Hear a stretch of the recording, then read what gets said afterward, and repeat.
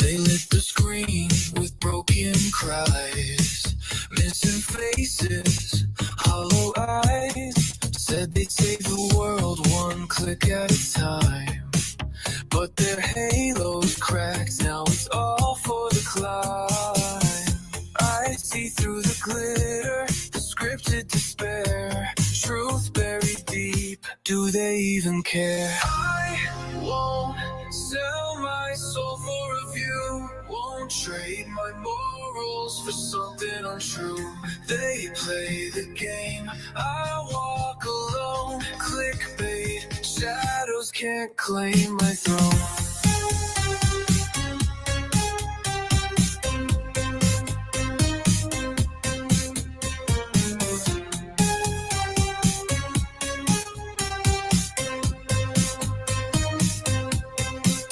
Their cameras roll, the tears are fake.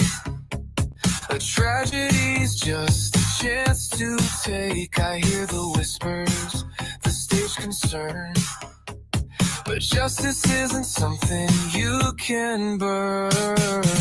I stand in the storm, the noise all around, while their empathy's lost, profits abound. I won't sell my soul for a view, won't trade my morals for something untrue. They play the game, I walk alone, clickbait, shadows can't claim my throne.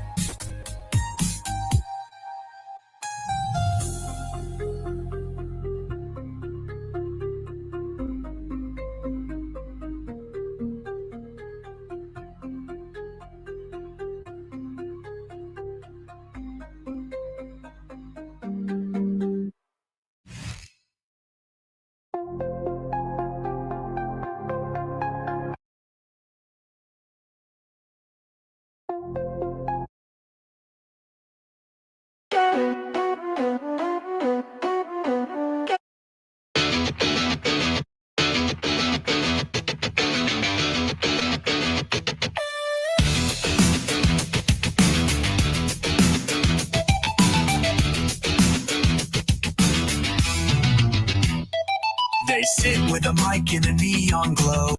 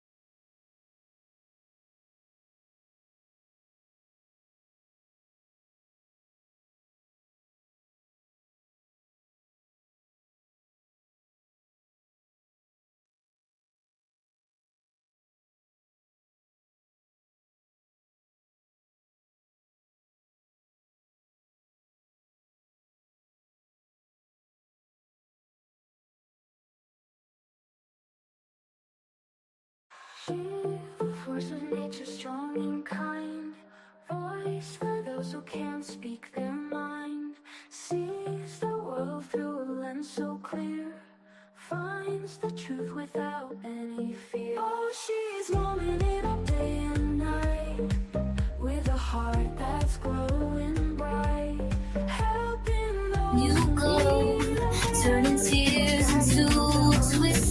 show, I won't play. Counseling hearts so wise and true. In her mind, visions of the new.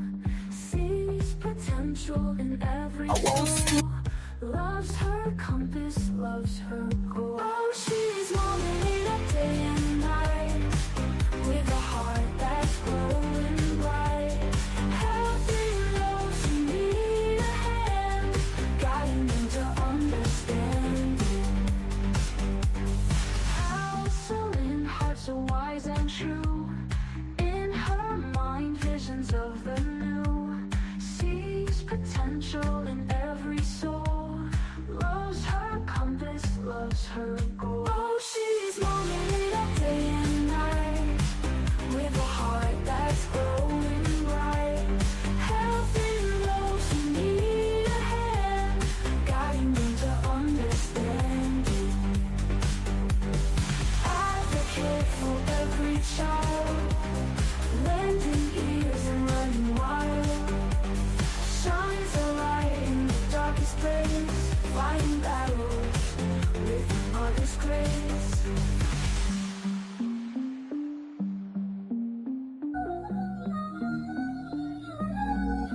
Just the same blind, she's squinting through the smoke.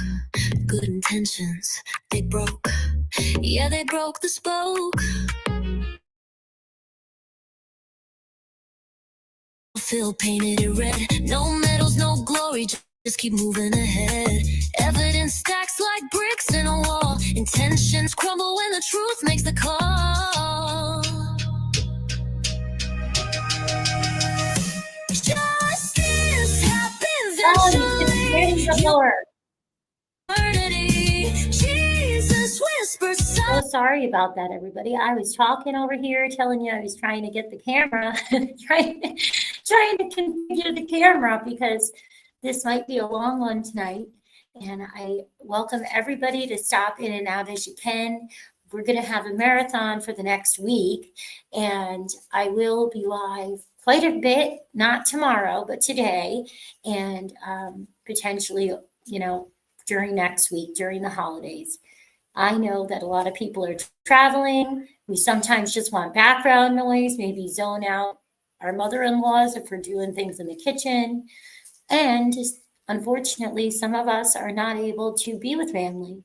And sometimes we just want somewhere to hang out. So I was hoping that I could be that for all of you, anybody that stumbles on any of the live streams, and go over a bunch of new information in a variety of cases, current, past cases, active cases, just a whole bunch of different segments.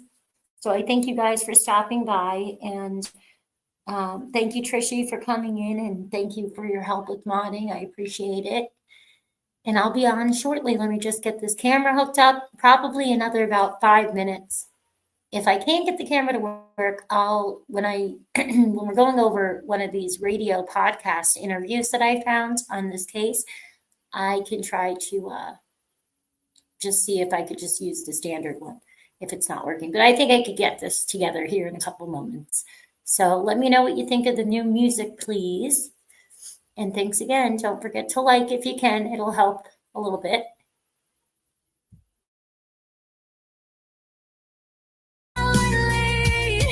Eventually.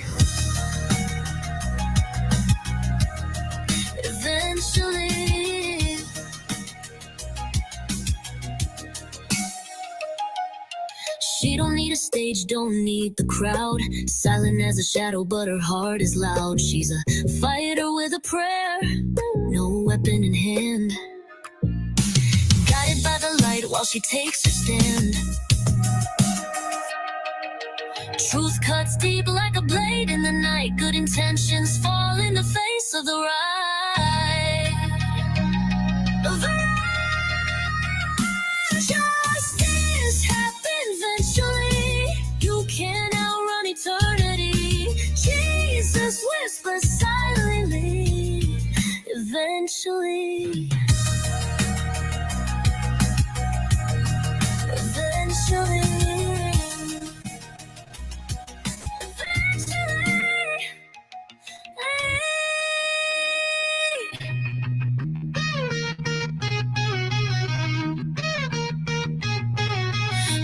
cuts deep like a blade in the night. Good intentions fall in the face of the right. Justice happens eventually. You can't outrun eternity. Jesus whispers silently. Eventually.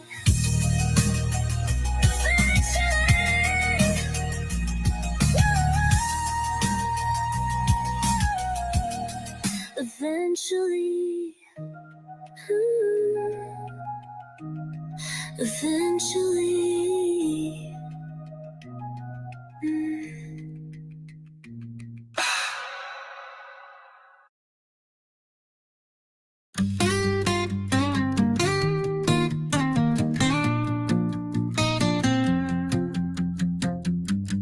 Late at night, the world feels small. True crime whispers through the hall. Active cases cold as ice. Reality TV, a guilty slice. Trending news, it's all the rage. Flip the script, turn the page. Mommin it up, yeah, we go all in. Special needs love, proud of where we've been. Army strong, hearts of steel. Mommin it up, we keep it real.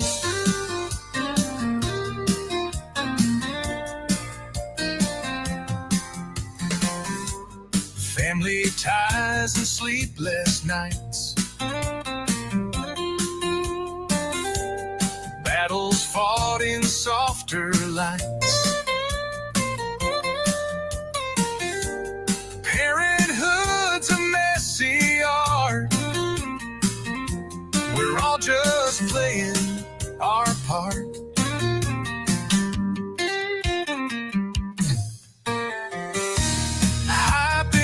Let's share the glow. Raise the roof, let the love show. Mommin it up, yeah, we go all in. Special needs love, proud of where we've been. Army strong, hearts of steel. Mommin it up, we keep it real.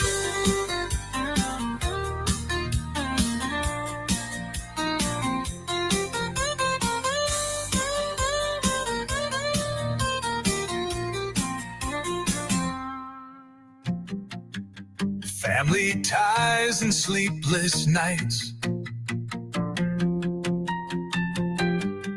Battles fought in softer lights. Parenthood's a messy art. We're all just playing our part. Hype it up, let's share the glow. Raise the roof, let the love show. Mommin it up, yeah, we go all in. Special needs love, proud of where we've been. Army strong, hearts of steel. Mommin it up, we keep it real.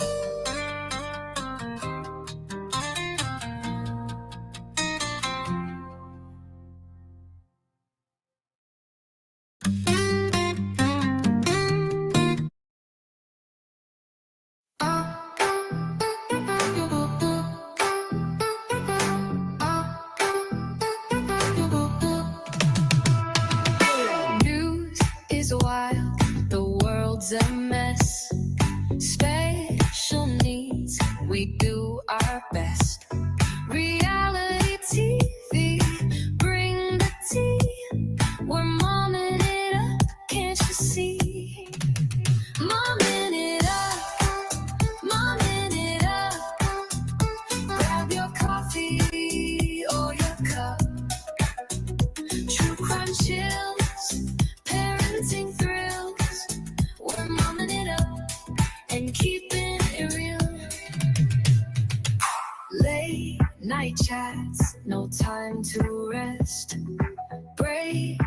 down, we're feeling blessed. Laugh or cry, we'll spill the plot.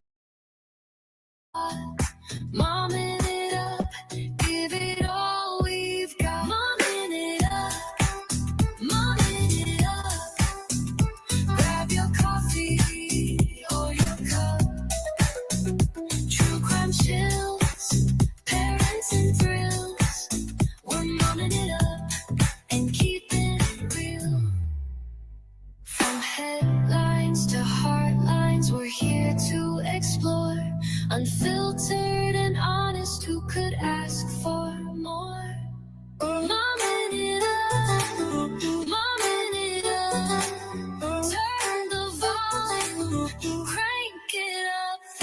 News to crime, we've got the deal. Momming it up and keeping it real.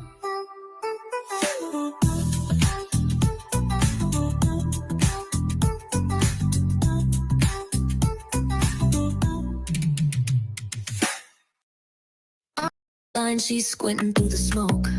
Good intentions, they broke. Yeah, they broke the spoke. Mommin saw the battlefield, painted it red. No medals, no glory, just keep moving ahead.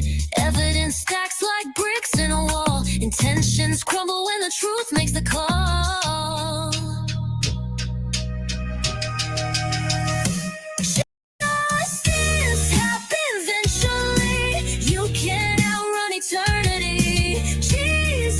Whisper silently, eventually, eventually.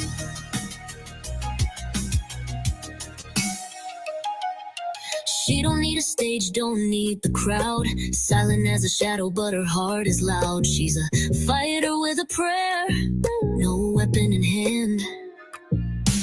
Guided by the light while she takes her stand. Truth cuts deep like a blade in the night. Good intentions fall in the face of the right. Justice happens eventually. You can't outrun eternity. Jesus whispers silently, eventually. Eventually.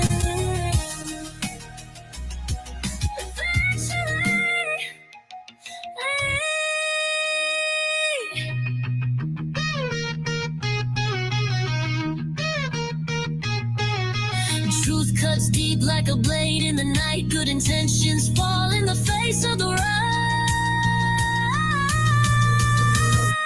Justice happens eventually. You can't outrun eternity. Jesus whispers silently, eventually.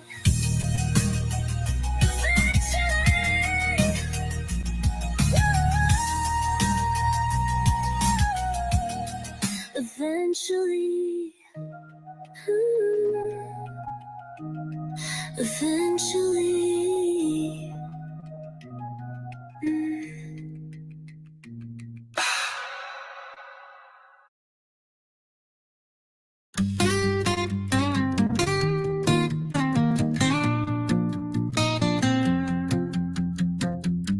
Late at night, the world feels small.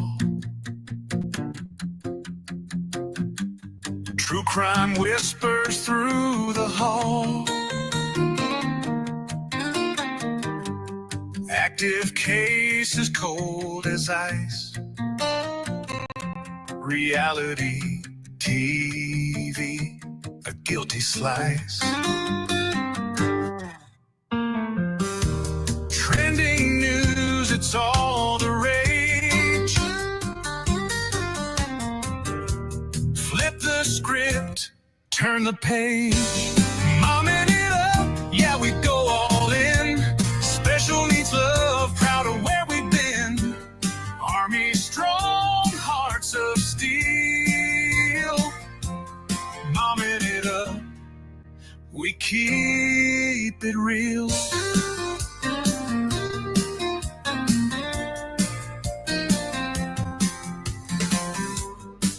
Family ties and sleepless nights. Battles fought in softer lights. Parenthood's a messy art. We're all just playing our part.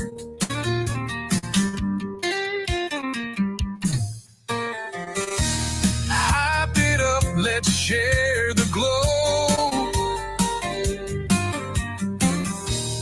Raise the roof, let the love show. Mommin it up, yeah, we go all in. Special needs love, proud of where we've been. Army strong, hearts of steel. Mommin it up, we keep it real.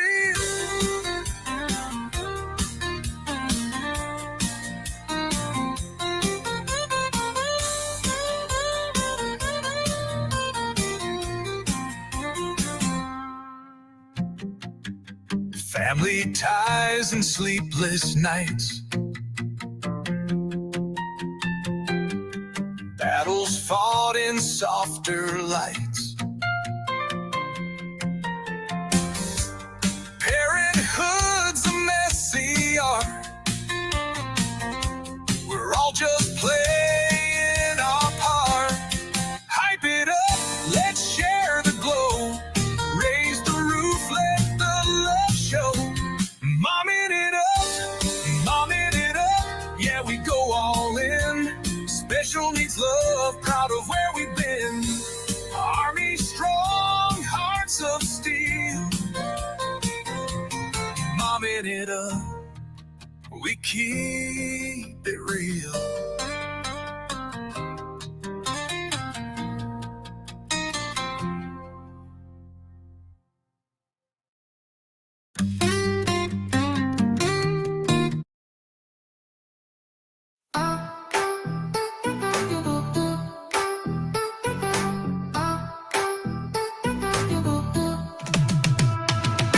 News is wild, the world's a mess. Special needs, we do our best. Reality TV, bring the tea. We're momming it up, can't you see?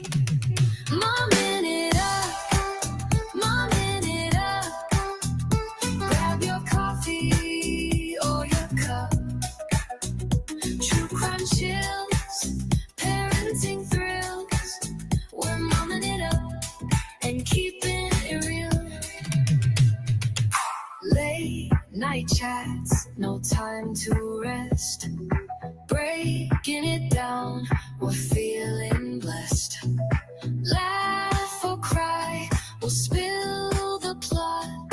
Momming it up, give it all we've got. Momming it up, momming it up.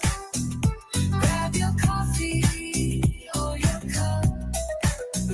True crime chills, parenting thrills. We're momming it up and keeping it real. From headlines to heartlines, we're here to explore. Unfiltered and honest, who could ask for more? Momming it up, momming it up. Turn the volume, crank it up. News to crime, we've got the deal. Momming it up and keeping it real.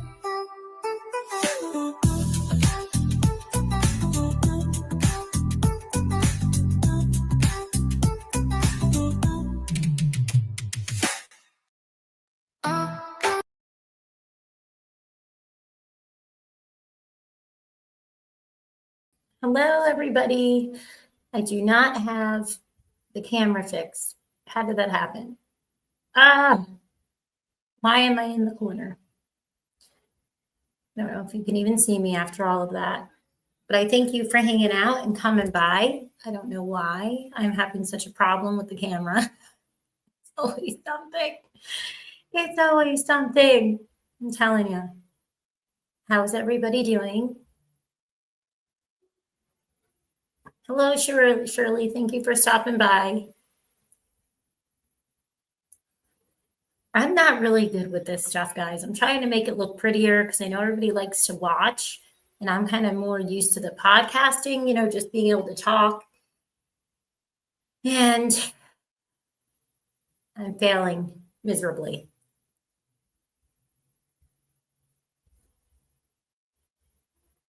Do you guys have any plans for Thanksgiving?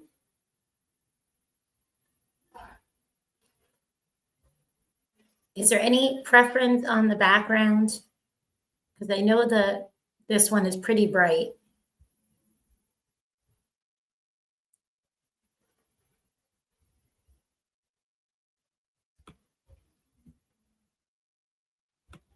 Let's see, I guess I could do this one.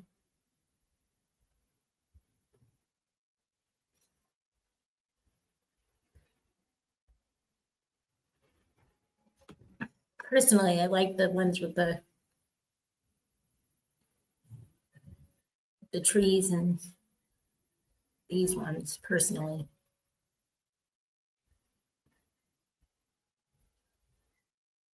I don't have one that isn't just plain. Because obviously I'm not currently offline. Oh well. Guess I'll figure that out later. Okay, let me see if I can.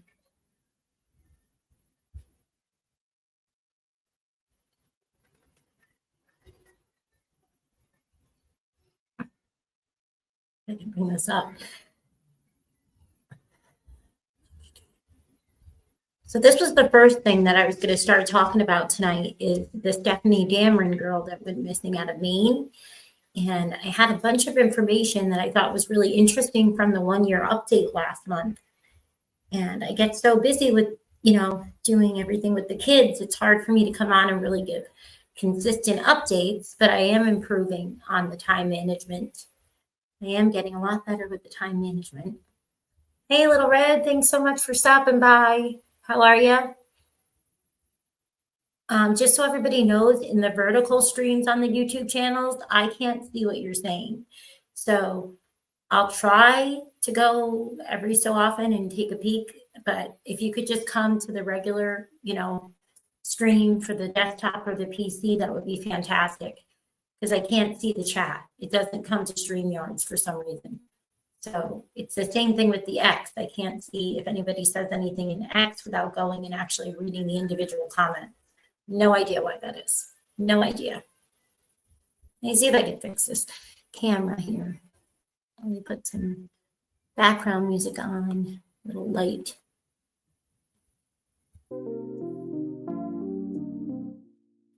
Hopefully I don't put everybody to sleep tonight.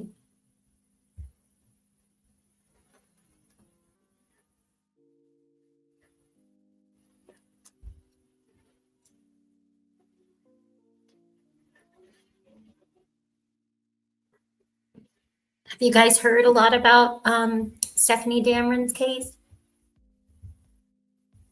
Because there's a lot of interviews that her parents have done. They're not on the mainstream media.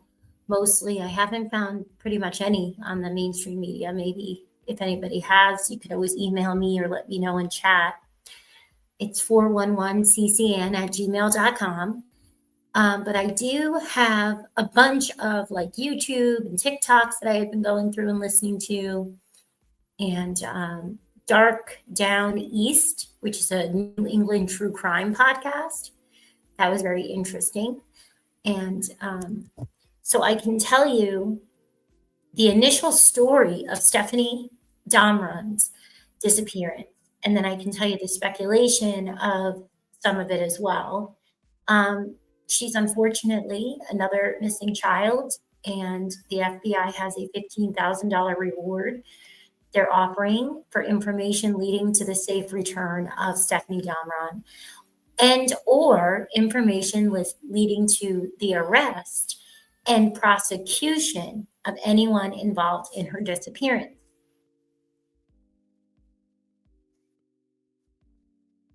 So this is Stefanie Damron, And I don't know if I'm saying it right, but let me see if I can put a bigger picture on the screen for everybody. Just 1 second here. Can you hear the music? Is it too loud? If it is, just let me know and I will turn it down. Let's see. Whoops. Oh, that's Sebastian. Sebastian Rogers is also on the FBI website for a $50,000 reward leading to any of the, to his whereabouts and prosecution, conviction of any person or persons involved. Don't quote me on the wording of that because I'm remembering it off the top of my head. Because I'm trying to load another picture, and most of the stuff that I ended up covering has been pretty much Sebastian's case. So that's why there was a lot of his photos are already loaded in here. Let me see if I want to just get a bigger picture of her for you all so you can get a good look at what we believe is. Why is this not opening? Let's see. So she went missing in September of 2024. Oh, this is so frustrating, guys. I have no idea why it's doing that. What I can do really quickly, and then just to show you what she looks like. Just one moment. I will just put it on as a background for a moment. Because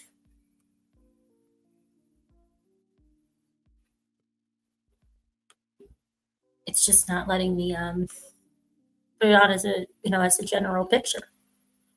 And I just saved it, so it should be very easy to pull up.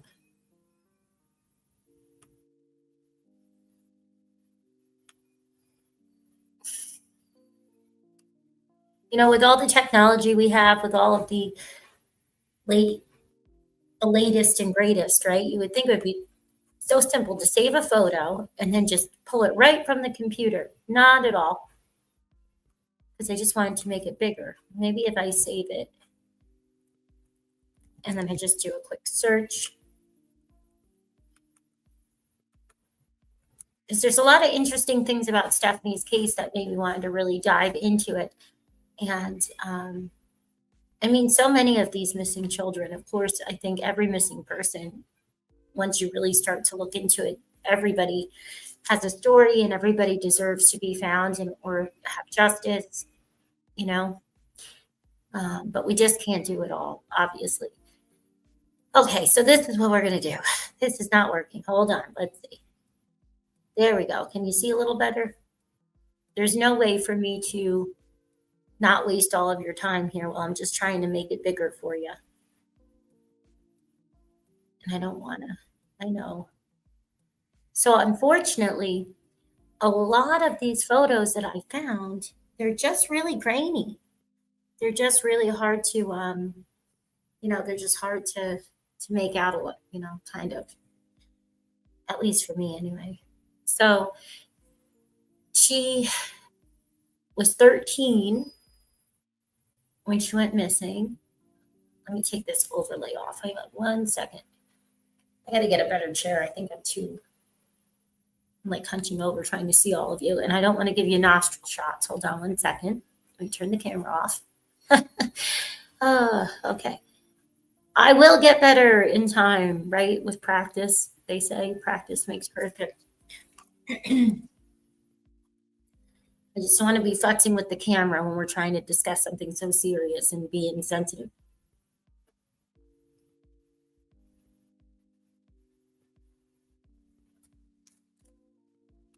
So to me, I find it interesting when you go through Stefanie's story and the life that she allegedly has been living, completely rural, off-grid, remote. She went missing from a yurt, which is like a huge tent, is how different Stefanie looks. Very different. Very different. And with a lot of these cases, I had never thought twice about how important it is to have the proper identification in photographs so that, heaven forbid, anything ever happens to anyone, you have the right photograph of all angles. So no matter what you think you look like, right, you want to show your best sides, you need something that's current in all different angles of your face at all different times of, maybe, if you're bloated and stuff, no matter what. Because when I'm looking at all these missing people, from the seniors and the silver alerts all the way to the littles and the babies, some of their photos are just I, as a mom, feel like I would think they're different children. And that is so heartbreaking to me, because certain features are not as identifiable if we can't identify them, right? It's really upsetting to know that we have such amazing technology, and yet there's so many children that don't have like an ID card that they give at a lot of the schools. They usually make these emergency little cards so that if, heaven forbid, anything happens, you hand that right over to the officer, right? So, but I just was like, a lot of these photos of these children are grainy, and I feel like it's so hard to imagine why. But then when you learn her story, it makes a lot of sense, because she has been living allegedly off-grid, very rural, and she was from, I believe she came from West Virginia or Virginia and Texas, and then settled in Maine. But we're going to get into her story and, discuss all of it. But let me just show you really quickly why she's been coming up so much for me. Just a real quick, because I know that you guys are going to be coming and going.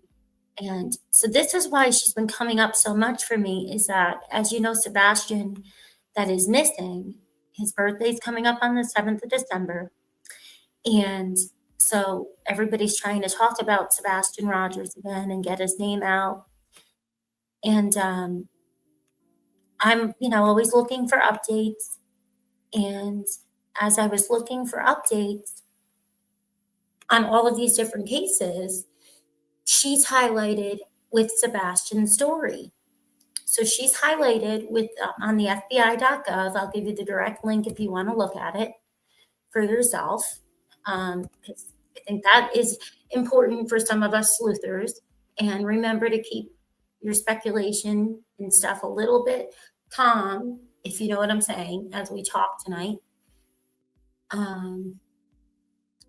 But you're more than welcome to email me. I always encourage everybody to email me. It's 411ccn@gmail.com. So when I was looking this over and I was going through Sebastian's story with you guys last week, with I realized that Stefanie was in there again. And I said, oh my gosh, I don't know if there's as much in-depth coverage on her. And so maybe that's why she's linked to Sebastian, because they're kind of similar, right? The manner in which the ages and things like that. So Stefanie was here. She's linked in there. And I think it was really interesting. And you can go through and look at it. And also, kind of read up on everything, check some of the new photos, because it's kind of the same thing with Sebastian, unfortunately, right? Unfortunately, they're very hard to make out, and I don't know why, but they're very hard to make out a lot of times, the photos. And the children change so much, so I wasn't sure if there is an age-progressed photo yet. But for Sebastian, it talks about the FBI offering a reward of $50,000, leading to his whereabouts. He was last seen on February 25th, 2024 in the area of Stafford Court in Hendersonville, Tennessee.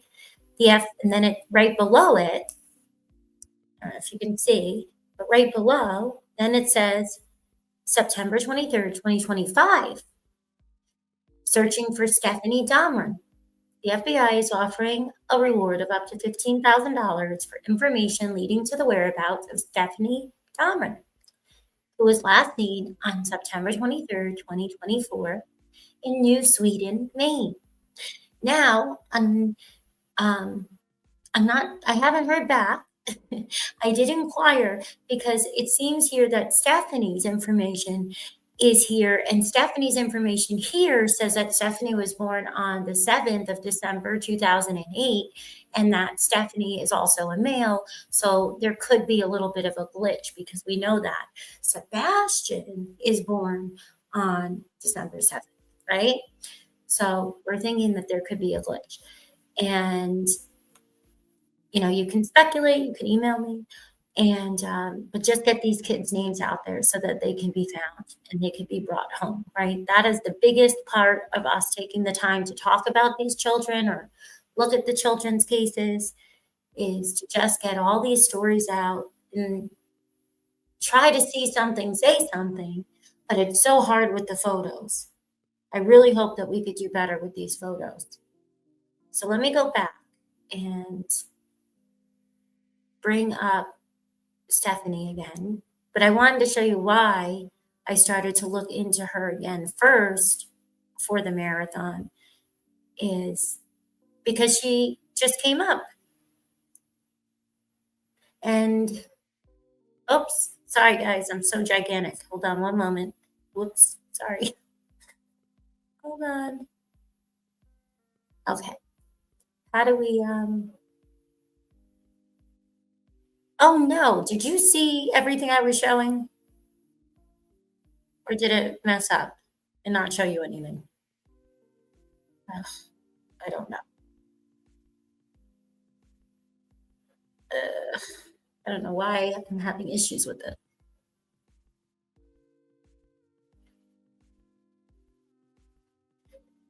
Okay, well,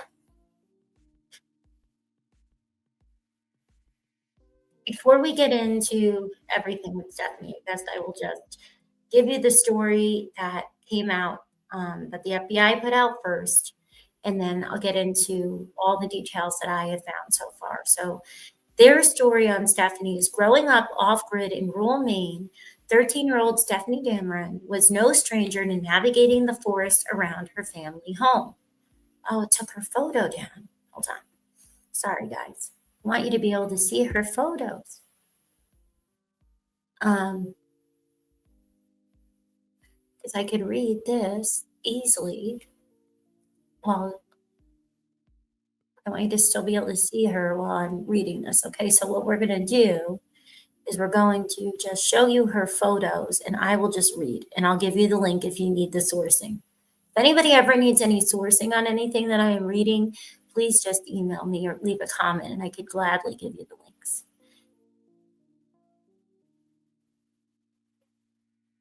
Okay, there we go. Right, here's the link. Okay. Now, Stefanie's dad goes by Chris. So when I'm talking tonight, I want to just remind all of you to keep that in mind. When I'm saying things and I'm, reading it, we're talking about a different case. It's just her father goes by the name Chris as well. And we're going to be listening to some of Chris' podcast call-ins on some TikTok lives and some channels that you probably may not have heard of yet. Because YouTube seems to kind of have our own little algorithm over here, right? Sometimes, and it doesn't necessarily always cross over to the content style that goes on TikTok. But I think it's important. I try to stream on all of them. I hope more people can do that, because imagine how much more information could get out there, right? If we crowdsource more, just going off of what it is that we have presented. We don't even have to go down the rabbit holes all the time, right? However, I will warn you, some of these cases, they go down the rabbit hole on their own, They go down the rabbit hole all on their own with no help needed from us, That's just how it is for some reason. So here we go. Now I could read it to you. So it says, growing up off-grid in rural Maine, 13-year-old Stefanie Damron was no stranger to navigating the forests around her family home. But something was wrong when she walked into the woods on September 23rd, 2024, and did not return. There have been no confirmed sightings of her since. The FBI, along with Maine State Police, have been searching for Stefanie. On the anniversary of her disappearance, we ask the public to come forward with any information that can help bring Stefanie safely back home. Now it says, meet Stefanie. Stefanie Erlene Jen Damron. I'm going to have to try to recall or memorize the way that the parents say her name. I feel like I'm not saying it right. So that is her full name. It's Stefanie Erlene Jen Damron.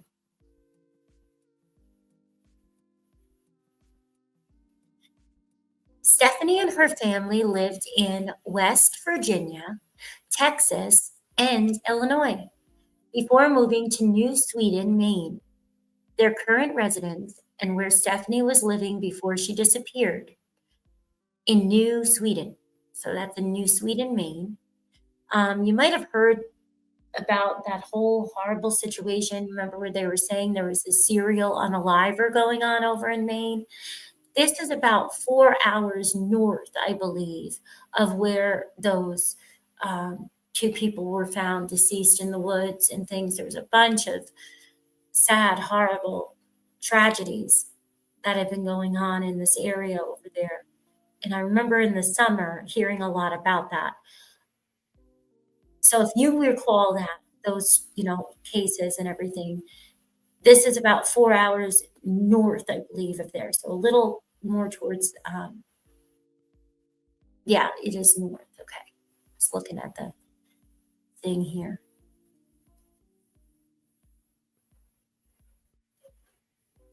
Her family has over 20 acres of land, and they have resided in a wooden yurt. There is no running water or indoor plumbing, but there's a generator that provides some power. At times, the family has stayed with a family friend or uncle. The uncle is in quotes.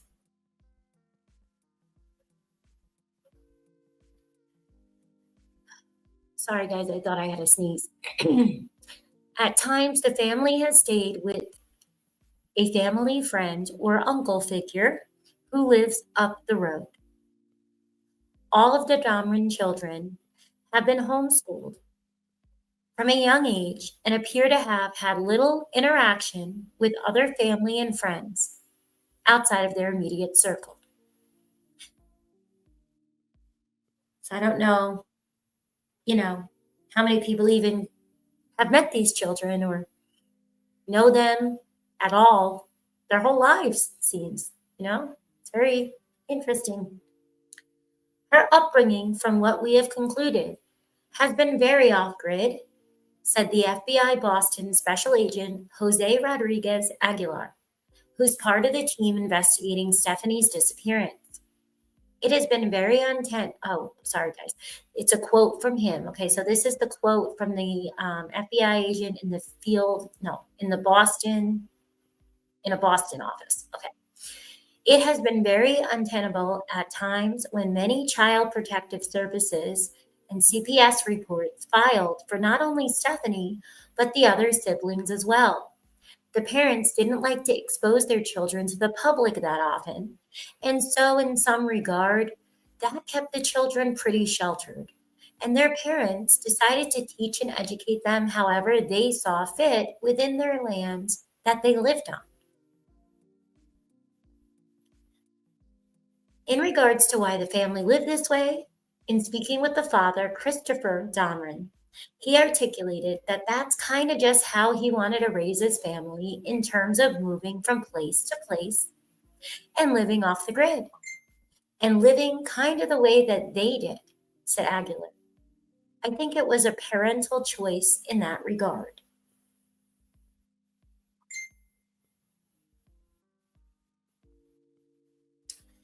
In the past, Stefanie had run away, but from what her parents relayed, Stefanie was known to walk through the woods and was known to sometimes disappear for a couple hours at a time. As someone who grew up in the woods, she was pretty familiar with the area that she lived on. She was known to walk up to a couple miles. It says she was known to walk up to a couple miles at a time. So it wouldn't have been foreign for her to have so-called run away and then reappear a couple of hours later in the day. So he's saying that the parents are saying that since she grew up in the woods, she was familiar with it. However, I will say, I think they just bought this property 2 years ago. I don't think they lived there that well, but we'll find out when we listen to the interview in a few. So she was familiar, and then I guess she would so-called run away and then reappear a couple hours later. Okay, I got it. So Stefanie goes missing now, right? So here we are. We're now at the part where Stefanie went missing. That's supposed to be Stefanie's backstory. Because we're doing the FBI stories now, right? So sometime in the afternoon on September 23rd of 2024, Stefanie and one of her sisters reportedly got into an argument. Stefanie walked off into the woods. Her parents were away at the time, and only some of Stefanie's siblings and her, quote, grandfather were home. When the parents came back, Stefanie was not there, said Aguilar. Essentially, they tried to look for her, but believed, as in previous cases, when she went for walks in the woods, she would return home within a few hours. Unfortunately, that was not the case this time.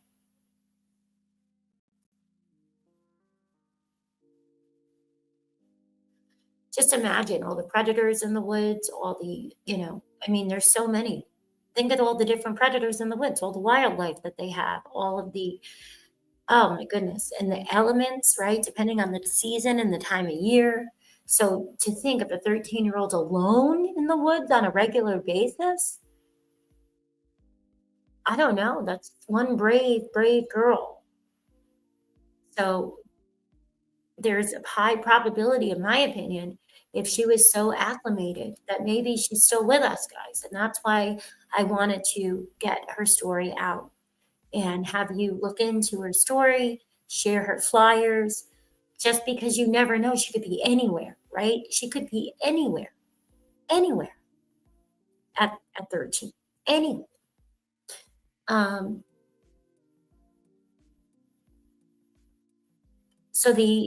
So Stefanie's parents ended up contacting the Maine State Police a few days. Oh, wait a minute. Okay. So from what I have heard, it was 24 hours after she disappeared because they didn't know that you could call sooner than 24 hours. But let me show you some of these pictures here as I'm reading it to you. So you can see the search. And there's a thing where the FBI went out talking, some of the agents went out to talk, the investigators, to some of the neighbors too, and you can get a really good look at the area in these. So if you see what's on their shirt, this is the evidence response team. But look at how they're dressed. I mean, look at the elements out here. Oh my gosh. My goodness.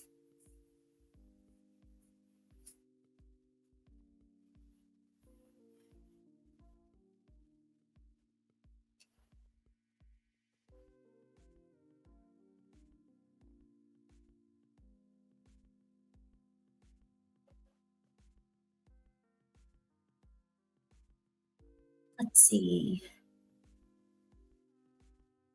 Yeah, they can email or they can come back in a little bit. I didn't see that anybody was asking.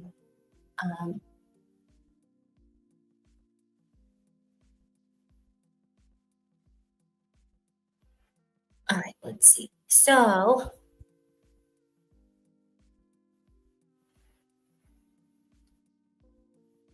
the parents contacted the Maine State Police, and a few days later, the FBI arrived to assist. The FBI's Child Abduction Rapid Deployment, or CARD team, which I will read to you what that is as a refresher for all of you that may not recall from other cases, or if you aren't sure, because I didn't really know until I looked it up either.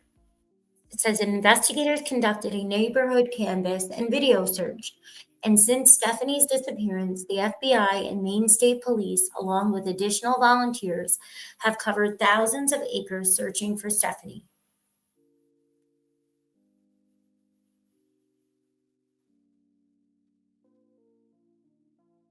Thank you so much, Trishy. I'm telling you, at the end of the day, it's hard to talk, I feel like, sometimes.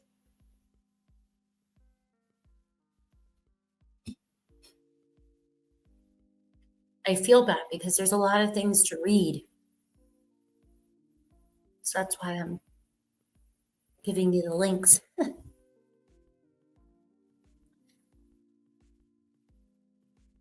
So the investigators went and conducted a neighborhood canvass and video search. And since Stefanie's disappearance, the FBI and Maine State Police, along with additional volunteers, have covered thousands of acres searching for Stefanie. They have followed up on leads in Maine, across the country, and even in Canada. Aguilar explained how Stefanie's disappearance has taken a toll on her family as well as the local community. We spend an extensive amount of time with Stefanie's family. As one can imagine, the disappearance of a child is traumatic.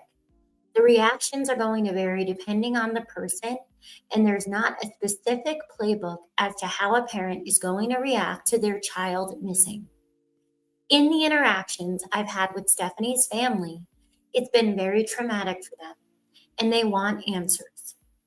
In the local community, people were shaken by Stefanie's disappearance and have been left feeling unsafe. They are wondering if they should let their kids go play with other kids in fear that their kid may not return for the same reason.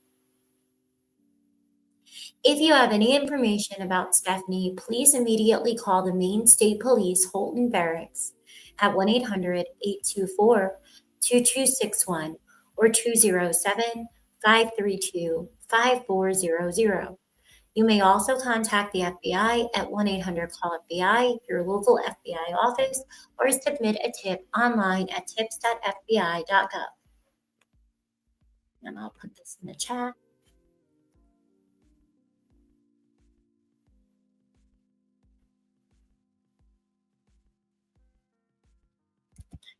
Thank you, Little Red. I appreciate it. Thank you both. I forgot to put the tags in the video. I'll have to do that at some point. I didn't realize. So Stefanie was allegedly seen wearing blue jeans, a long sleeve blue shirt, and it doesn't say allegedly. I said allegedly. So they might have something that shows what she was wearing. They may not. I'm not sure, but I'm going to say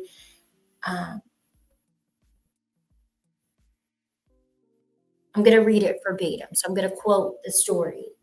It says, Stefanie was last seen. Isn't that interesting that they're doing stories now? I think this is very interesting. And I think it's a great thing, right? To have all these agencies assisting when a child's missing or an individual's missing. But I think it's fantastic that the FBI is putting these stories out for these cases. Stefanie was last seen wearing blue jeans, a long-sleeved blue shirt, and a black Harley-Davidson hiking boots. At the time of her disappearance, she was 5 foot and 130 pounds with brown, shoulder-length hair. She would now be 14 years old.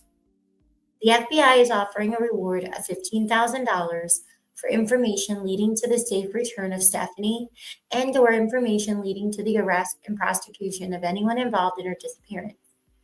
The search continues. We have a job to do, said Aguilar, and we're going to do that job with good conviction, working with every agency involved. I would urge the public to continue the search effort and to keep the case alive by pushing the story out to the media and social media and sharing the search for Stefanie with friends and family, even if they're in other states. It's super important that the case doesn't just die off as another number, so to speak. We are hoping for the best outcome, to find Stefanie alive. So do you see why I'm like, I think this is something that we need to bring up and try to get some urgency with sharing, right? Because we're being asked to. We should be doing that anyway, right, when there's missing persons. But especially when you're being asked to do it. And, you know, there's so many of us, right? We can all put a little time in and get our story out. Especially, there's a lot of information to go on from the parents as well. So I'm just going to show you this little thing over here, and then we'll get into this. This is an update from September, and this is her dad. Oh, let me see, how do I do this here?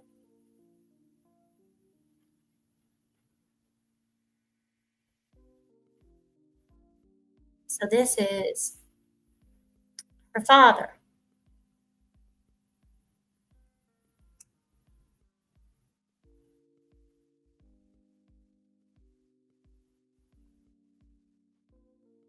This is the story of the one. As a lineman, it's his job to keep the power on. And that is a commercial. Should be done soon. For more than a year are speaking out. 14-year-old Stefanie Damron was last seen on September 23rd, 2024. She was reported missing the next day. Her father says the day she disappeared, she had walked off into the woods. Her sister and her got into an argument. Stefanie, from what I was told, took off through the woods. The trail used to be real prevalent through there, and it would go straight down to where the mud hole was. The kids would go down there, catch tadpoles and everything. And that's what everybody up here assumed she had done, was cut through the woods, went down the trail, down to the mud hole and play. Well, when we came home, no Stefanie. Searches in and around the Aroostook County town have turned up no sign of her. The FBI is offering a $15,000 reward for any information leading to Damron or the prosecution of those responsible for her disappearance. According to the FBI, this October 6th would be Damron's 15th birthday.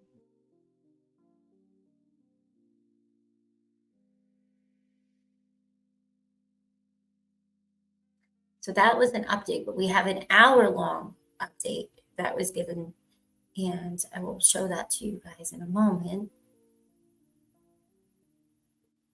Let's see if I can pull this up here.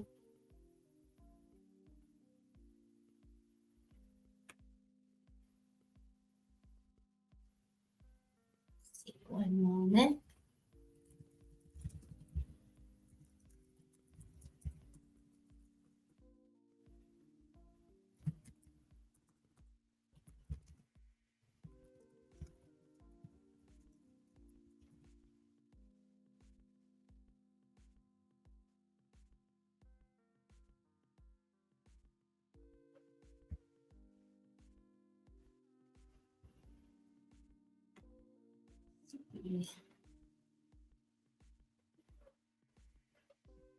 Okay, so she was on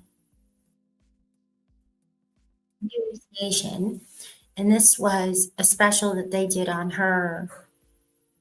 When was this? This was the one from last month, and we're not going to play the whole thing, but we're going to skip through. We're going to skip around a little bit so that you can see some exclusive photos and things like that that they have here. So this is going to be the link, and I just put some music on and put disclaimer that everybody that we ever discuss here is always innocent until proven guilty in a court of law, of course, and we utilize fair use. And I try to give commentary and have speculation and discussions on a variety of true crime cases, some active, ongoing, and sometimes we talk about different things, in the news or Hollywood stuff or just, different things. But please be considerate of the way that we share our speculations and our opinions, to keep in mind the traumatic sometimes nature of some of the stuff that we talk about, the emotional, impacts that sometimes our words can have on others, depending on what it is that we're discussing. I know that everybody that's in the chat right now regularly already does that. But I think it's important to just ask people to sometimes, think before we type, right? And just speculating and sharing our thoughts and stuff is fine. It's just try to do it a little, a little less aggressively. I feel like people could use a little less aggression these days, right?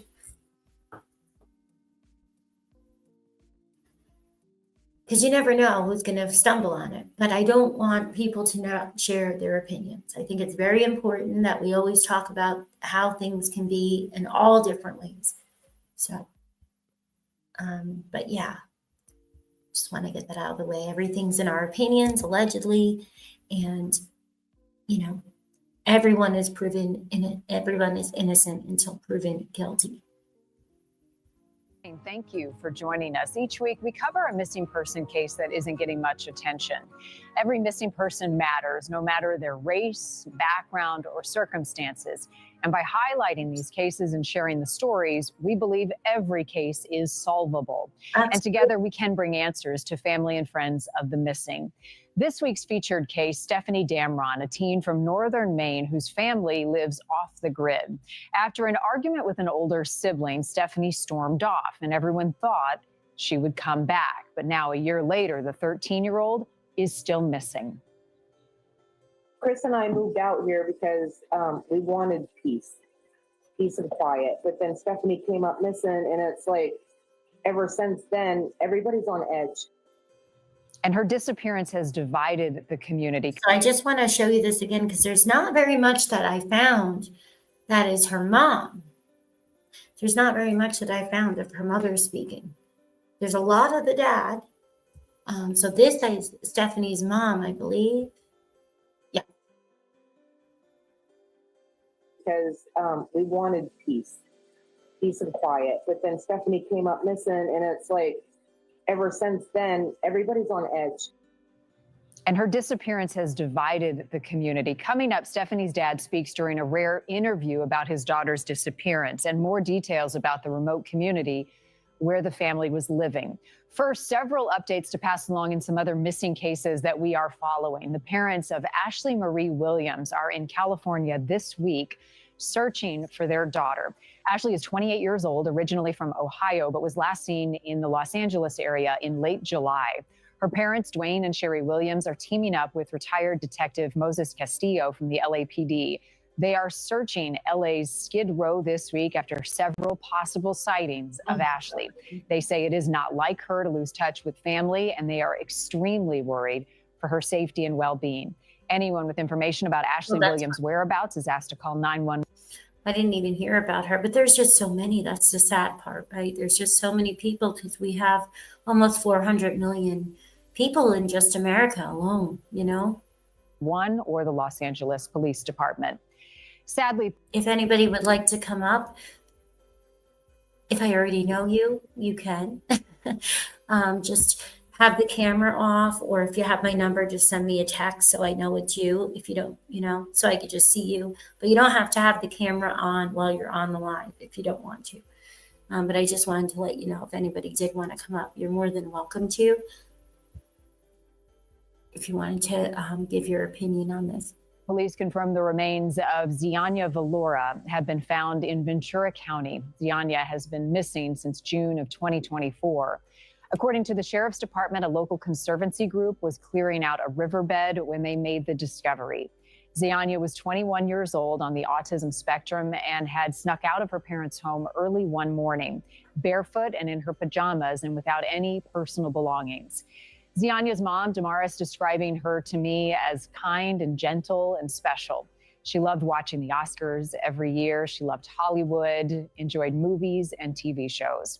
The medical examiner says there is no obvious sign of lethal trauma. The cause of death is still pending. Two sisters from California missing for nearly 40 years have been found thanks to DNA testing. And now police are trying to find out who killed their mother. The sisters, Jasmine and Elizabeth Ramos, were just 2 and 14 months old when they went missing. They were living under names given to them by foster parents who raised them in California.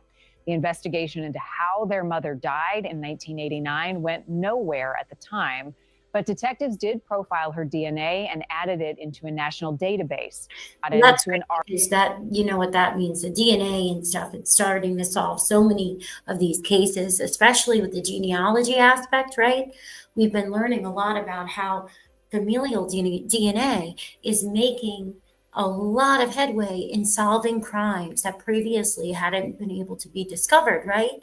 The suspects, or the, not the suspects, but the person that committed the crime, the perpetrator, because they didn't have their DNA in a database anywhere, right? And now, by having so many people taking these DNA tests like Ancestry and Gene23andMe and all of this stuff, it's solving a ton of crimes. I find that to be very interesting. I know there's a lot of arguments on each end of, is it privacy? Is it okay? Is it, is it an invasion? Hey, I say that if it's solving somebody that, committed a horrible act, right? Then I can't imagine that somebody wouldn't want their DNA there if it could be helpful, If you're taking these anyway, I know some people don't want to take them for a variety of reasons, but if you're taking these anyway, I can't imagine fighting it from being used if it's going to solve a case. I don't. But I'm sure there's reasons that people have that are valid to them. Argument with her sister and then stormed off into the woods. Everyone thought Stefanie Damron would come back in a few hours after she cooled off.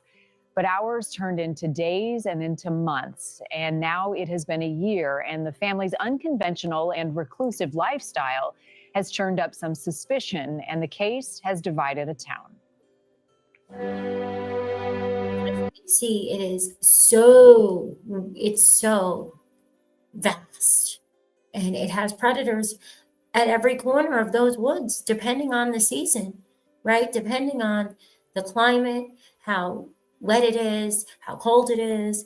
It has the bears, it has bobcats, it has all kinds of snakes, tons of snakes. And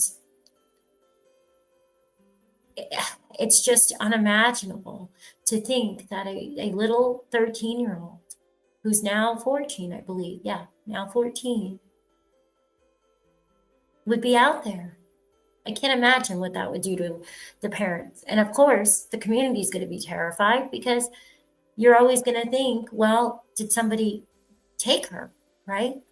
Because we all hear the stories about the Appalachians, and, there's all this sensational Hollywood stuff that happens with like movies like The Hills Have Eyes, and then, but that's what it's great when you hear the stories of the children that are alive. Although sometimes what they have been through, right, is it's unimaginable, but they overcome and they're found, which is incredible. And at another time, in a few hours or tomorrow, depending on what part of the marathon we're at, I'm going to talk about a whole separate part of that, Little Red, about where these children are not always, it's not always as horrible. We have some stories that are incredible, that they were not abused. They were not met with foul play or, essay and things like that. Although it's rare, right? It's rare. In northern Maine, a state known for its stunning coastline and fresh lobster, a town is being ripped apart over the disappearance of Stefanie Damron. Her family says on September 23rd, 2024, when they weren't home, the 13-year-old got into an argument with her older sister and stormed off into the woods. She just looked at her grandfather and told her grandfather, "I'll be back," and she never came back. Stefanie's father has avoided being on camera, even when he spoke to a local podcast in March of 2025. She was our handful, always into things, always into mischief, but she was a happy kid, always happy. After a year of searches, state police, FBI, and local volunteers picking through dense vegetation and vast forests, there are still no answers about what happened to Stefanie. The Damrons moved to the remote area of New Sweden, Maine in 2021, choosing a spot far from the prying eyes of neighbors to live off the grid. No running water and only a generator for power. Their driveway, now a shrine to Stefanie, goes back several hundred yards to where they built a small wood structure similar to a yurt, but with sleeping pods extended off the sides. A glimpse is visible from this drone footage. We live in a 200 square foot home that has 4 separate bedrooms, if you can believe that. They're talking about this being a yurt. It is a yurt. It's a hexa yurt built out of OSB and everything else, just like a normal house. Known as Dale in the community, Stefanie's father says their solitary back-to-nature style of raising kids was a way to be free from the financial weight of a big mortgage and expensive utility bills. But even in this remote setting, his oldest girls found a way to connect. They were waiting until a Papaw took his sleeping pills or wasn't paying attention. They would sneak off with his phone, get on some kind of weird website. The story. I want to just tell you, okay, that they say that the girls would sneak off with the Pop-Pop's phone. But as you'll learn, Pop-Pop isn't a biological Pop-Pop. And they also claim that the phone was a flip phone, which is very interesting because I don't know how you could do that. But he would take his sleeping pills and then I guess they would sneak out with his flip phone. I don't know. Has sparked. I'm adding that. They didn't say that here yet, but that is what I have been reading in a lot of other interview things. Suspicion because the phone was a flip phone, generally thought to be safer for kids and the internet. Police have not revealed any details about the phone, but a neighbor says the last time she saw Stefanie, just weeks before the disappearance, she was asking for a ride to see a friend. I was worried about where she wanted to go. I can kick myself for not asking her that day because she was really upset. She was crying. She couldn't find. Can you believe this? Okay, we're going to slow this down because this is what I really wanted to talk about. Okay, and everybody is innocent until proven otherwise. However, as a mom, as a mom, right? Think about this. You're a mom. Your child has allegedly not had any socialization, right? They had been living very rural. They're not used to people. And they're only 13 years old. They don't have access to a phone. They don't have running water. They don't have electricity. Keep that in mind as you listen to what this mom is going to tell us. And let me know what you think. Her parents wouldn't take her. Her uncle. Oh, this is the Aunt Shelley? Oh, no, it's the neighbor. Okay, now I have to backtrack everything I just said. That's strange. This is very strange. Okay, so that is the neighbor? We're going to have to look at the picture of the mom and the dad outside of the house. I could have swore that they said that this was the mom. So then this is not the mom. This is the aunt. Oh, my gosh. Okay, I have to change my notes now. This blows my mind. Oh, my gosh. And she couldn't find a ride. Her parents wouldn't take her. Her uncle couldn't take her. Dale believes the day she walked off, she made a plan to meet up with someone at the road. I honestly think that she got picked up by somebody. She thought she was going to come home that night, and they didn't bring her home. Investigators won't say if they were able to get any information from the phone. In a recent update saying only, "We are hoping for the best outcome to find Stefanie alive." Volunteers continue to print flyers and hold rallies, but without more information, the disappearance has divided the town. The Damron's choice to live off the grid with young children in such an unforgiving environment has drawn criticism from neighbors. We only want what's best for those children. Who admit repeatedly calling Child Protective Services. I was concerned that they had proper food, water, heat, and clothing for the conditions that they were living under. They would come here and get water, and it would be like, I would have to say 3 to 4 times a week. They were like 5-gallon pails that they would haul up here, I think, in a wheelbarrow, I believe. And they would fill them up and they would haul them back down that long driveway. My heart actually broke for them. But Dale says because the kids were homeschooled, CPS workers have visited regularly and are satisfied. We've been here for 4 years, and I would really like to ask, you know, if they're hopefully under investigation, I would assume that that would be something that might be able to get done at some point, because it doesn't seem to me that if you have that many people telling you that you have children, that you're driving to meet strangers. You know, I don't know. I've never heard of such a thing. I'm shocked and flabbergasted. And I wonder if these workers, you know, are still employed. What's going on with that? How could you have little children? She's a 13-year-old little girl, not familiar with the outside world, having no running water, no electricity, living in a, well, you'll hear that as this goes on. But she and her sister, allegedly, the sister and her, you'll see this on the other 1-year update interview after this, were living with this guy that was like a grandpa to them.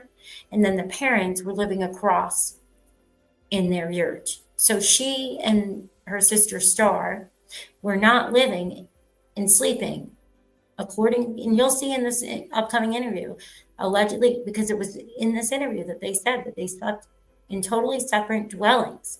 So it astounds me to hear that you really had Child Protective Services actively involved in this area.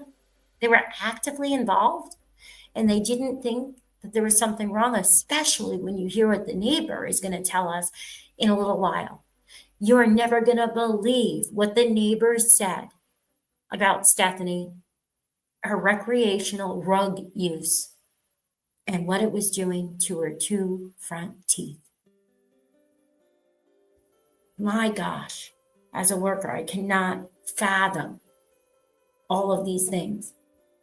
Twice a year for 4 years, CPS has always come out here. He's angry, wanting to focus back on the search for Stefanie. I'm saying, as if you put yourself in, you know, if you try to think of if you were a worker, how could you? There's so many questions that I have. I'm sure you guys might have. Been here for 4 years, and twice a year for 4 years, CPS has always come out here. He's angry, wanting the... Okay, so they have been there for only 4 years.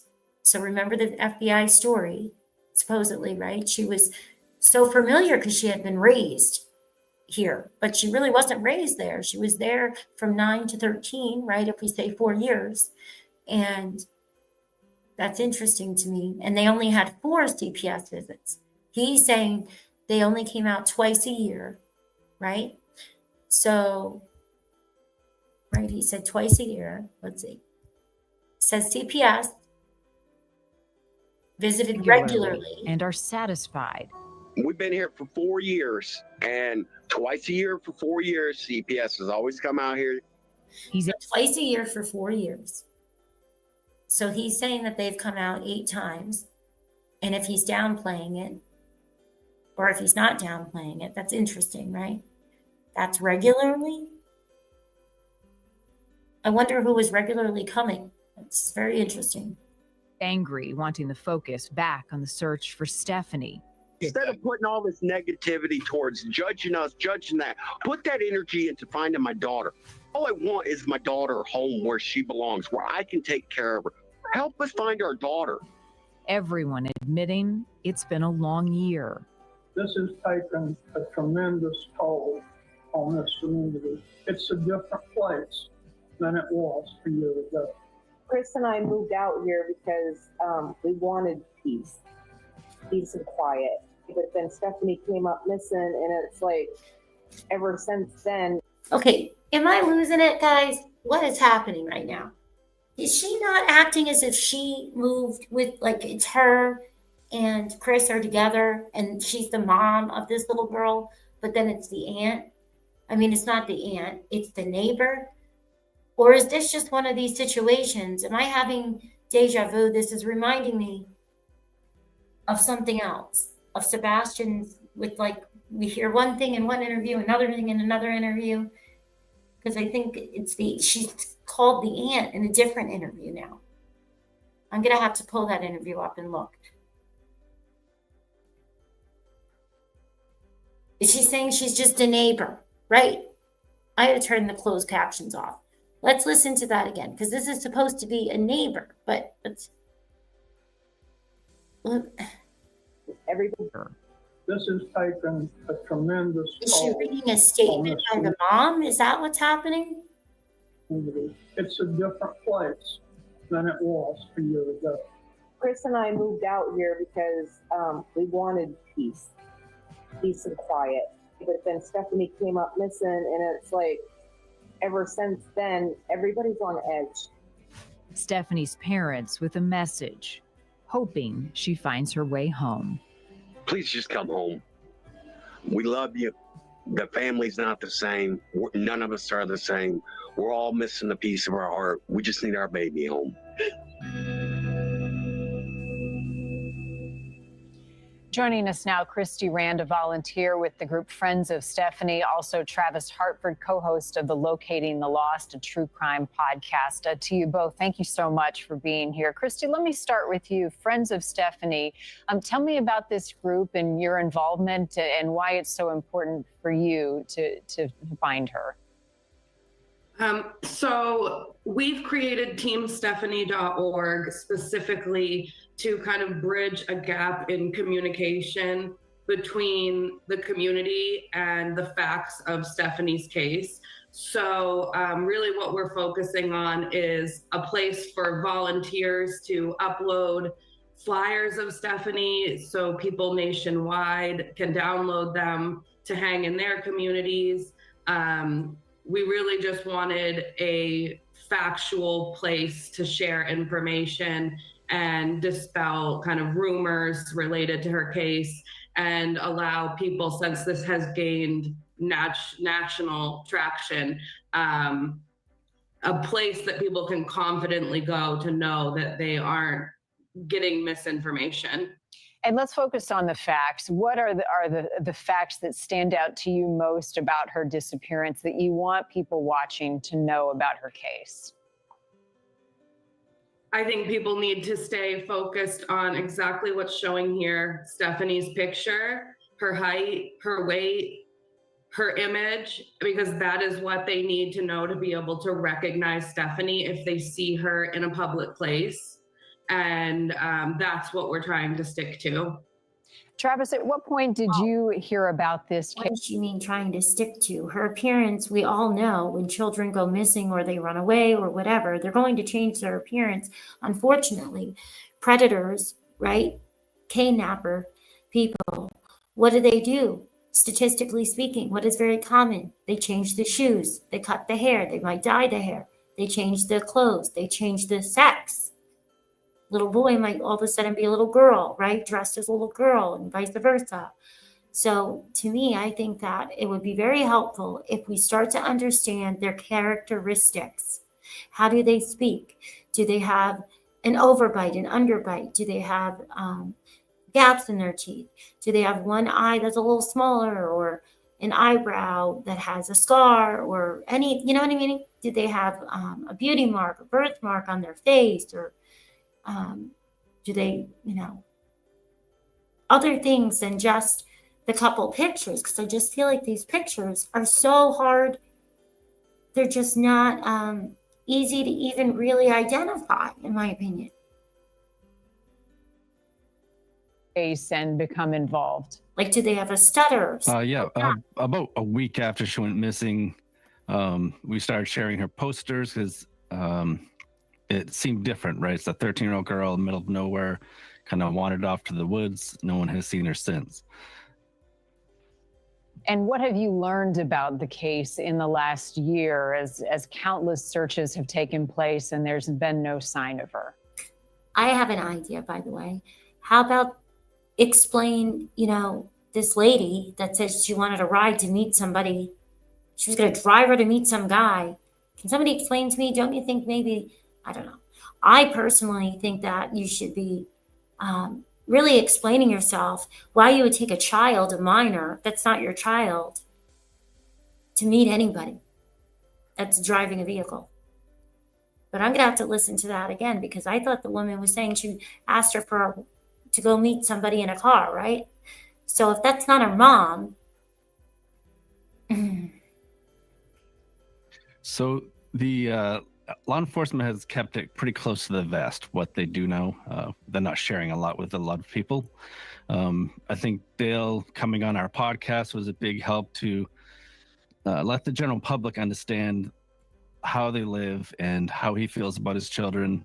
And, may not be the same as you and I, but he's definitely seems like someone that wants to take care of his children.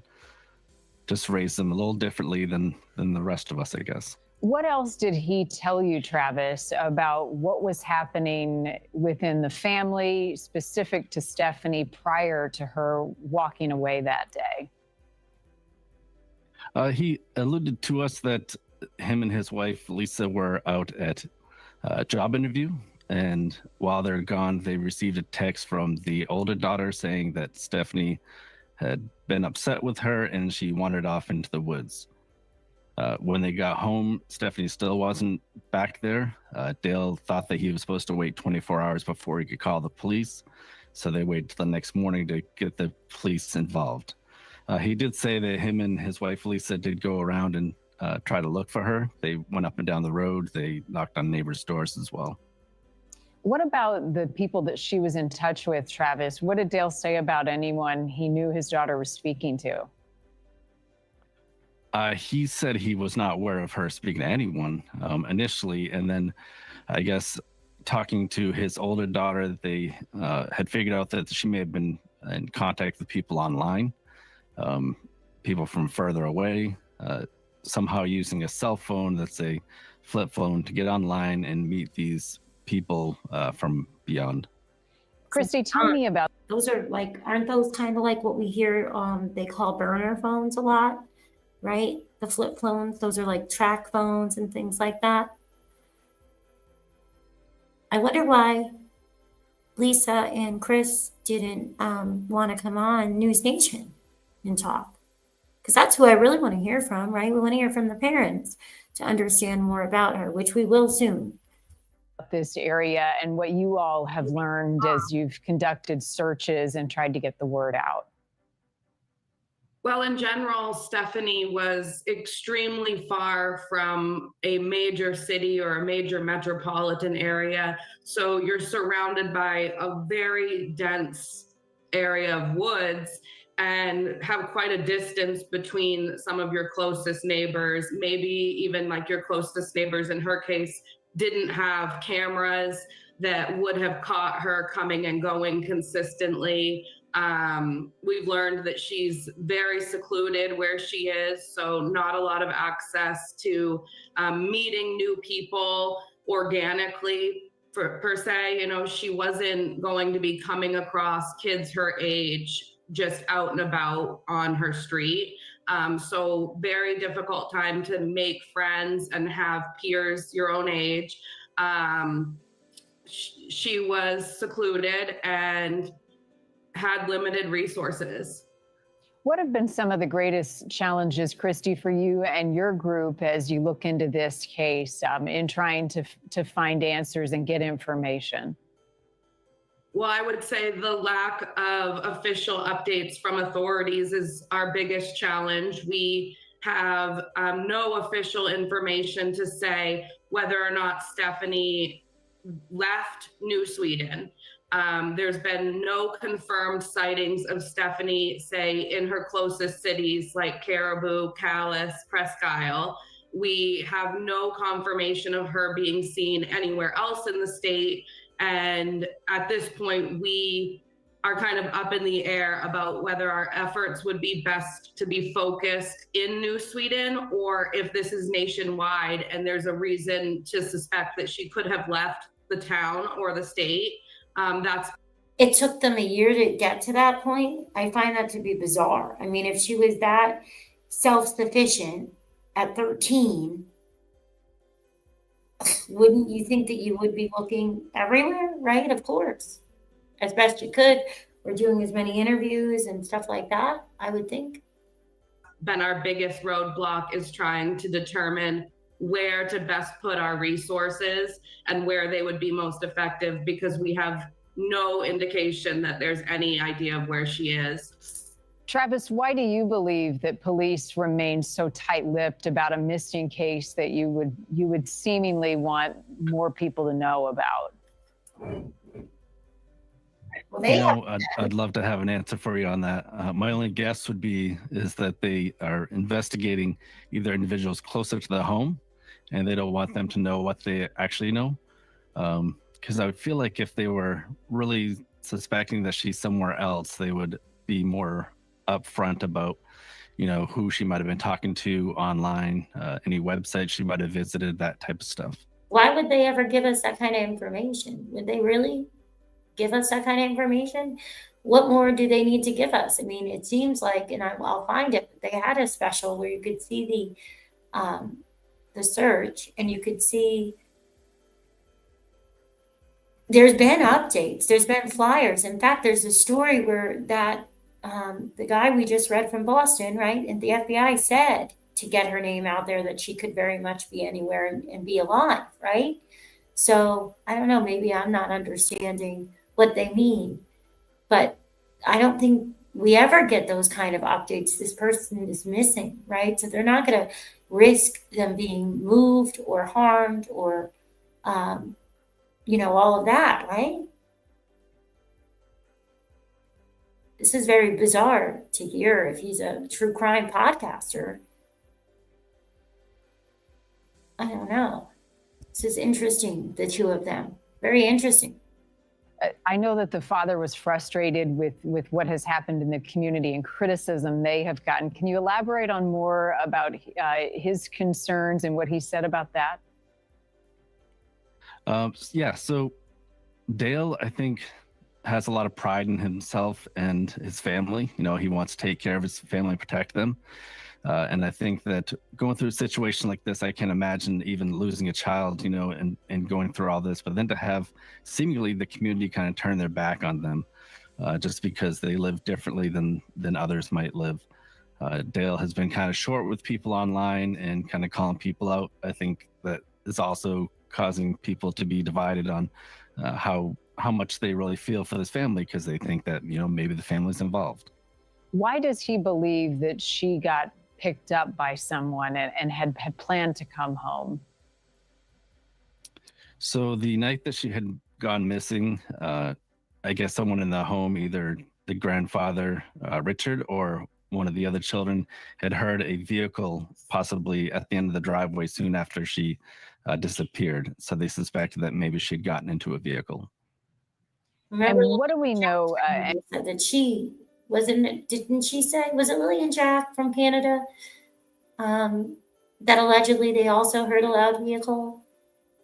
And wasn't there somebody in the Summer Wells case that also allegedly had heard the loud vehicle? Do you remember, guys?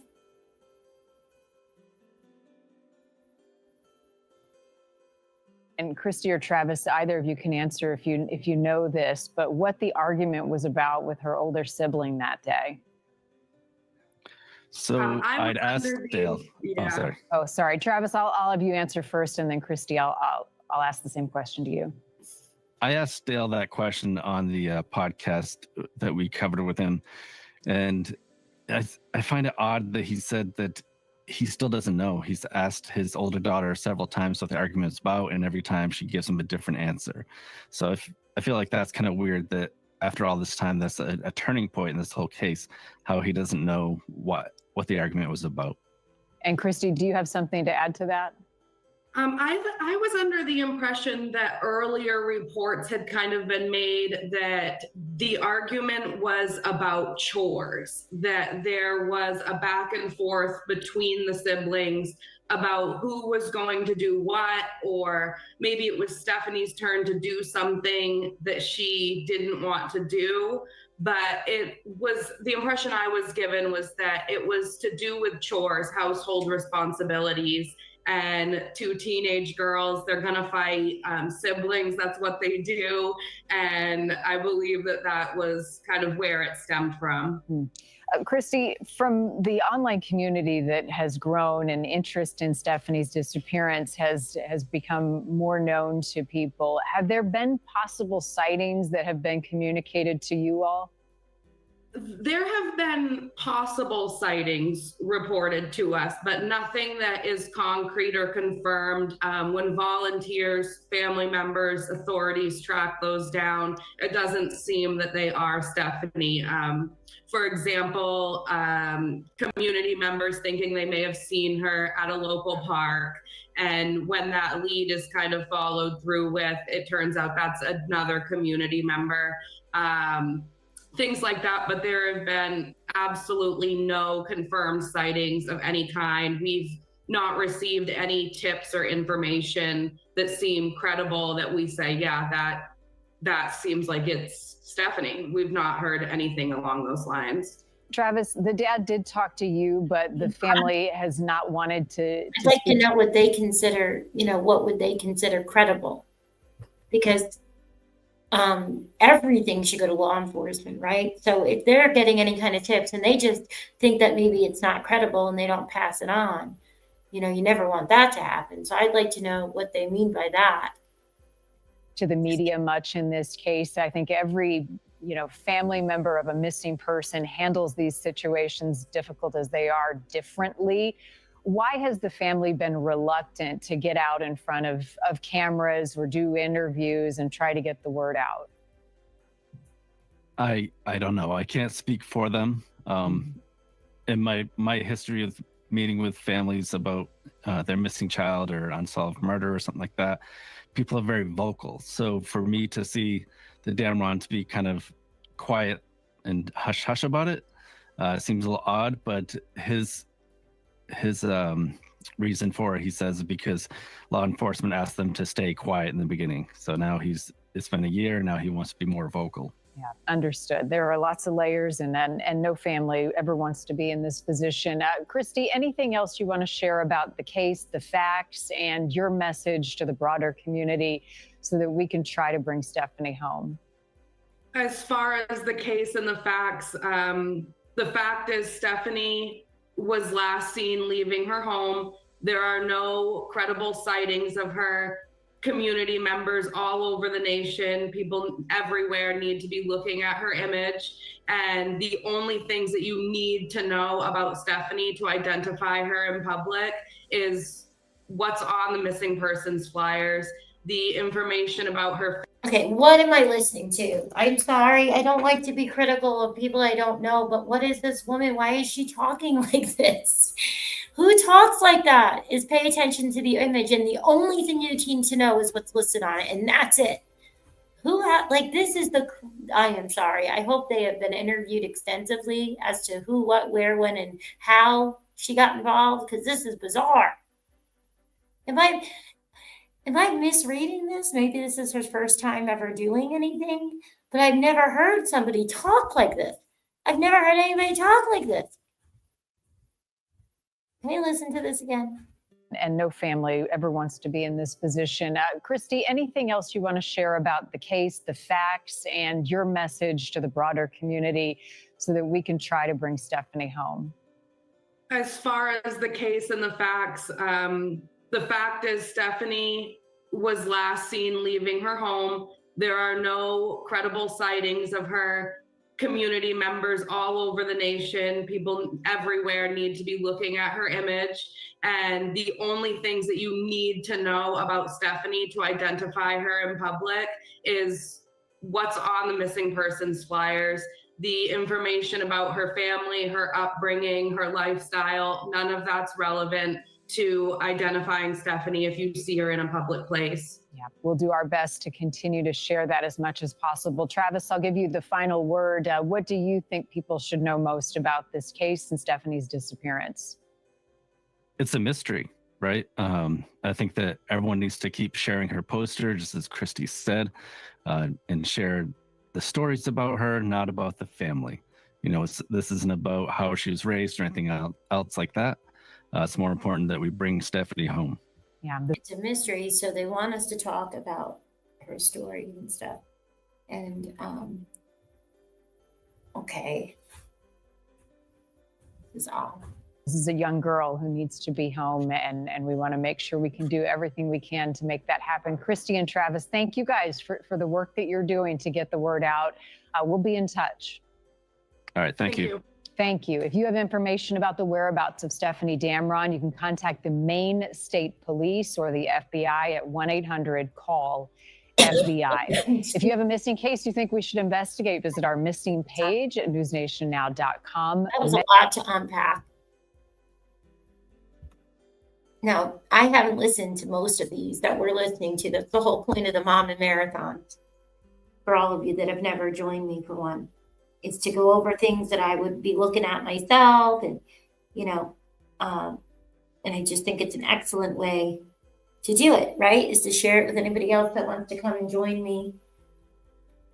Okie dokie. Let's see where we're going next. Are we all ready for this? Because I told you guys I can't. There's a lot of this that's very odd, and how they want to make a story about Stefanie. A mystery, a story. We have a lot of interesting stories these days.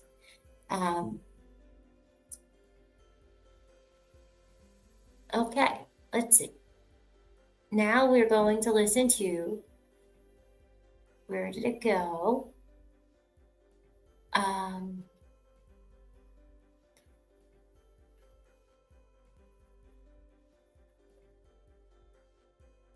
Okay.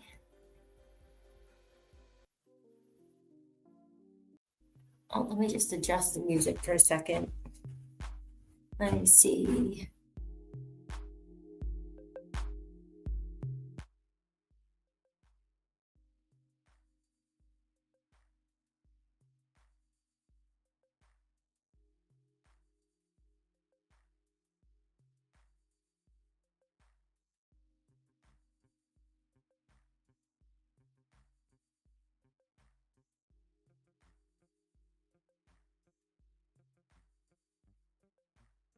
Oops, hang on. Sorry, I didn't mean to mute. I did it again. So we're going to watch the, now this was from 11 months ago when they talk about the $11,000 reward. I'm only going to put this on for a moment because I want to bring up that other 1 year special that newspaper did, because there's a lot of interesting parts of that. So let me just put this on for a second here. See if we can pull this other one up. Okay.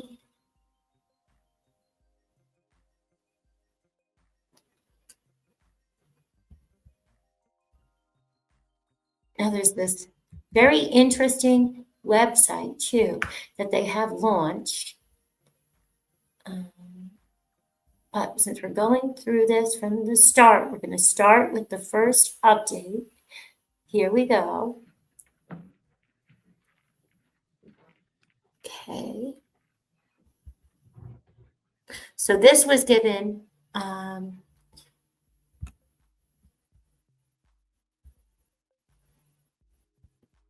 see. This is the update where they gave the $15,000 reward announcement.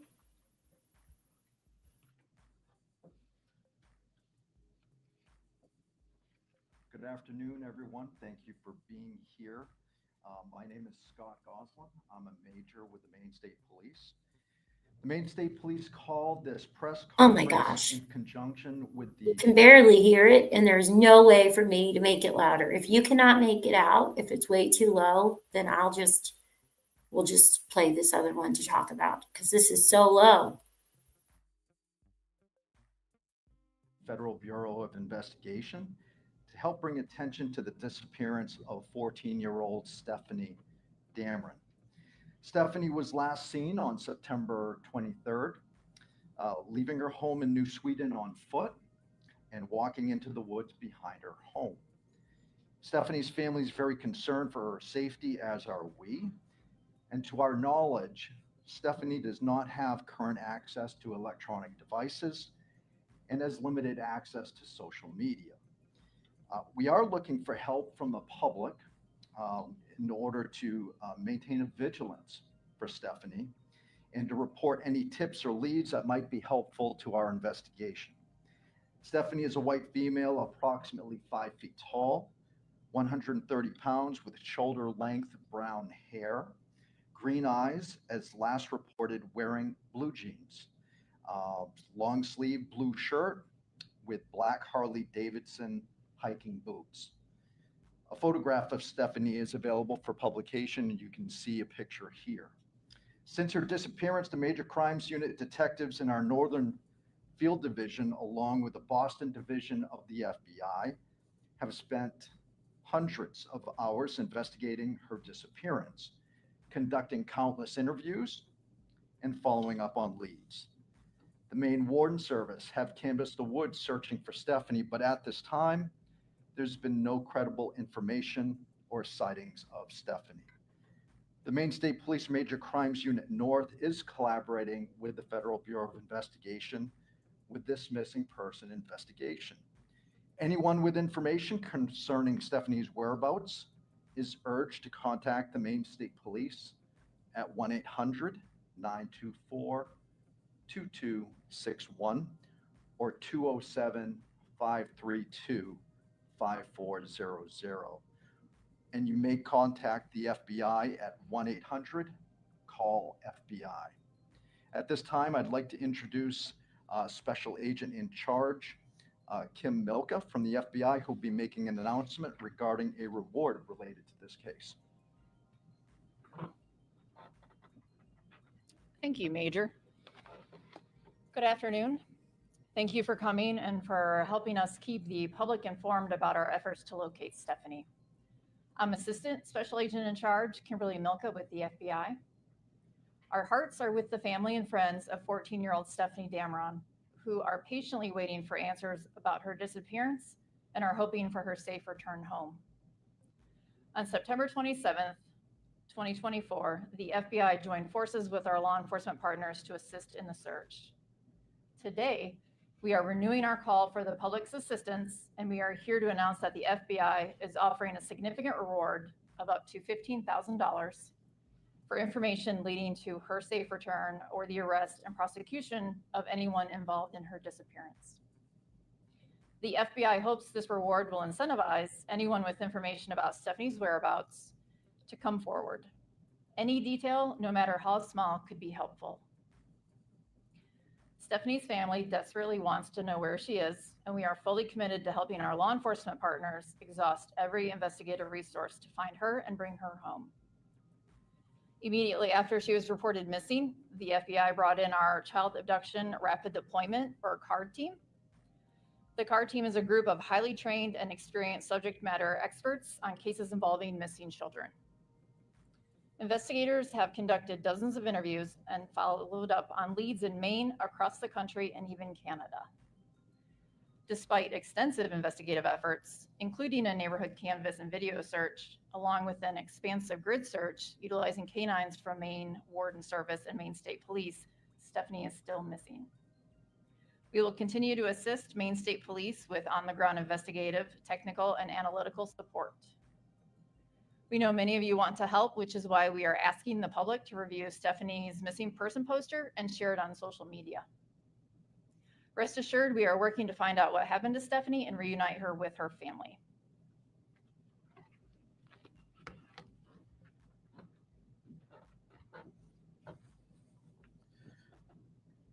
So we'd also like to take just a moment and thank the members of the public and the media for their continued attention to this case. Your efforts in keeping Stephanie's disappearance in the forefront of the community are invaluable, and we do appreciate your support as we remain focused on bringing her home safely. As you know, there are some investigative details and strategies that are unable to be shared at this time, but we will do our best to answer a few questions if you have them. Did she have a cell phone and leave it behind, or did she not have one at all? If she did leave it behind, what does that tell you about this investigation? There were no devices taken with her at this time, and she did not have a cell phone. Has she run away before, and what is your hope that maybe that she's run away in this time? So this behavior has not been uncommon for Stephanie, which is why I think the family waited a little bit of time, gave her a little bit of time before calling the police immediately. And so, but in this case, for obvious reasons, since she hasn't turned up, we slowly ratcheted up all the investigative resources that are present, in that area today for this reason. We've gotten some information about that there may be some concern that's at the household, running water, things like that. There's other children in the household. Is DHS involved at all? Yes, thank you for that question. Of course, yeah. So in any of these cases, whenever we have a minor that's involved, that goes missing, or there could be an issue in the home, DHHS is always notified in those circumstances, and certainly in this case they were. One of the flyers I saw said ties to West Virginia, Texas, and New Hampshire. Is that accurate? And if so, are those friends or other family members? Lieutenant, did you want to speak to those? So the tips that have come in for out of the area, so there's some for Canada and other states. They're tips from the public that maybe she had a social media friend at the time or an acquaintance. So we just try to follow up on any information for those outside states.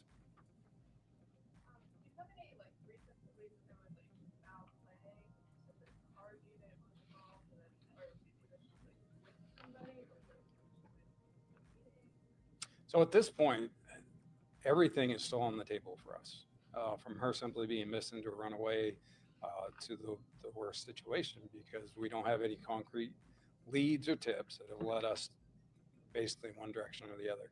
So we don't want to leave anything on the table and not take something serious. So, but at this point, there's nothing that leads us in one specific direction. Is there to verify that she went into the woods and used dogs, or is there any sort of Other than the information that that's where she was headed, is the woods, and that is also past behavior as well.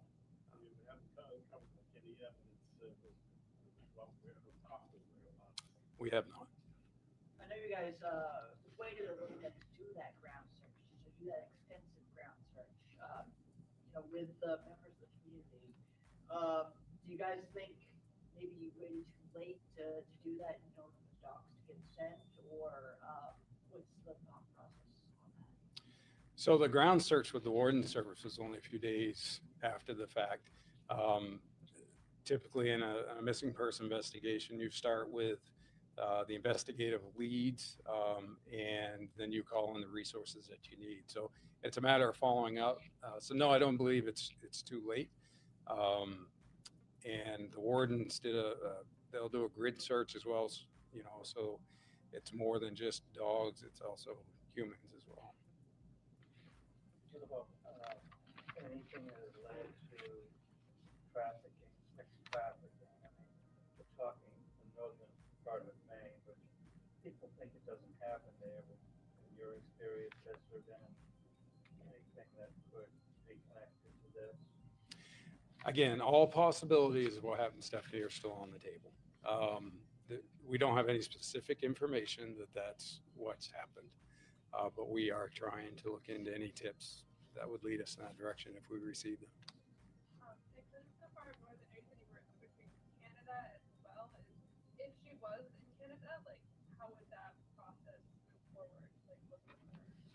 we would partner with the RCMP or the FBI also has resources that we can partner with other law enforcement to follow up on any information over there. The FBI doesn't typically get involved with, say, a run and play case. So people might be asking, why are you here? Is it because the family is concerned, because of domestic violence? Well, I think in any missing persons case, especially so close to the border like this, you're going to want to involve the FBI, especially in any missing persons case where we haven't taken anything off the table, nothing has been ruled out or eliminated. Crossing state lines is certainly in one of those possibilities, and of course that's outside our jurisdiction. So that's where we would really look for help from the FBI. Kim.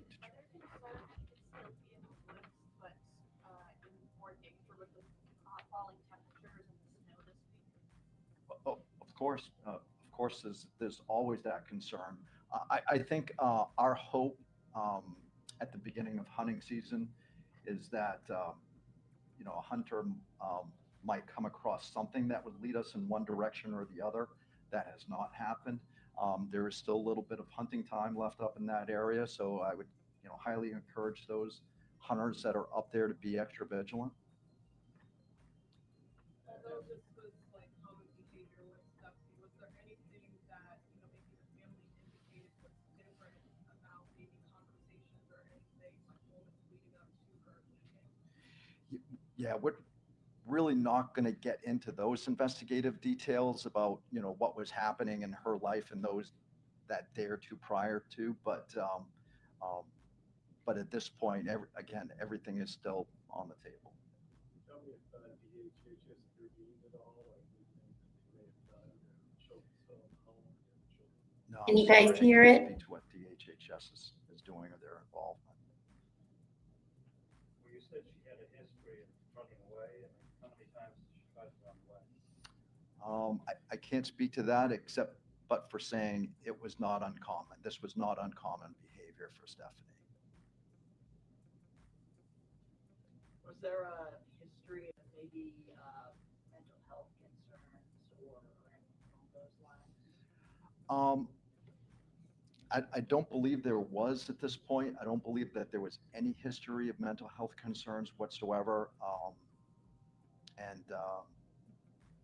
But again, certainly, we proceed with all of these cases as if, anybody is under mental duress or anything like that. So if there was an issue, we certainly, wouldn't do.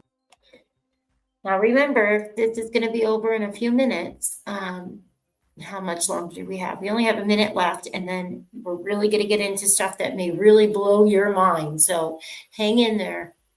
Anything differently at this point. Okay. We'll let one more question.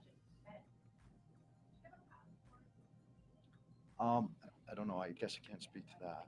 I don't believe she did. No. Did she leave a note? No. Okay. Thank you, guys. Thank you. Okay. So I will give you the link if you want to watch that at another time. Because I know the audio, unfortunately, is pretty low. And now I want to get into this one. Now this, I did start watching, and that's what I said, oh my gosh, we really have to talk about this. She could be anywhere. She could be anywhere. And I think the more that people can talk about it, the faster that there's going to be some sort of answers, and hopefully the safe return of Stefanie, right? Because it's just shocking. The more you hear and the more you hear of her, and the neighbors and what the neighbors say and what they claim, what they're alleging, it's just completely shocking. Okay, so let's get into this now. Over here is the 1-year anniversary special that was done, and it has the interview with one of the neighbors that says that she was on rugs. A little 13-year-old girl.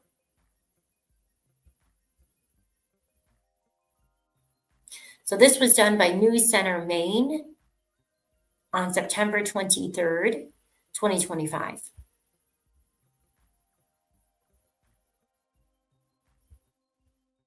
Beats, but those. And I even. This is a neighbor. Okay, and I want you to listen to what he has to say, because I think you're going to be absolutely infuriated in a way, potentially. Because I am shocked when I hear this. It doesn't seem real. It does not seem possible. It's so unsettling to know that a little girl, if this is true, I do not know, right? We don't know. But according to what this man says, it is just unbelievable, in my opinion. Sold their daughter. The parents killed her. The neighbor fed her to his pigs.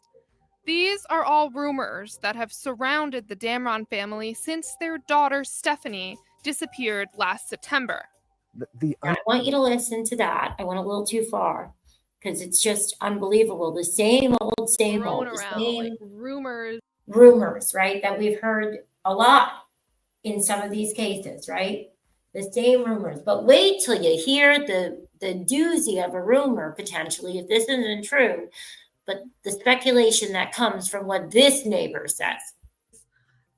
From every single kind of thing. And I play on it in the story a little bit that I put together with Andrew, who was her neighbor, just about his whole experience with the family and how he knew them and what he thinks ultimately happened. Let's do it. The parents sold their daughter. The parents killed her. The neighbor fed her to his pigs. These are all rumors that have surrounded the Damron family since their daughter Stefanie disappeared last September. The uncertainty of what happened or whether she's with us or not with us is what's killing everybody, which is then speculating everything else. This is one of the Damron's neighbors, Andrew Lozowitz. He's a proud farmer and the subject of that last rumor. Andrew first met the family around 4 years ago. I literally saw a tent pitched near the head of their driveway. And it was like 6 kids camping. Are they up here on a weekend or, an extended stay? Well, no, they had bought the land and were going to homestead on it. The Damrons had moved from Texas to Maine to live off-grid on a plot of land in New Sweden. It was Lisa, Dale, and their 6 children, from oldest to youngest, Austin, Star, Stefanie, Natty, Lita, and Bocephus. They also live with a family friend named Richard. So I literally had to talk to them about how to survive a Maine winter, literally. Andrew is the only neighbor who grew close to the family, especially Stefanie and Star. I can't tell you how many times between her and Star down in New Sweden, right behind town office, there's the little town library, free to take what you want. I can't tell you how many times a week they would want to go down there to get puzzles, to get books, to get coloring books. She loved to draw. She loved to color. She loved to do puzzles. I mean, puzzles all the time.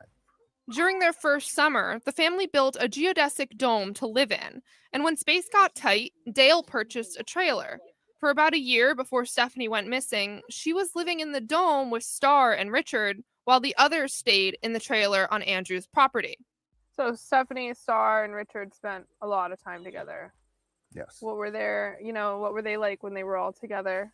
Happy, had elbow room. Andrew says fights between Stefanie and Star were normal. So was Stefanie walking off to cool down. When she got pissed off. Are you unpacking that? So they lived in a trailer on his property with this person, right? It's a lot to unpack. So we're going to listen to that one more time because I'm trying to understand what he's saying. Is that they were not living in the yurt with their mom and dad? Especially Stefanie and Star. I can't tell you how many times between her and Star down in New Sweden, right behind town office, there's the little town library, free to take what you want. I can't tell you how many times a week they would want to go down there to get puzzles, to get books, to get coloring books. She loved to draw. She loved to color. She loved to do puzzles. I mean, puzzles all the time. During their first summer, the family built a geodesic dome to live in, and when space got tight, Dale purchased a trailer. For about a year before Stefanie went missing, she was living in the dome with Star and Richard, while the others stayed in the trailer on Andrew's property. So Stefanie, Star, and Richard spent a lot of time together. Yes. What were they like when they were all together? Happy, had elbow room. Andrew says fights between Stefanie and Star were normal. So was Stefanie walking off to cool down. When she got pissed off, okay, it's not like you have a room to run to and slam your door shut and tell everybody to leave me alone. So where else can she go? She goes out. But on September 23rd of 2024, after a fight Star says was about chores, Stefanie walked off and never came back. That's where she went. When people say, well, she just, did she fall down or anything? No, there's nothing between here and the road. The family spent a night searching for her and a day later reported her missing. Everything is still on the table for us. Over the next year, the Maine State Police and FBI would go on to say they followed local and national leads and searched nearly 5,000 acres. But to this day, she's still gone. And with investigators staying quiet about what they think might have happened, all anyone can do is speculate. One thing I noticed with Steph, and I even brought it up to the state police also, was her teeth went from being fine to literally her front teeth having holes burned through them. There's only one drug I know that does that. Andrew suspects that drug was methamphetamines, and he says Stefanie kept a list of phone numbers of people she was in contact with who may have been supplying her with it. Was there a plan? I think there was. I think Star and Steph had a plan of, we're out of here. We don't like living like this anymore. Let's leave. That morning, Star backed out. And when you asked Star about this, what? Tight lip. But one thing Andrew doesn't believe is that the parents have anything to do with Stefanie's disappearance. When it comes to the way that they think and feel about their kids, they would do anything for them, literally. Versus what you hear people talking about. Right. Because they don't have interactions with them. And that's honestly by design by them. When I say them, I mean Dale and Lisa. Andrew compares the Damron lifestyle to that of the Amish, very private and isolated. That isolation sparked suspicion early on. Neighbors told us they've consistently reported the Damrons to DHHS since they arrived, pointing to old arrest records and past investigations. If they were so bad, why are the kids still there? Well, I think that was a big question that people have in town. They're like, well, if we've been reporting them for 4 years, why are they still there? But because literally the caseworkers go there and sit down with them, interact with them, and see how they're being treated and what's available there. So what is available there? What is life like on that remote plot of land? The Damrons were open to sharing that with us. When we went down... Where is the TV remote? How many times have you heard that? Well, scan the code on your screen now, because the searching is over. The remote tote is... Just unpack this for a minute while this ad is running here. So he's now saying that her appearance has changed and that she was on methamphetamines and they allowed her to carry around phone numbers. I mean, it just seems very interesting that he's putting all this stuff out there. It's very interesting. Do we think that people wouldn't speculate about that?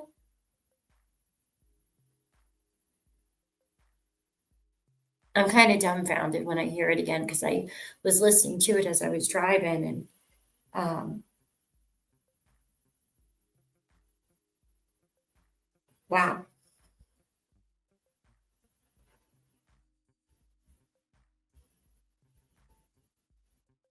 I don't even know what to say. It's just, wow. Wow, wow, wow.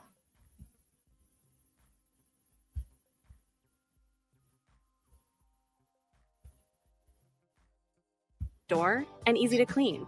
Stop searching and start watching with the remote. Should be done in a moment. The interview should start again as soon as the ad is over. Oh, here we go. Sorry. Tried to leave it. Your remote tote today. Down there to find out. Tried to leave it on a little bit of a cliffhanger there, but obviously what comes next is we sit down with Dale Damron and Lisa as well, and we talk to them.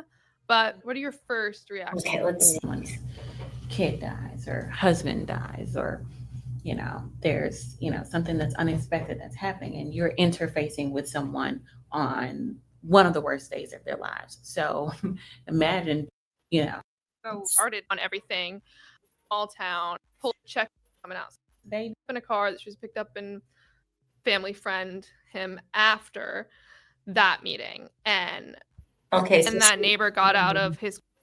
Okay, here you go. All right, this is very interesting. She was picked up in motorcycle, or she walked somewhere and was picked up further away.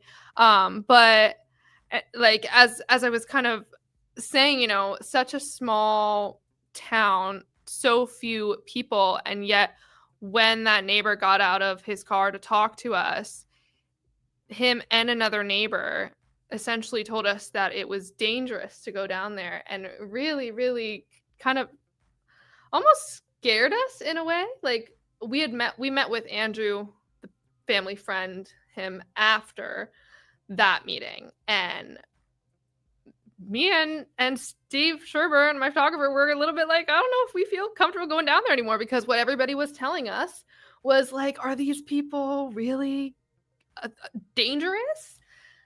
And then Andrew was like, no, you got to come down. Like, you got to just meet him. And he really eased our concerns. But yeah, that's where the rumor started. People said that, they were armed, which obviously they, have weapons, like a lot of homeowners and landowners in Maine. A lot of people in Maine. Yeah. But they had a lot of stories about, small interactions that they'd had. One of the guys said that he had gone down there and one of the kids kind of like latched onto him as he was leaving. And so he got really concerned about that because he thought that meant that maybe the kid was being abused. But is that evidence of abuse? It's somebody's perception. You're allowed to have your, intuition, but it doesn't make it fact. I think that there's a few things that are important to point out here. One, I would say, is that a lot of times people are scared of what they don't know. I mean, everyone is only at the liberty of what they know for themselves and what their experience is. So if this community is as tight-knit as it is, and this family is so closed off, then that probably does incite some discomfort in that community if they're used to everybody being very open and involved and friendly and talkative with one another. And I will say also, just from my history and knowledge of covering child welfare cases, I think that the neighbor brings up an important point. If DHHS was called multiple times and if the child is still in the care of the parents, a lot of times what that means is that DHHS was not able to prove within their guidelines that there was, a level of abuse that would need removal. When you think about it, like, this is a family that had a very different lifestyle than most people are used to. I mean, and But also they're too, claiming these that they had children, drugs. from what I believe, from what Paul And made, had them sleeping in a house with a grown man that wasn't even a relative. Like, I don't know. There's so much here that, it's a lot to try to rationalize. Doesn't make sense to me, but let's get more to the interviews. Let's see. Just a moment.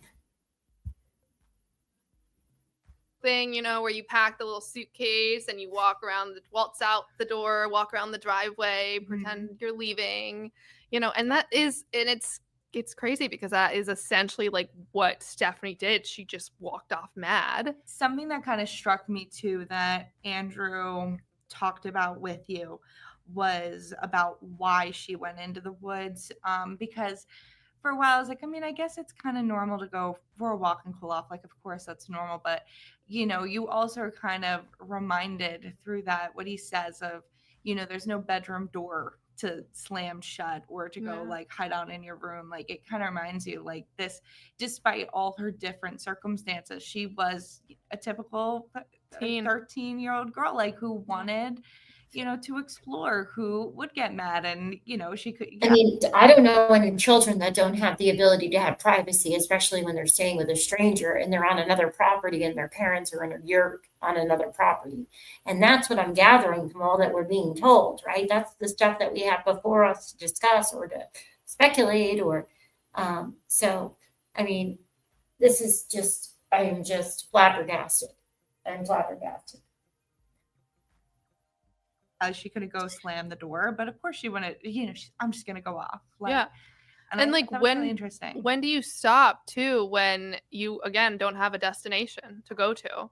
So she could have literally just kept walking and walking and walking. And, you know, maybe she did meet somebody, obviously, maybe she had a plan, but it's also possible she just walked off and walked miles and miles and they haven't found her. I don't want to speak on that, but I just think that maybe things are different because it is the woods and that was something that was familiar to her and that's something that she did fairly often. But I can't see someone walking on and on and on for miles while there is consistently a search for them and no one finding them. Something too, Pearl, maybe you can elaborate a little bit more on this is, you know, from what I recall from just like us talking about this story is, you know, the search didn't come until a little bit later because I believe it was her sister and the person the family friend as well, you know, they thought she was just going to cool down and come back. And it took a little bit for that search to actually start. No, yeah, you're right. And also too, the parents told me that they were at a job interview, okay, when she first disappeared. And again, it's important, like Richard and Star and Stefanie were living together. Andrew's property is nearby, but it's not right there. That's where the rest of the family was living. But again, they weren't even there. They were at this job interview in town in Presque Isle. And they didn't report it right when she ran away because Richard and Star thought they were giving her the time to cool off. So it took them a couple hours. Then the family came back from the job interview. So started looking for her. The family was the away next at a job day. interview. And how did they? I guess it must be ruled out that they didn't have Stefanie with them, and they didn't drop her off anywhere. I'm just saying, like, because that's what I would think, right? That the parents left and they just brought her somewhere. I mean, if she's living with people, I mean, how do you know she didn't get herself pregnant if this other neighbor is saying she wanted to be dropped off? And there's so much here that I can't even imagine. And I hope that she's fine and that she's found safe. And this is just, I can understand now why there was so much speculation. I can totally see where it's all coming from because it just seems completely impossible that you would have a teenager living in this environment or any child realize in that environment with men, with no bedroom doors, they were in trouble and couldn't find her. So then they called Maine State Police, reported it, and that's when the search started. So it was hours, and it was almost a full day. And I have even been told by family members that they think Stefanie could have walked farther than investigators thought she could have, because apparently they'll draw a circle when somebody goes missing and they'll calculate from like your age, your weight, your fitness level, like how far they think you could have gone, and they'll draw like 3 different circles. And they'll start with the first one and then they'll go to the second and then they'll go to the third if they need to. And I guess Star was looking at the piece of paper with the circles, and she thought Stephanie's way out of there. Like that doesn't even begin to go where Stephanie can walk to. So that is unheard of to me. But also, I don't like walking down the street. I was gonna say, I think Stephanie's circle is bigger than mine. No. And I will say too, it's like there is a thing to be said too. I mean, she's been living there for 3 years. It would be natural for her just in those 3 years to explore, get used to that 3 terrain. years. So I thought they bought it 4 years And then ago. also, if there, is the possibility that maybe she left with someone. I mean, by that time we talked, I drive to Philadelphia fairly often to see family.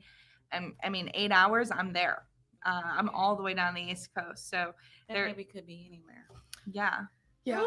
All right. I want to get into the extended clip that I wanted to play for you guys from Andrew, because this is almost about, we've talked about the rumors and their parenting being in question, put in the spotlight. And so I really wanted to kind of ask Andrew, because he's slightly defensive of them, but this is a guy that only met them 4 years ago. So it doesn't make sense. It doesn't seem like he would benefit from defending them, but he feels like they are just misunderstood. So this is a clip, me asking him about their parenting. But do you see any issues with their parenting, like from your own view? From my own view, that's a double-edged sword.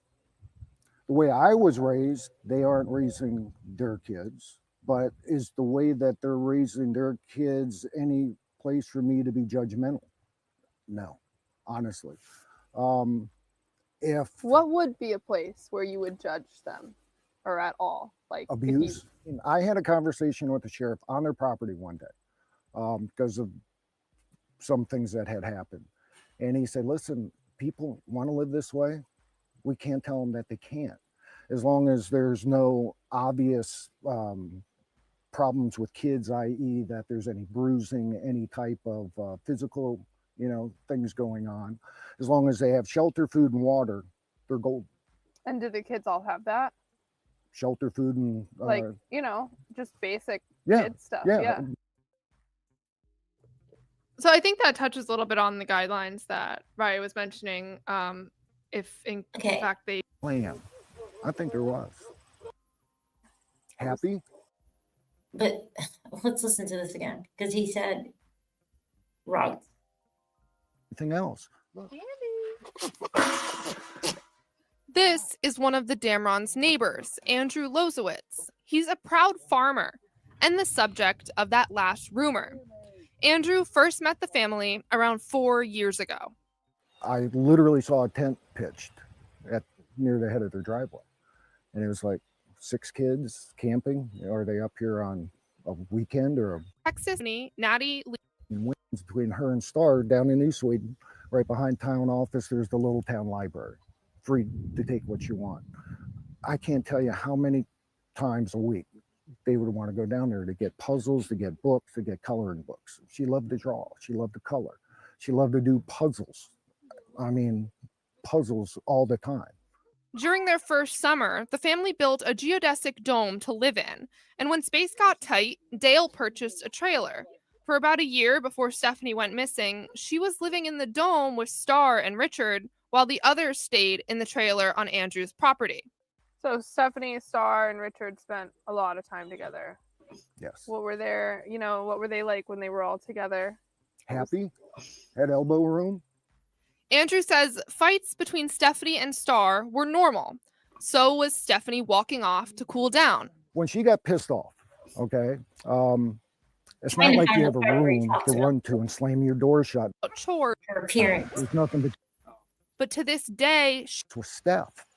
And I even brought it up to the state police also, was her teeth went from being fine to literally her front teeth having holes burned through them.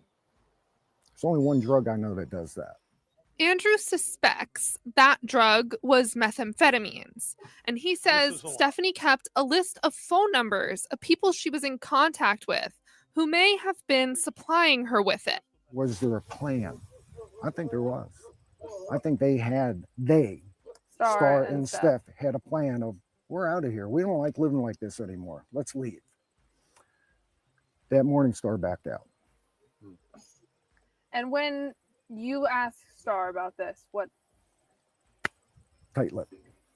But one thing Andrew doesn't believe is that the parents have anything to do with Stefanie's disappearance. When it comes to the way that they think and feel about their kids, they would do anything. Just seemed like concerned parents to go down to this day and age, how they were living. This time we're not gonna live it. We're not. No, Daddy, I don't want to live like them. I don't. Much more paranoid, take so much more precautions and stuff like that. But sometimes if you've never had these, personal experiences, you just kind of have a little bit more of a laissez-faire attitude. Oh, she always comes back. It'll be fine. So sometimes it does. I mean, I can see that. I can see that if you're not, if you're naive, but I can't imagine as a parent being that naive if my child was exhibiting signs of drug use. I wouldn't imagine you would put a child with a man without a bedroom, I don't know how one could, your maternal or paternal instincts would raise alarm bells that there's risks and very serious dangers to actions like that. Yeah. And I think too, they had this was their first time living off grid. They were still learning to live off grid. So I think they thought maybe that was just the way life was, that, your kid walks off every now and then. The woods are kind of free range for everybody. That could have been how they were living. And then they obviously ultimately this happened and now they live a little differently, but still off grid. And that kind of also brings me to a big question that I had for Dale was, especially with all the rumors that the family has been through, do you have any regrets about choosing this lifestyle? And it actually kind of seems to be the opposite. So let's play that clip. For years, and that's another conversation I want to have because people got that misnomer too.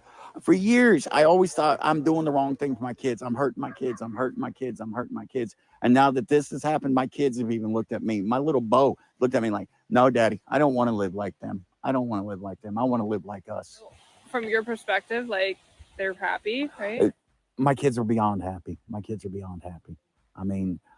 Natty right now, she is so scared because of the bad incident that happened in Texas with the CPS that she's going to have to give this life up again. And I'm like, no, baby, this time we're not going to live it. We're not leaving.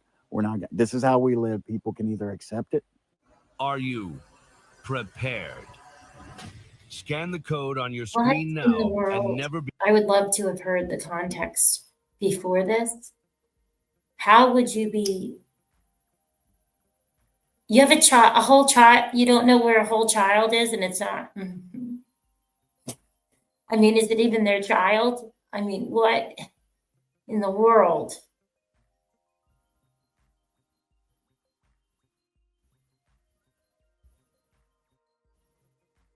You have to know where the child is, in my opinion, to be like that. How could you be more? It's just nonsensical statements. I would love to have heard the context of all of this, because without being able to hear what was said, I can't imagine how you would say you have no regrets. You have no regrets? Isn't it natural to have 1,001 million regrets until you find your child? No regrets of possible drug use or dangers? Wow. Wow. Don't think it'll be long before we have some arrests, in my opinion. Powers up 3 ways with built-in. Who knows who, but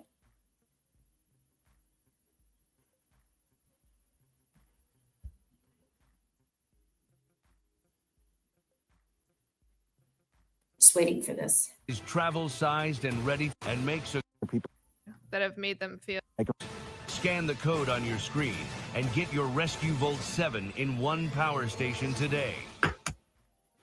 Or they can just keep wasting other people's time and making false phone calls. So it's all the rumors that have circulated their life here that have made them feel like they made the right decision leaving society. I would be interested in speaking to the kids once they get of a certain age. And what I will say is that, again, this is someone's worst life event. And I think that it's really hard to deal with your worst life event while also being judged in the same breath. He said something in the story where he was like, why are they so interested in why are they all in our business essentially? But it is everyone's job to some degree be in everyone's business, just because communities are built in a way that they're supposed to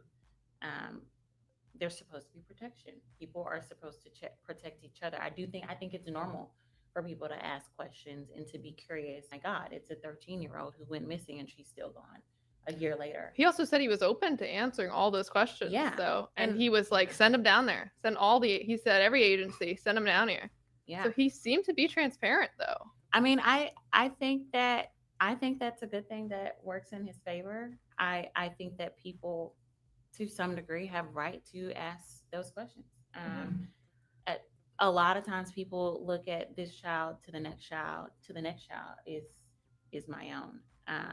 If something happened to my kids and I didn't have no answers, I would hope that someone from every background flows in to try to understand what happened and what went on.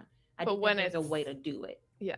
But when it's accusing you, I think that there's a way to advocate for children.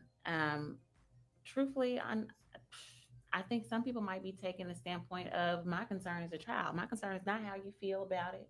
We're Exactly. all, like, journalists here, so asking questions it's literally our thing. Like, we ask questions, we poke holes. So, I also think it's natural that we all have questions about what happened, and we should ask those questions too, because there are other children involved. But I also think it's interesting too, because a part of it is also, we can have all the theories we want, but is that going to help find Stefanie? The whole thing, foresight is 2020.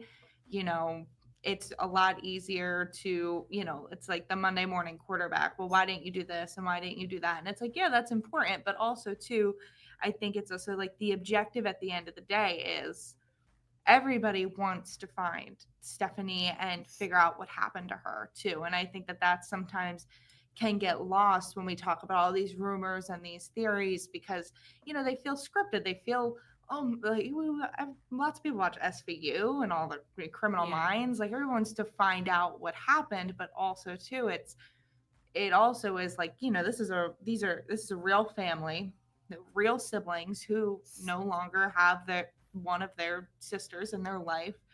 And I think that that's also important too, is, we can have our theories and we can talk about it and have these rumors. But also, like, the objective should be like, where is Stefanie? Where could she be? Yeah. That pretty much flows perfectly into what we're going to go Absolutely. to next, because, when I was looking for almost like a non-bias perspective, I found this volunteer, Christy Rand, who has basically dedicated a lot of her time to helping raise awareness for Stefanie's cause. And one of the biggest things was kind of separating how can we help this family? How can we help Stefanie? How can we put light on this case, but not be intrusive and not make it all about possibilities and what ifs. That's important. And so she's kind of done a great job at that. So we're going to hear from her now. Oh, I saw this or I heard that. And Christy Rand is searching for Stefanie Damron in a way she hopes someone would search for her own child if they went missing. I'm one of more than a dozen volunteers who are working to keep Stefanie's case active. She and other advocates have created a website, printed and distributed posters, and helped organize public search efforts. She says it's all done with one goal in mind, making sure nobody forgets about Stefanie. Because it's been almost a year now and there's really no answers. How has it affected the community just statewide? Well, I think it's left a lot of people with questions, and it's created a little bit of a divide. You have people who think she did run away and people who think she didn't. And it's also caused the rumor mill in the media. A large part of Christie's work now involves sorting out what's true from what's speculation, especially when it comes to Stefanie's family. There are people in their neighborhood that seem to think they have a very good idea of what the family is like based on, small interactions and perceptions, and they describe them openly as bad people. Do you think that's fair? Well, I would say people are creating their own perception of the parents based on their circumstances and meeting them. The Damrons live unconventionally on a rural plot of land in New Sweden between a geodesic dome and a trailer, and they rarely socialize outside of their immediate family. That lifestyle has invited scrutiny. Christie doesn't pretend to understand it, but she doesn't feel she needs to. You don't have to like everybody. Yeah.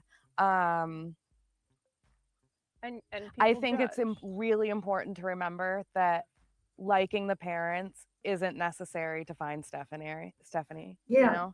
That our perception of her family and her upbringing, her home, her lifestyle, none of that. That makes sense, right?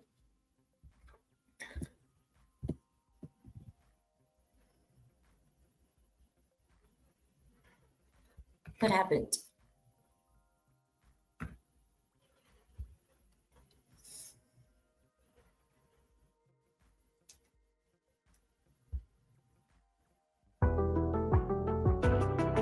Cut it off? A way you can understand that, no, and had even an idea of where she may have gone. Do you think maybe they just really had no idea, or you think they just weren't saying it? I mean, a year out, they're still not saying it, so I would assume. Not sure what happened. Are you tired of shopping bags tipping Oh, over it's in your an car? ad. Okay. You need the Auto Anchor, perfect for commuters, parents, or scan. Give the impression that they had even an idea of where she may have gone. do you think maybe they just really had no idea, or you think they just weren't saying it? I mean, a year out, they're still not saying it, so I would assume that there would be information if they had sightings of any kind of Stefanie. That would mean game cameras in the area, security cameras from home surveillance for people that live in the area, the stores in town, getting into the bigger town, Calais, Caribou, Presque Isle, when they've searched near border crossings.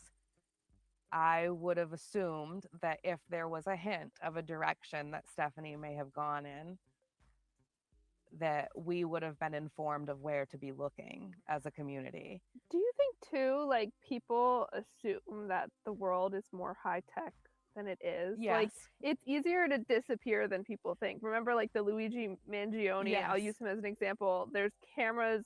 People think, the FBI has technology everywhere, and they Yep. only found him because a McDonald's worker spotted him. Yeah. Like, it's not impossible to disappear. And yeah, it's especially in a rural community like where Stefanie was from, your closest neighbors might not have cameras at all. Your closest convenience store is miles away. There are a lot of ways to leave town in an area like that that you wouldn't be seen.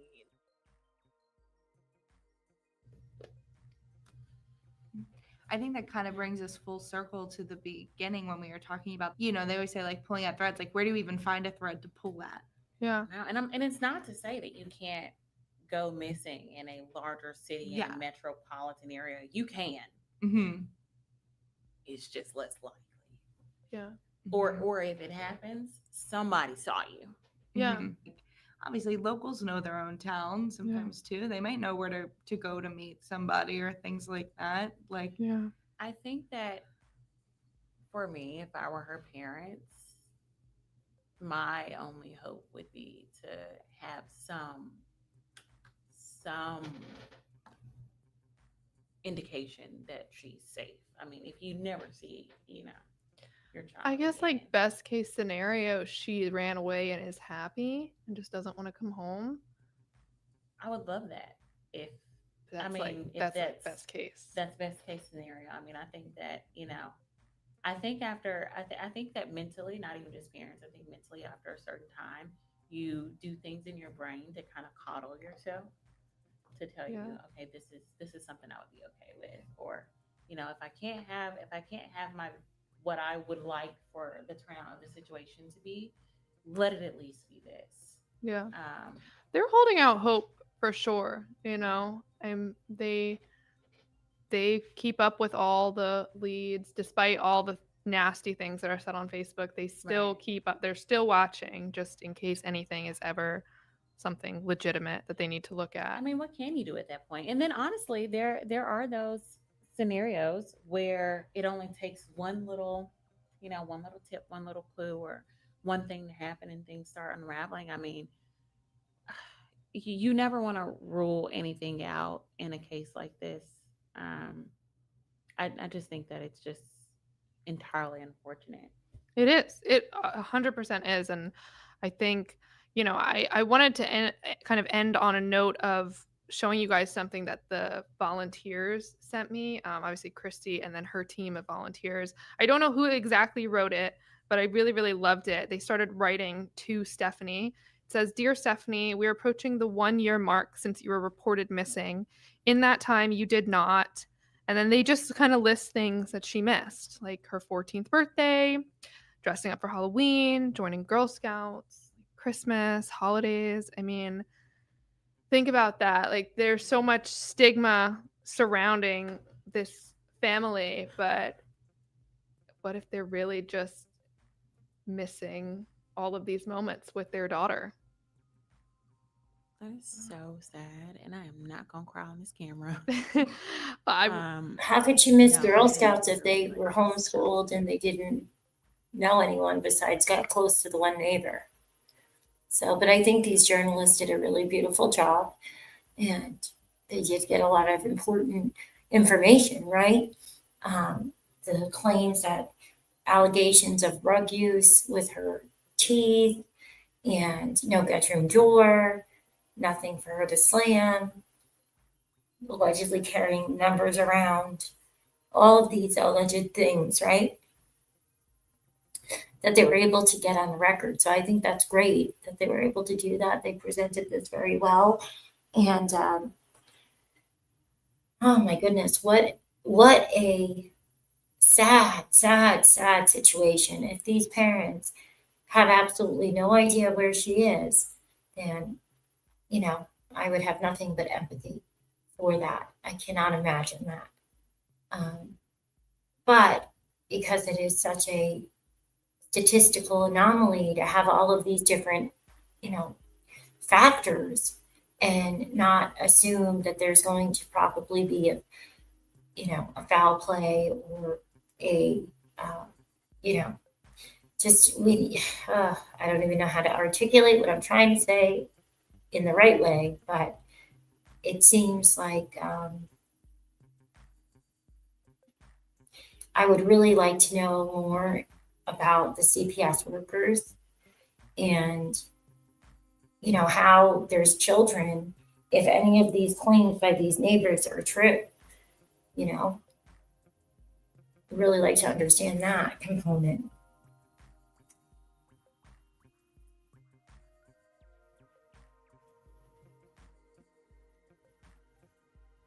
I think that would be really helpful, in my opinion.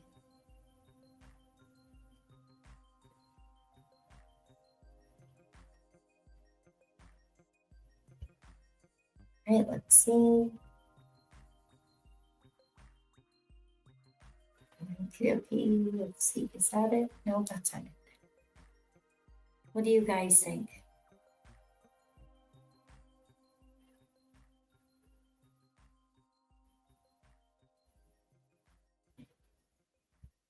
I'm shocked. I didn't know there was so much happening with this girl's disappearance.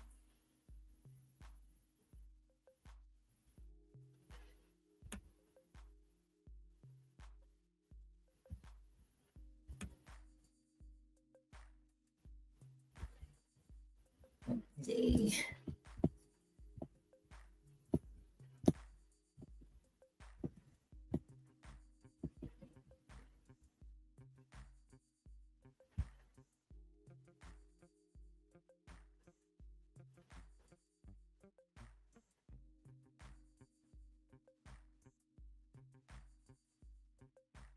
I think this is it.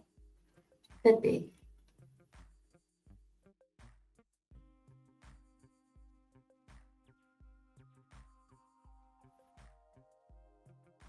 Let's see, I don't think this was the right one. Okay. So we're going to take a little break. Oh, I know, Little Red. It's just shopping. So we're going to take a little intermission so I can get a drink.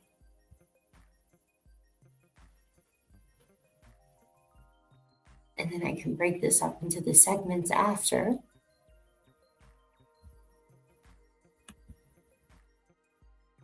Let's see. Oh, that's not it.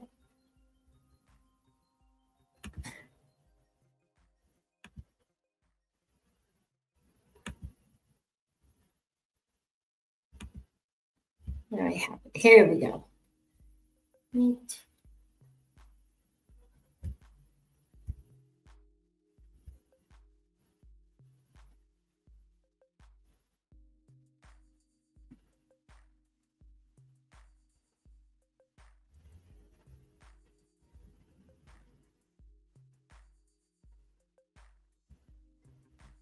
I can get that to you. I'll put that in the chat again for anybody that would like it.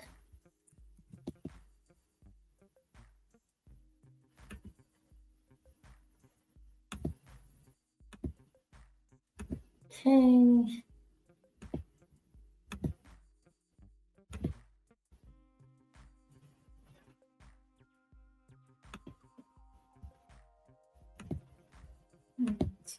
And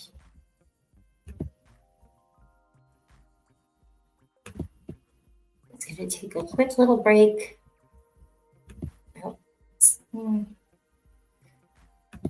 About 7 minutes, I think. Take a little break, get a drink.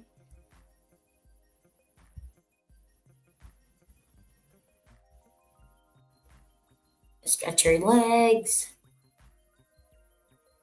And we can catch up and chat and kind of wrap our minds around where to go next, because that was a lot of information. A lot of information, in my opinion, very heavy, very deep. And all we can pray for and hope for is that this young girl is okay and anyone that's responsible, you know, is held accountable.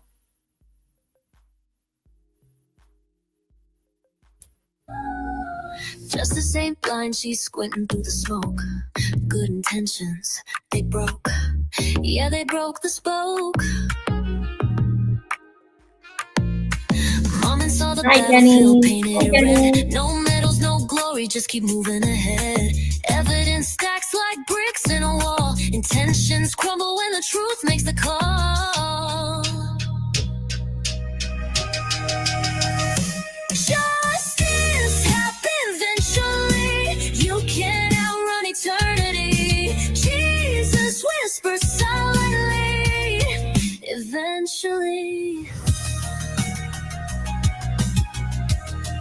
Eventually.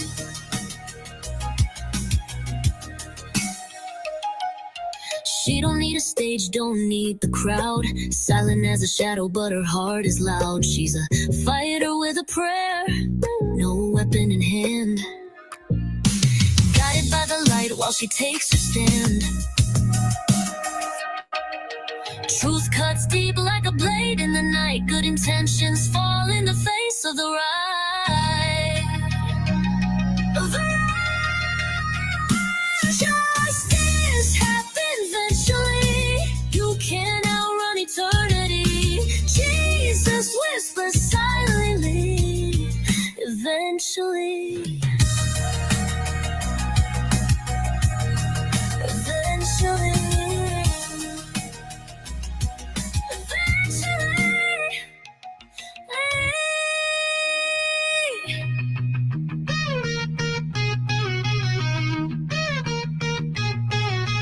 Truth cuts deep like a blade in the night. Good intentions fall in the face of the right. Justice happens eventually. You can't outrun eternity. Jesus whispers silently. Eventually.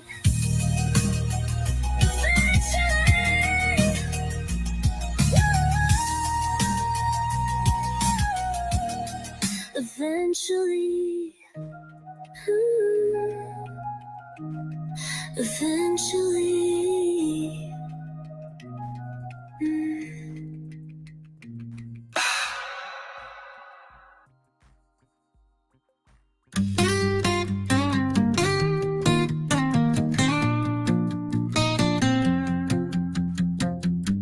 Late at night, the world feels small.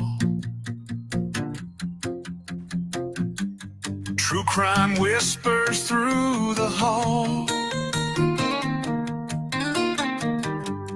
Active cases cold as ice. Reality TV, a guilty slice. Trending news, it's all the rage. Flip the script, turn the page. Mommin it up, yeah, we go all in. Special needs love, proud of where we've been. Army strong, hearts of steel. Mommin it up, we keep it real.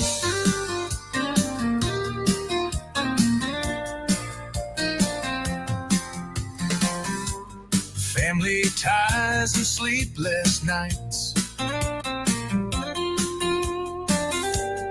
Battles fought in softer lights. Parenthood's a messy art. We're all just playing our part.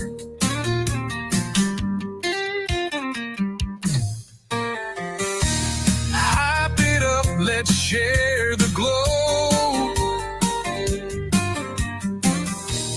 Raise the roof, let the love show. Mommin it up, yeah, we go all in.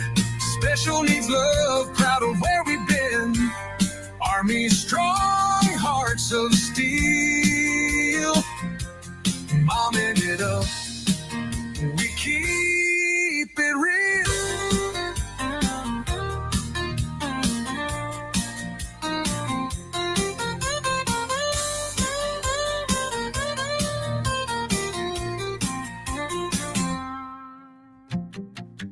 Family ties and sleepless nights. Battles fought in softer lights. Parenthood's a messy art. We're all just playing our part. Hype it up, let's share the glow. Raise the roof, let the love show. Mommin it up, yeah, we go all in. Special needs love, proud of where we've been. Army strong, hearts of steel.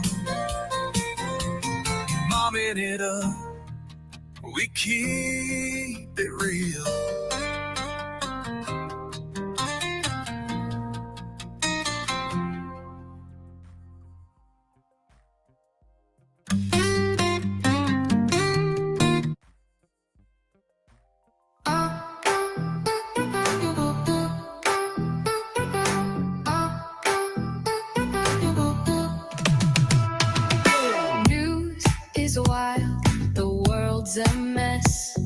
Special needs, we do our best.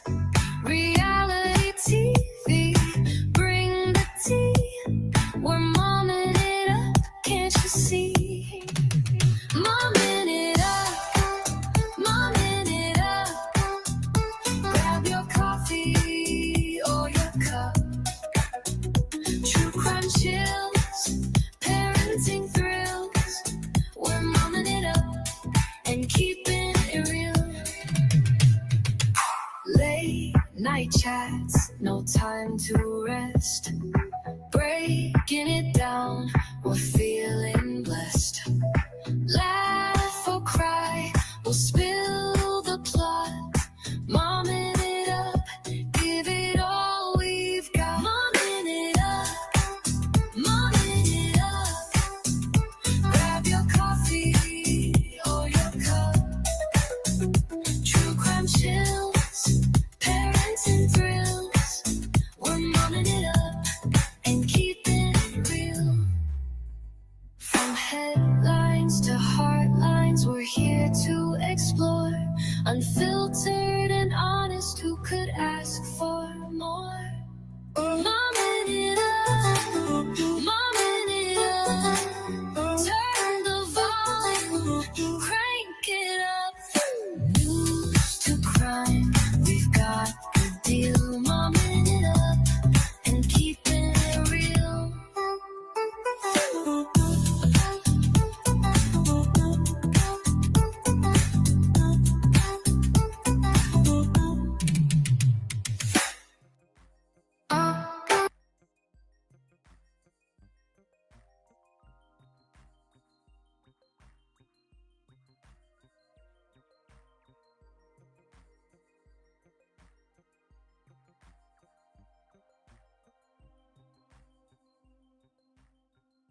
Oh, I don't know what happened to it.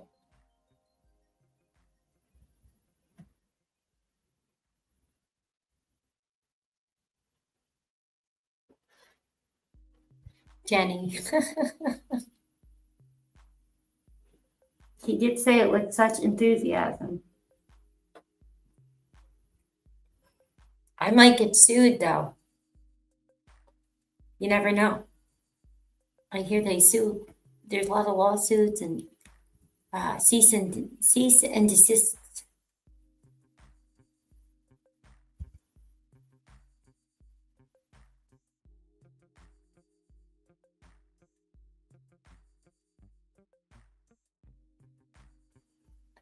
Trying to find this other thing.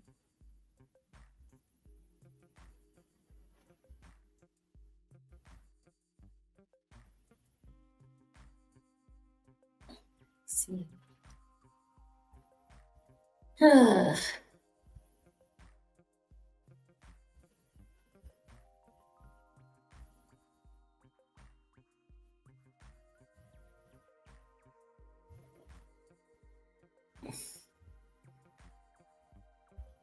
Let's see.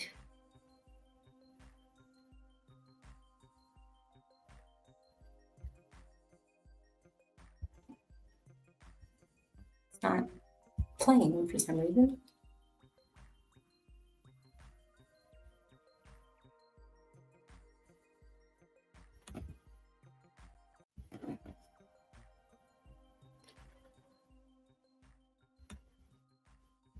Where did this thing go?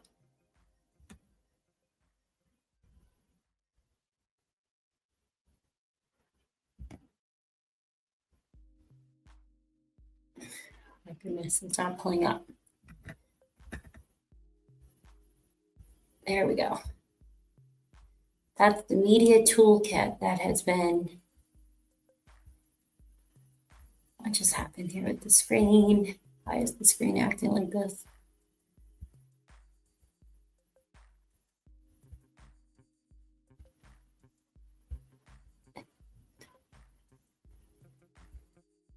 No, that's not it. Oh my goodness. Let's see. I can't get the screen to the normal size. This is the media toolkit that they talked about.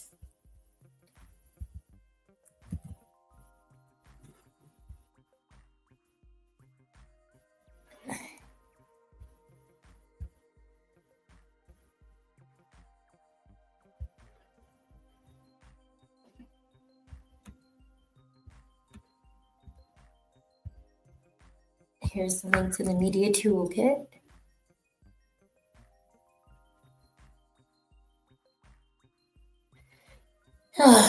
This is wild.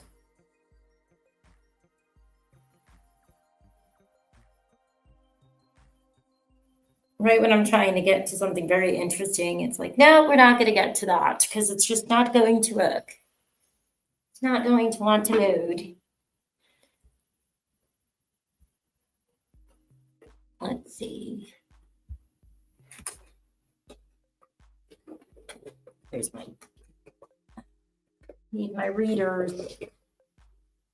The eyeball. Going. Okay. So there's the update. The FBI searching for Stefanie Damron. And locating the lost, Stefanie Damron. Okay. Is this the one? With the dad? I'm looking for one with dad.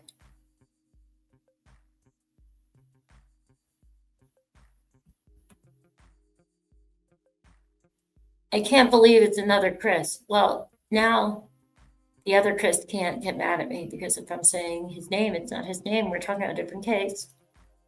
Totally different person. Here is the Nancy Grace. You guys want to hear a little bit of the Nancy Grace first?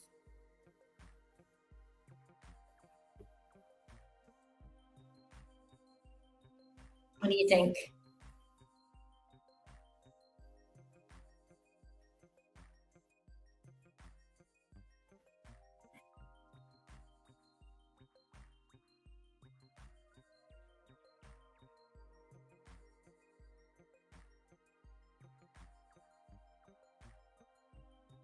Oh my gosh. I was laying back in the chair. This is bad. It just messed my hair and everything up really bad.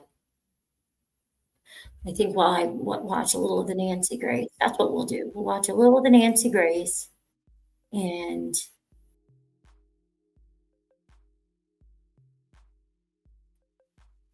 oh, what happened? We'll watch a little of the Nancy Grace and I'm gonna put my PJs on and take my makeup off. So I messed up everything. So I might as well. It's late anyway, so might as well. That way I stop futzing with this stupid camera. It's just distracting. Nancy Grace. Nancy Grace. I remember watching Nancy back in the day when Bill O'Reilly used to be on, and I got all into this segment and I went down this whole rabbit hole on Walmart meat years ago. And it was a Nancy Grace special. And they had sent out the meat to be tested, and oh my gosh, guys, I was like mortified. I couldn't believe it. I was like this total under this total illusion, like there was some super technology that America must have to make sure all the food is, it's great. I was like, that was like a part of the ignorance is bliss until it isn't moment of life, right? But yeah, that old Nancy, she sent me on, oh my gosh. That was crazy to learn about. Really interesting stuff. Really interesting stuff. Well, thank you guys for coming by and hanging out. Hi, Mark. How are you? All right, let's skip around here real quick. Breaking news tonight. A teen girl, Stefanie, just 13, is lost in the woods, say her parents. Good evening. I'm Nancy Grace. This is Crime Stories. I want to thank you for being with us. A teen girl disappears from her New Sweden, Maine home, last seen by her grandfather walking into the woods. Where is Stefanie? Who saw her go into the woods? We're getting a lot of conflicting reports about the last time Stefanie was seen, just 13 years old. And I've got a problem with that, and I'll tell you why. It was over 20 years ago that I last saw my fiance before he was murdered. I know what time it was. I know what he was wearing. I know what he said. I can identify his vehicle, his shirt, everything. I don't have a problem with that. It's crystal clear in my mind. So why is there confusion about what happened to 13-year-old Stefanie? Joining me in All-Star panel, but first, listen to this. Maine State Police and the FBI are asking the public for help locating a teen from New Sweden, Maine, who walked into the woods and hasn't been seen again. Stefanie Damron has turned 14 since her disappearance 4 months ago. Stefanie is 5 feet tall, 130 pounds, with green eyes and brown hair. She was last seen wearing a long-sleeve blue shirt and black Harley-Davidson hiking boots. There is a $15,000 reward, and it's climbing. And now we understand the FBI has been called in on the search for Stefanie. The description of her is shoulder length, light brown hair, and I've seen repeatedly striking green eyes. Now, we just saw her dad speaking, and that's from our friends at Patrol Live. I want to see the dad one more time, please. Let's watch Dad Christopher Dale. It was not her phone. It was her grandfather's phone. We had bought an old simple phone. We didn't even know it could connect to the internet. Come to find out, this cheap $20 flip phone was the how she ended up connecting to the internet. Again, joining me in All-Star panel, including a volunteer searcher who has been out searching for Stefanie. I'm trying to figure something out. To Tom Green joining us, former Chief Deputy, Washoe County Sheriff's Office, former homicide detective, cold case squad burglary, owner of Nevada Investigative Services. Tom, what can you tell me about this family living as homesteaders, as you say? Yeah, so, this is a different lifestyle. These are folks that want to sustain on their own. They don't want to be meddled with. They don't want to be fiddled with. They don't Put want him back law up, enforcement. please. Okay, speak English to me. What do you mean sustain? I sustain myself every day when I work and put Right. dinner on the table, but I've got an idea you mean something entirely different. I do. So we're talking about no power. Any power, any electricity they have is going to be generators. As you heard, a flip phone, one flip phone supposedly. Whoa, that's no been shared. power? Why don't they have any No power? Well, they're using generators to run things when they need power, but this is off the grid. Why simpler do you want a living. generator that can go down? I've got a generator and I go test the thing every week. But wait a minute. If you're not going to have power, that's a lifestyle choice, I guess. But if you're going to use a generator and you do have power, what's the point of not having power? Do they not want any connection to the power company?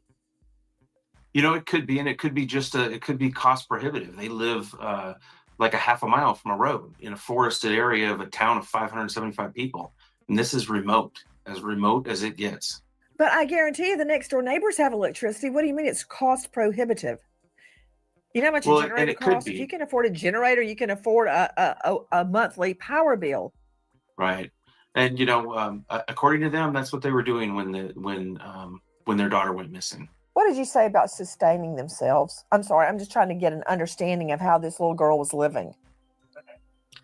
Yeah, well, like I said before, it's, you've got 4 of their 6 children living at home in a home-fashioned yurt with no power, no plumbing, Put no running water. him up. Whoa, wait a minute. A yurt. That's a fancy name for a tent. Basically, yes. Where are the other 2 children? Do we know where they are? My understanding is that they're adults and have left the home and on their own. Gee, I wonder why they'd want to get out of there. Tom, I don't want to get too far afield from the fact that Stefanie's missing. And they're conflicting stories about when she was seen last. But I want Christy Rand is joining me, special guest, in addition to Tom Green, Dr. Angie Arnold, and Alexis Tereszchuk. Christy is a volunteer searcher who does not really know the family, but took it upon herself to go out and try to find this little girl. Christy, first of all, what led you to join the search for Stefanie? I have a distant family connection to another missing person here in the state. So I've done advocacy work for that relative for about 6 or 7 years. And she had a similar circumstance of being presumed to have walked away. And in her case, hundreds of volunteers searched her area for almost a month. And the stark difference in the response for Stefanie was really what called me to her case. What was the difference, Christy?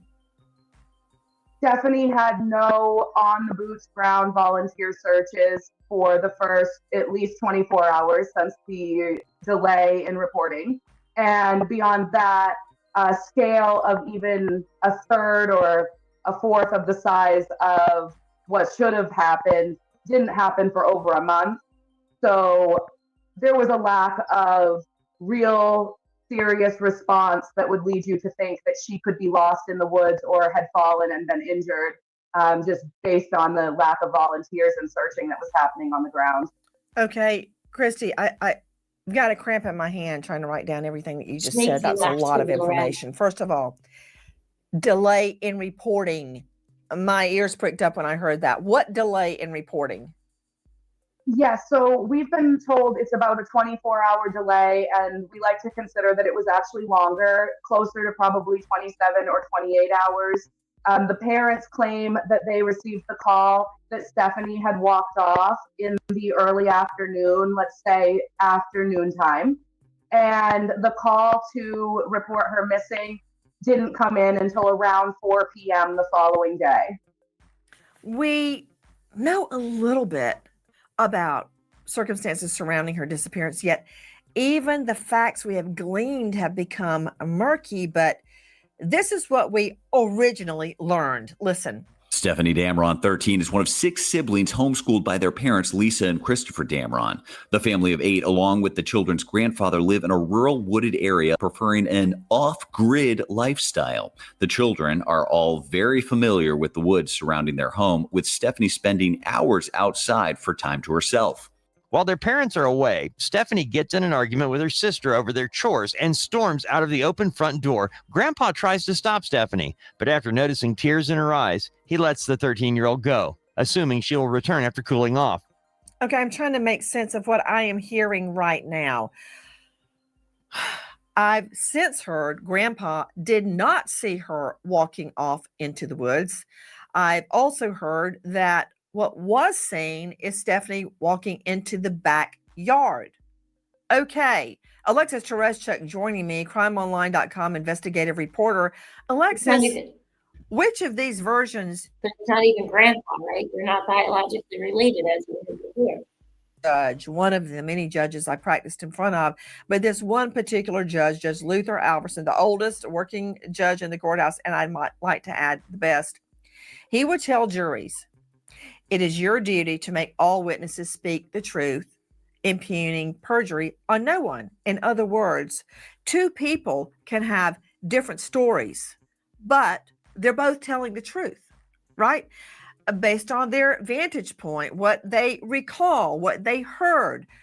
It can be true that 2 witnesses' statements can both be true, but yet they are diametrically opposed to each other.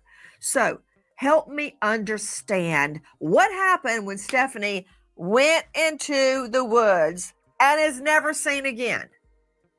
So she got in a fight with her sister. It was over the chores they have in their property. Also, are homeschooled, so she could happen to be doing her homework. It was school time. It was the fall. And anything about that, taking care of the other children, laundry, dishes, anything.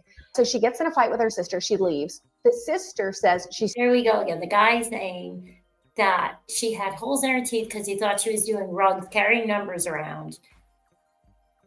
But Oh my gosh. We're supposed to think she would be doing homework and chores. Homework and chores. Chores in the trailer with no bedroom door. Sees her walk in the woods. Grandpa says he looked at her. She was crying. He wasn't going to stop her. Now, he could have just not turned around and watched her walk away. She has apparently done this a lot in the past. She gets upset. She's a teenager. She gets upset. She walks around the property. She kicks some rocks. She cools off and she comes home. So they weren't initially worried is perhaps why they didn't call the police originally. And after then 27 hours? Well, they weren't originally worried in the beginning. This is something she has done before. They've said that she has often sort of left and walked on her own. Again, they own a huge property. She could have just wanted to be outside. Is it a huge property? Christy Rand, you have searched the property before members of the volunteers were blocked by the family, according to reports, from coming back on the property to search. How big is that property, Christy? It's a good chunk of acres, and it backs up to another set of wooded land that could take you eventually out to a street, but it's going to be really dense and difficult to walk through. But just as said before, the driveway itself is over a quarter mile. So it is dense. A quarter mile, that's a 5-minute walk, max. That's a 5-minute walk. That's not that much. I mean, you have to be walking slowly to make a 20-minute mile. It's not even necessarily a driveway. So like this time of year, there is no access by vehicle. It would be walking only. It's not paved. There's no plow truck coming through in the winter like we have right now. It's covered. Okay, let me understand something. Can I see the aerial shot again, please, control room? Christy Rand, I am looking at a 365-degree view. There's nothing but trees. I see exactly what you mean. And it should be said, the neighbor directly across the street from them, that home is also empty. So walking to the end of the street, someone there, if she was walking to the road, they wouldn't have seen anything. But the reality is, isn't it true, Alexis Tereszchuk, that canines were ultimately brought out? They were, and they didn't find anything that led them to her at all. They didn't say, oh, it went right up to the street edge. We lost it here, meaning that maybe she got into a car with the person that she had contacted on this cell phone. They couldn't really find anything of her. You know, I find a lot of this to be inconsistent, but what I do know is a 13-year-old girl is missing. Listen to this. Stefanie still hasn't returned an hour and a half later. Stefanie is very familiar with the woods near their home, and they check all her usual spots, but find no trace of the 13-year-old. The family doesn't think Stefanie would have headed to the main road, but as they walk the half-mile trail leading to the street, Grandpa and some of her siblings remember hearing some kind of vehicle pass by just a few minutes after Stefanie left. Christy Rand, I thought that the parents went in town to fill out applications for jobs. That while they were gone, Stefanie argues with the sister about chores, and she tears up and walks out of the home into the woods. Now we've heard she just went into the backyard and then suddenly disappears. Now I'm hearing that they heard a car go by a quarter of a mile away on the road. They heard a car go by. I'm also hearing the father say, we got the phone call she took up off the road. When we got home, we thought she'd be back, and that would be the end of it. When he says she took off up the road, does he mean the public road or up the driveway? What does this mean? It's definitely concerning that at first the answer is we aren't sure if she would have gone to the road at all. And then we've heard a car near the road, and now it's that she took off toward the road. So that in itself can be confusing. And hearing a car on the road doesn't really, I mean, do we not expect to hear cars on the road? It was the middle of the afternoon. For all we know, that could have been a neighbor coming home, a mailman out front. I don't think there's anything significant to be heard from any of that other than discrepancies. A 13-year-old girl goes for a walk but doesn't return. The family reports hearing but not seeing a vehicle. Where is listen to, isn't it? How do you not know? Did she go in the woods? Did she go down the road? Did she get in the car? Does she even exist? It makes you think, you know? Is Stefanie Damron. It's just nuts. A lot of confusing and murky facts, but I absolutely know this, that police were not called the entire evening. She was not reported missing until first thing the following morning. Now, I don't understand that. To Christy Rand, have you ever gotten an explanation why the parents went overnight without reporting their 13-year-old girl was gone? Do I have that timeline correct? She was not reported missing till the next morning? The earliest confirmation that we've gotten for the reason that happened is that they were under the assumption that you needed to wait 24 hours to report missing. And so they were supposedly waiting for that 24-hour mark. And unfortunately, they weren't waiting by the clock and missed the 24-hour mark before making the phone call. And as far as the quote saying that they were in the woods screaming and looking for her, you know, that leading up to that 24-hour mark, there are no neighbors that ever received a knock from them. If they were out looking for those 24 hours, it was not to a neighbor. Chrissy, how close is the home to, say, for instance, a convenience store? Miles. 10 miles, 20 miles, 1 mile? I'm not comfortable saying for sure, but I would say about 10 miles. It would be a lengthy walk for a teenage girl to be going to the local gas station on foot. Her closest neighbors would have been safer locations for her to go, where they have figurative Uncle Andrew who lives nearby. There are other people on their street that she would have been more likely to walk to before attempting to reach town. Okay, let me understand something. Tom Green and I both say the family lived in a yurt, which is a glorified tent. You say, no, it's not a yurt. Then what is it? So I'm also from Maine, where we have homesteads here. There's a lot of people who choose to live kind of an alternative homesteading lifestyle. And to me, a yurt would be a solid structure built to withstand the elements of Maine's weather. You could potentially have wood stove in there, and it would come in a way that it's built to last and provide protection from the elements and anything else you need to sustain yourself long term over winters. There are people who rent them for Airbnbs and anything and beyond up here. What they have, I call a DIY version of that, where they have a handmade center structure that they've extended with tent-like structures off of the perimeter to create a DIY version of a tent. So they're living in a tent-like structure. Does each child have their own space, or are they all in one room? They have small, separate room-like living quarters. They wouldn't be what we consider rooms with our own windows and doors, but they would be separated from each other for a little bit of privacy. There's no indoor bathroom or anything like that. So it isn't it's not the structure that we would all want to see our kids raised in, but for people who are choosing an alternative lifestyle, it could be seen as fit.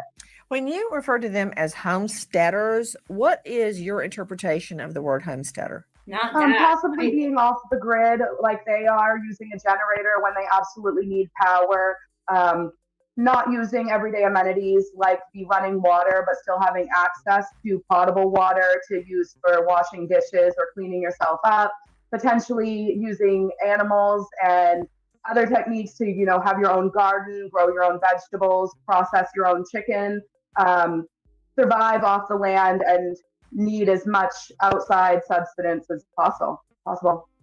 Okay, Dr. Angela Arnold joining me, renowned psychiatrist. Joining us out of the Atlanta jurisdiction, voted my Buckhead's best psychiatric practice of 22, 23, and 24. Dr. Angie, I'm not judging. I don't care.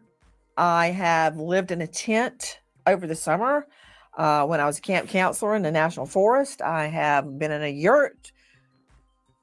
I certainly don't live that way now with the children and my mother living with us. But that said, I don't care how these people live. What I do care about is the fact that, quote, off the grid and homesteading, homeschooling, that gives a lot less eyes on the child. I can't even figure out when she was last seen, for Pete's sake. Well, and my big question is why, Nancy, why are they living like this? Like it makes us wonder if they're running away from something. And Exactly. And this little girl at 13 or 14 years old sounds like she may be getting tired of this way of living. Oftentimes when people run away, they can either be running away from something that's going on in the home environment, or they can also actually be running towards something that they're looking for. Okay, so remember that they could be running away or towards something else. Mhm. So we're all questioning this way of life. What about the other 4 children? Are they questioning this way of life? I mean, you become Dr. Angie, I'm not questioning their way of life. This is America. It's not communist China where they know everything you're thinking and doing. But is the little girl questioning their way of life? And is she running away from something that's going on in the home? Or is she running towards another way of life that she would prefer to live? That's my question in all of this, because I don't believe we have enough information past that. The girl is gone. Well, there's lots of information now from that neighbor Andrew guy, right? Talking about the rugs and the notes and the scene, talking to different people, and the other neighbor saying to give her a ride to go meet some guy in a car or something. I mean, there's a lot of stuff now. Wonder if she did a follow-up yet. Was she running away from something, or was she running towards something? Okay, Nancy? And all we know is that that little girl is gone. Please join us on our mission to find missing people, especially children, to solve unsolved homicides. If you're on the go, catch us on your favorite podcast app where you can get all of our content where we, in our own way, seek justice. Despite extensive investigative efforts, including a neighborhood canvas and video search, along with an expansive grid search utilizing canines from... Explain what happened.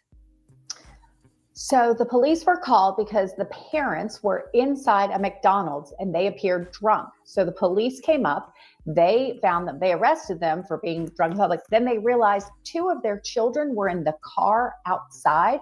So the parents weren't even taking care of the children that were in the car.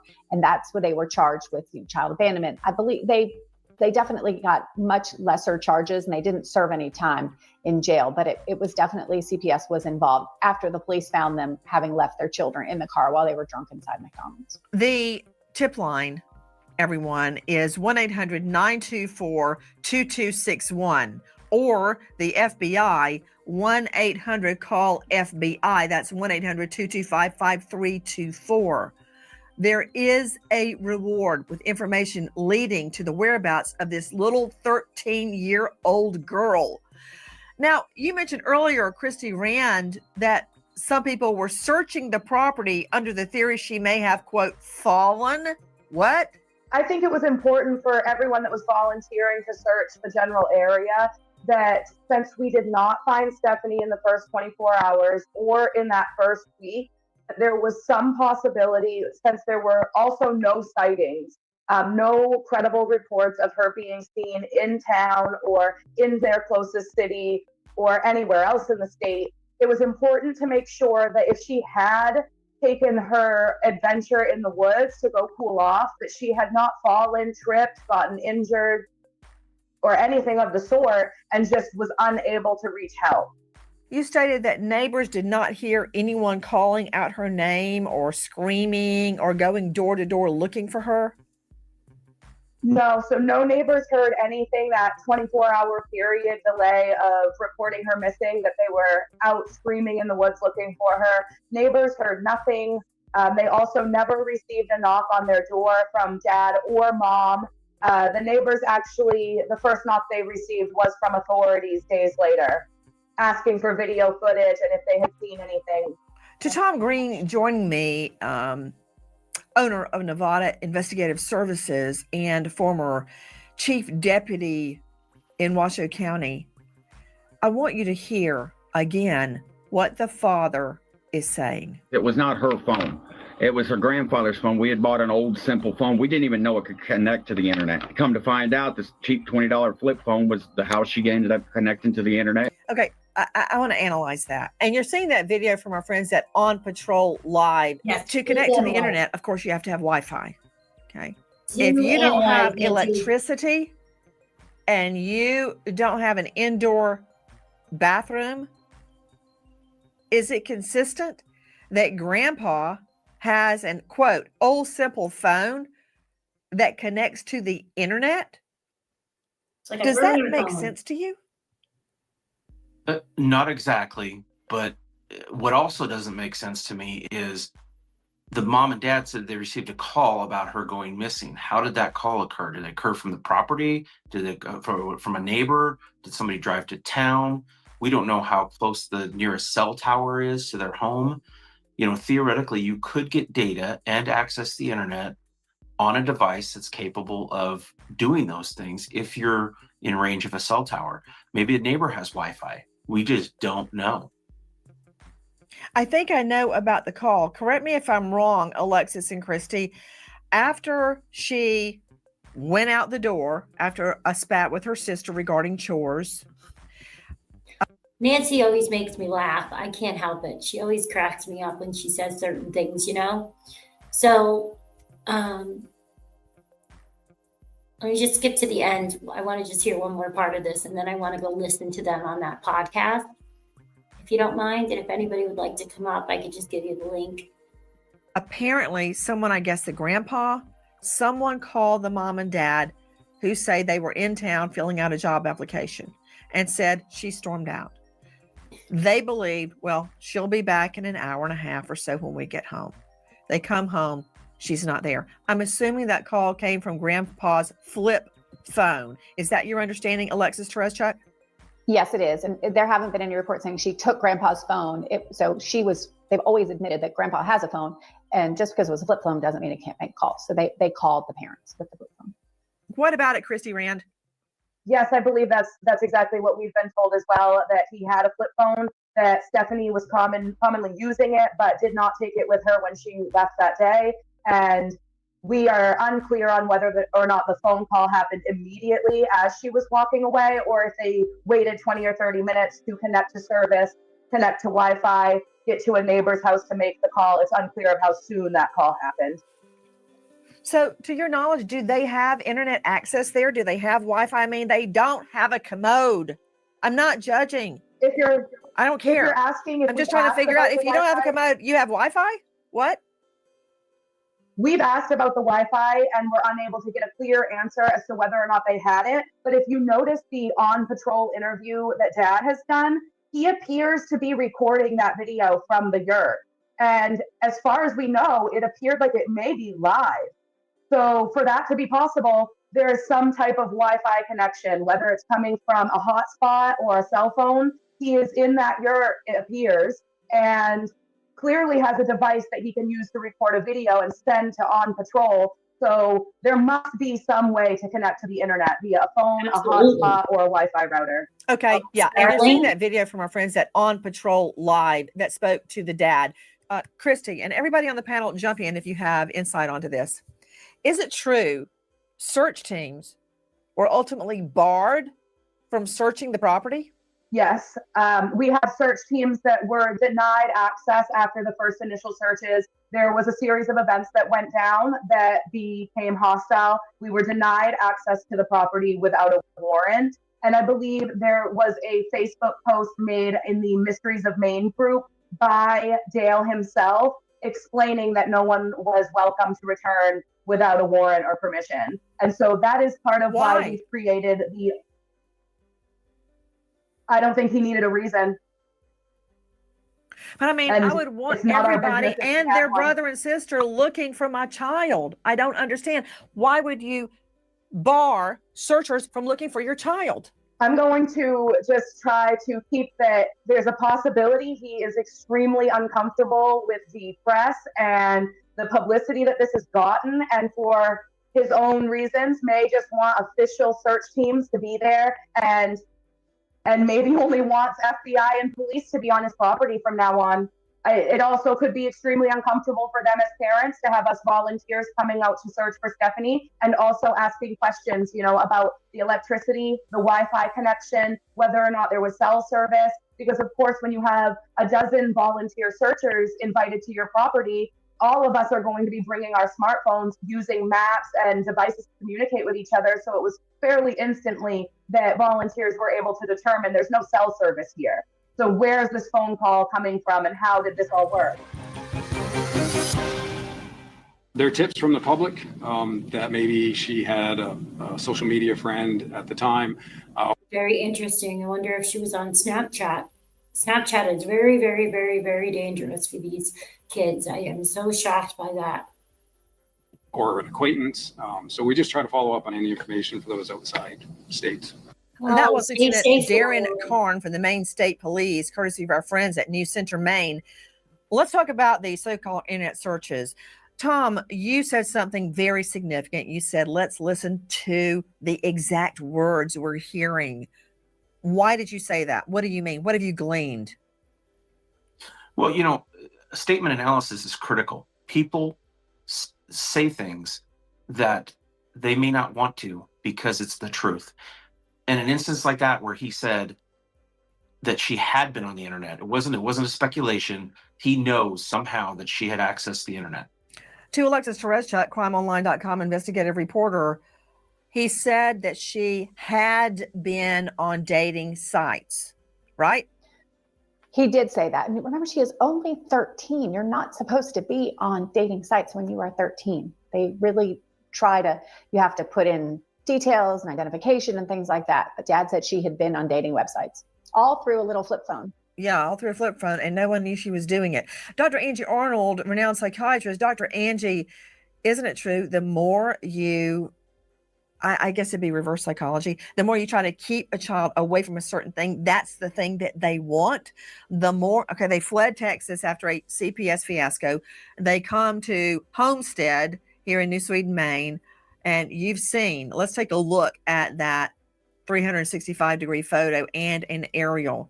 You can't get your child much further away from society, from school, from other people, from other children than here, and still live in the U.S. It's on the Canadian border. So they try so much to keep the child away that that's exactly what Stefanie did. Nancy, they don't go to school. They don't have a phone. So if this child can gain access to a phone via her grandfather, and she's vulnerable because of her age, okay, what else is she going to do but look at some sort of a website where she could possibly find someone else to talk to? So she is very much vulnerable, and she could be a victim to any number of things that can happen to her on the internet. But oftentimes children will reach out when they get the opportunity because they feel so pinned down by all of this isolation that the parents are trying to, you know, sometimes under the guise of keeping them safe. I don't know much about this family, but there are a lot of conspiracy theorists out there. They don't want children to hear other things that are going on in the world. And so she very well could have reached out on the only Well, it seems to device me, in the getting back to the facts that we know, Tom Green, if the authorities, if LE, law enforcement, took all the devices and looked at them, wouldn't they know which dating sites she had allegedly gone to? And if so, who would be her social media friend? And then find that person? It's not rocket science. I agree with you. And the fact that the FBI is still involved makes it seem that it's less of a chance that she ran away and is deceased in the woods, God forbid. and that there's more of a chance that she either got picked up, met someone, something like that, and is in a vulnerable state because of her age. Christy Rand, there was recently a vigil. A vigil was held for Stefanie to keep her disappearance in the news media. Did you attend the vigil? I did not. Christy, you have devoted so much of your time to try to find Stefanie. Why did you not go to the vigil?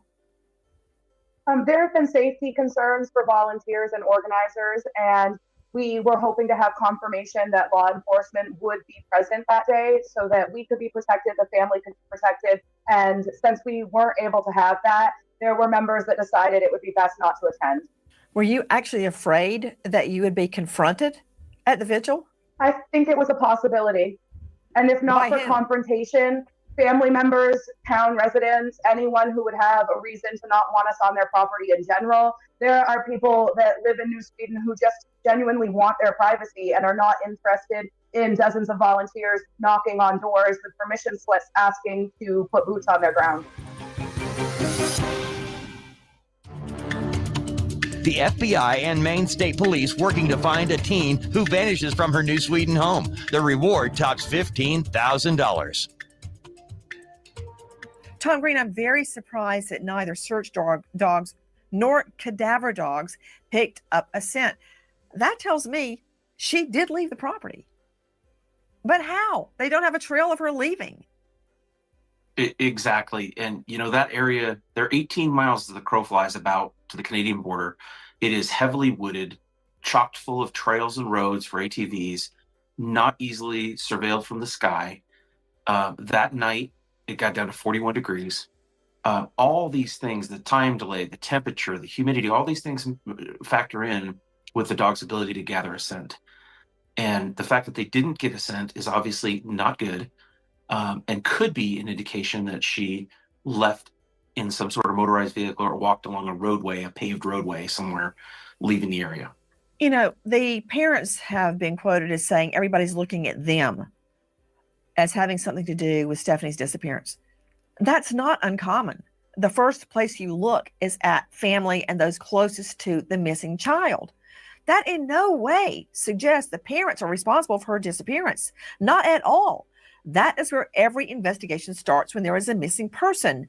Now, regarding hearing a vehicle, they are quoted, the family is quoted as saying they don't know if it was a vehicle, a four-wheeler, a motorcycle, and by the time anyone got to the road, the vehicle was already gone.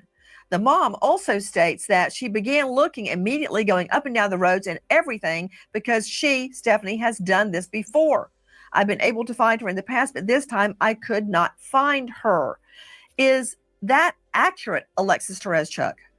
That is, absolutely. They said that she had a history of leaving the property, running up. They would call it running away, but she didn't run away. She was just on their big property. She was hiding in the woods, hiding in different places. They always found her to come back. So that was one of the reasons why they weren't as panicked as if she had not had this history of doing this. They would have said immediately, let's find her. But this was something she had done before. So it didn't raise a red flag for them right away. Christy Rand, who has searched repeatedly for Stefanie. Christy, you stated that their property backs up against a much bigger and more densely wooded area. Has that area been searched? It does.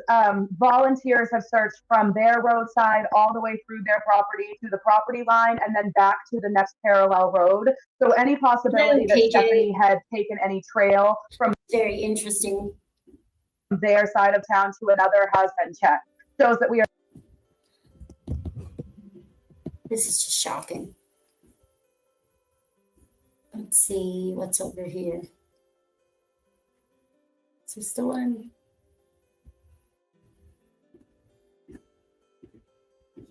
Let's see.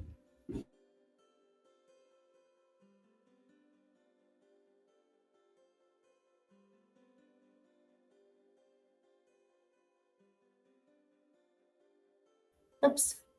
Sorry. So what else was on this one?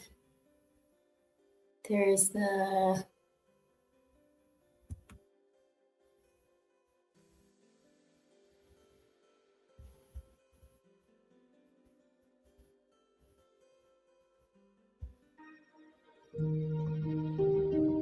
Here's Stefanie.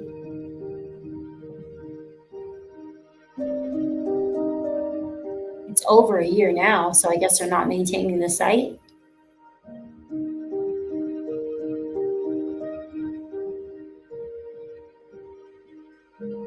In shot. Oh.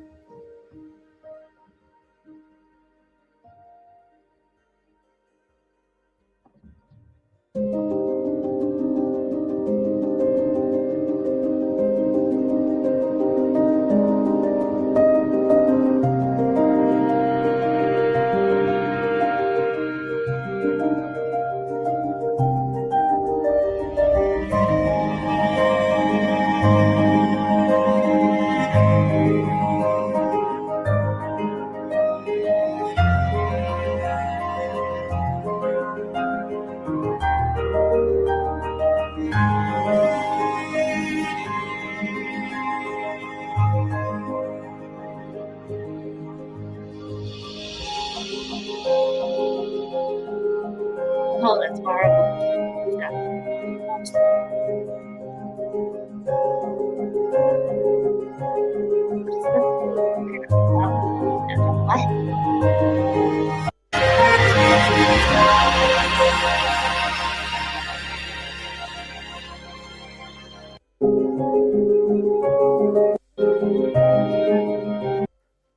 Wear a flower wreath at the Midsommar Festival in New Sweden. Did they even go to those things? Didn't sound like they went. Oh, look, the Facebook page is linked.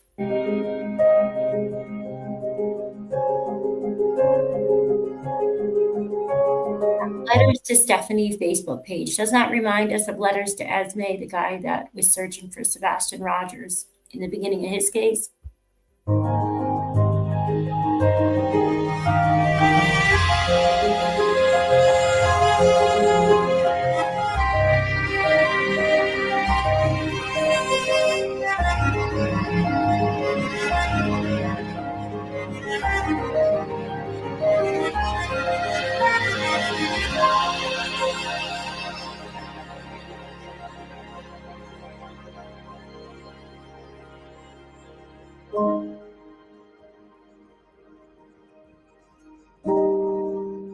So did they just stop maintaining the page?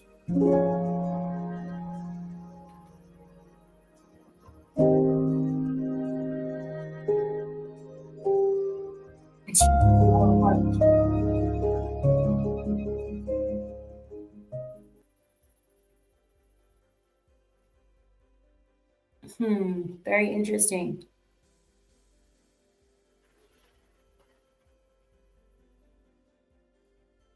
Well, I wish they would maintain the page. She's now 15 then, if her birthday was in October. And it's been over a year since she went missing, right?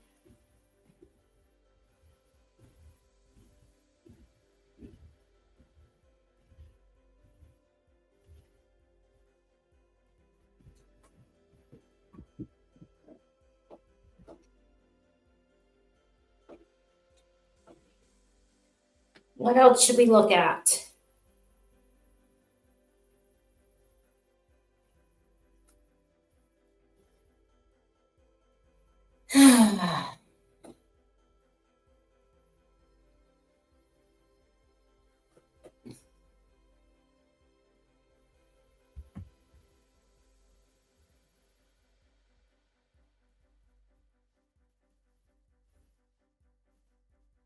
Now let's remember what the FBI said, right?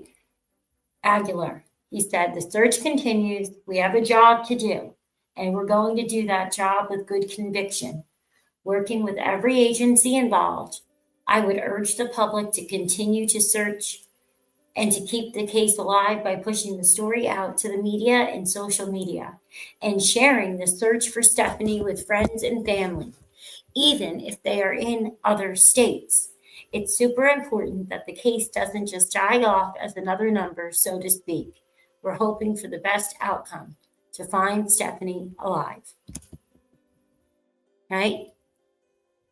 They want us to keep talking and keep people looking.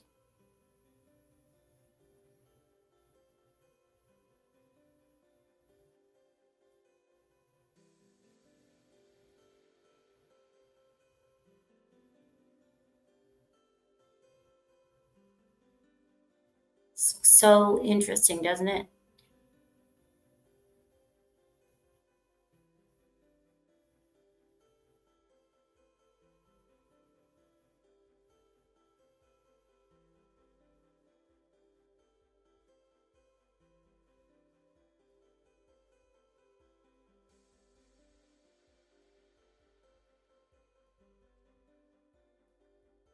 Huh.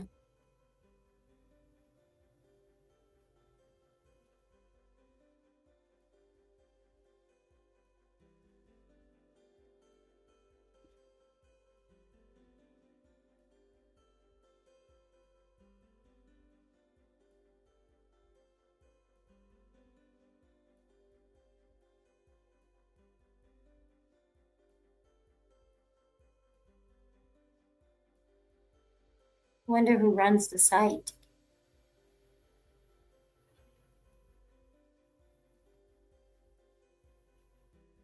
Submit a tip to the FBI is on their website. Huh.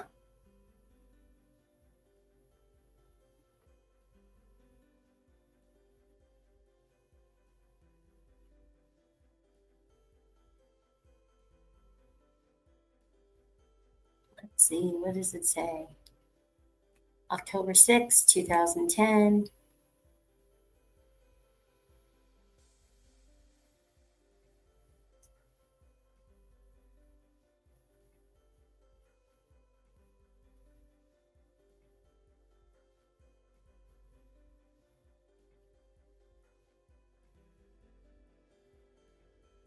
Her family has resided in West Virginia, Texas, Illinois, and eventually Maine. Her mom is originally from Georgia, and her dad is originally from West Virginia, and also resided in Florida and Rhode Island.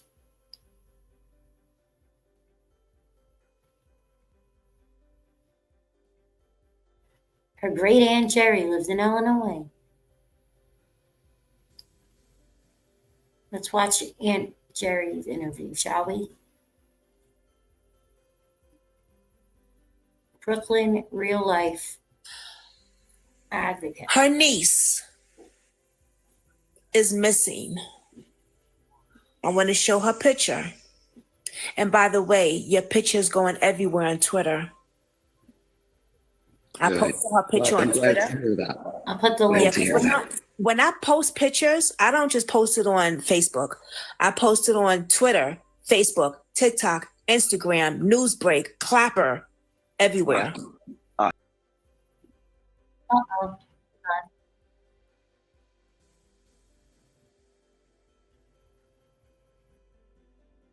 A lot of people also reposted it. So I can't see it right here. It went up. It was 425 likes. And I can't see that number right there. I don't know. Let's see when she starts talking about Stefanie. Ooh. The house is approximately half a mile long from the house on the road, Princess. Yes, I see her comment. Ailey Marie. Yes. Aw. That's what they thought she was going to be doing again, but she wasn't. Does she have does she have a phone? Don't know if she has a phone with her. The only phone she was able to use was her grandfather's or the parents' phone, but they believe that she could have possibly gotten a hold of a phone. Does she have a laptop? There's like there's 2 or 3 personal computers, little laptops in the home. They were all turned over to the FBI investigators. Was there boots on the ground out there so far looking for her? There's been a lot of ground searches out there. The FBI conducted ground search with dogs, with cadaver dogs. The general public just had a ground search last Saturday where they did find some items, but they didn't find her. They found some items believed to have been hers. Okay. They also found items that could have been from the other children as well, because they do play in that area out there in the woods. So a couple of items they found, such as colored pencils, they don't were hers. You know, they believe that was siblings, the younger Right. ones. Other kids that play out there and stuff like that. Has there been any other missing children in that area? Oh, there's several missing children that there have been missing children that have been found, but there's also missing children throughout Maine that have not been found. Has it been recent? Any kids that's been missing recent? There was 2 girls and a boy missing as of recent. 2 girls have been found, but the 17-year-old boy is still missing. Wow. Wow. Okay. Whew. The house is approximately a half a mile long from the house on the road, Princess. Yes, I see her comment, Ailey Marie. Yes, that is so true. Unfortunately, there are a lot of missing people in Maine. I never knew until my niece went missing how high the statistics are over there. Northern Maine and Canada has a high rate of sex trafficking, very high rate. I didn't know that until we talked, because this is the first case I've got on missing person in Maine. It's always Texas and Florida and, I've never had a case in Maine. Oh, wow. I've never had a case in Maine. Wow, dozens of forest populations. There's a river. There's a river close to there. I don't know if I can, but there is a river that runs not far from them. I want to say about 2 miles from their property. I don't believe the FBI investigators went back there, but I know mom, dad, brother, and a couple of neighbors they got together have been back there. They've walked that riverbank. Was anybody questioned, or maybe people what about her friends? Does she have friends? They're very secluded. The children are homeschooled. Unfortunately, there isn't a whole lot of association outside of the family. I mean, they do some family things, don't get me wrong, maybe go for bowling or, a movie or dinner, pizza night, but they keep their children very secluded. They used to live in Texas and they moved away from there. This was like their dream to move off grid. They said that the dad said, Little Red, that it was 2 a year and that they had been there 4 years. But then from what we've been learning tonight and what I've been reading in these articles, it seems like they were there 3 years. It's kind of hard to determine. So there had to be quite a lot of CPS reports then, because he admitted to 2 a year for 4 years. That's 8. And now 4 years later, oh my they're gosh, going through this. Right. How long they been out there? Almost 4 years. 4 years? Wow. What was the other siblings? How do they feel about this? I mean, they got into an argument. Now she's missing. It's affecting all of them. It's affecting everybody, right? Really deeply. Where mama used to, let her kids run out and play. They're in a dense forest. They don't hardly have neighbors. Now the little ones, which I know they're very confused on all of it, they're not able to go. Yeah, they're not. She's been alarmed, missing the kids. No, they've got to be in her eyesight now. She can't let them go and play without. We could go back and watch. That's not the way that the dad made it sound, right? He made it sound like they were happier that they lived this way, right? Since they went missing. But it was hard to really understand because we didn't hear what they were saying before in that interview, in the 1 hour special. Becoming hysterical. Right. I know it's affected the real little kids. Wow. Can you describe her? Her height, eye color? When she went missing, she had brown, shoulder-length hair. I agree, Little Red. I agree. How would they still have their children now is what I'm confused. Can you describe her? Her height, eye color? When she went missing, she had brown, shoulder-length hair. She has green eyes. She's about 5 foot tall and approximately between 100 and 130 pounds. Stefanie may have dyed her hair. One of the tips that I received was from someone closer into southern Maine. I don't know how far Buxton, Hannaford is exactly from New Sweden, but I got a tip from that area. Someone thought that they had seen Stefanie with blue hair. But I sent that over to the FBI, and I know that tip has now been investigated. There was a tip from a Walmart in their area that was also investigated. They've received tips from Canada, and I believe that's why they have expanded the search over into Canada now. If you go about 30 minutes from where Stefanie's New Sweden is, you can be to the Canadian border. Yeah, I was going to say, I'm glad you said Walmart, because I was going to say, is there any stores over there? Yeah, they do have we got Walmart. ShopRite, Walmart. Yeah. Nothing. But it's not in New Sweden. New Sweden is just heavy populated forest. It's a very small, I believe probably 500-600 people. There's nothing in New Sweden per se. There's not a Walmart. It's not a big area. Oh, it's There's small. not. Wow. Okay. Let's talk about, does she, oh my God, because I want to be careful what I say. People that she might call family,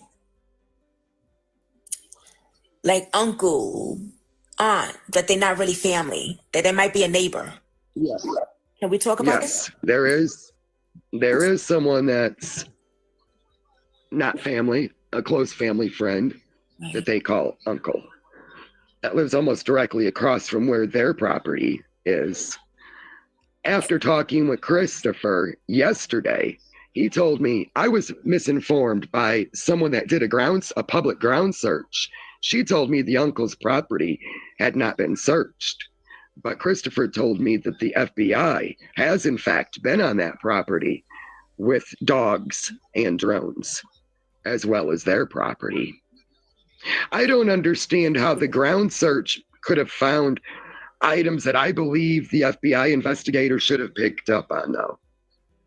There was items found that, I don't know, I believe the FBI investigator should have picked up on them items. It shouldn't have been the public ground search that found them items. They were put there after. They wasn't doing a good search. Christopher, I can't say the exact location because I'm not supposed to. I wish I could tell the exact location on here. No, you don't have to. But there's a river that runs fairly close to them that Christopher and Lisa have both several times now asked the investigators to go back there and search that river. I know they haven't as of yet. Now I know the family has, and a particular neighbor that has tried to help them that has an ATV and can get back there has rode along the riverbank. But as far as I know, the investigators have not been back there.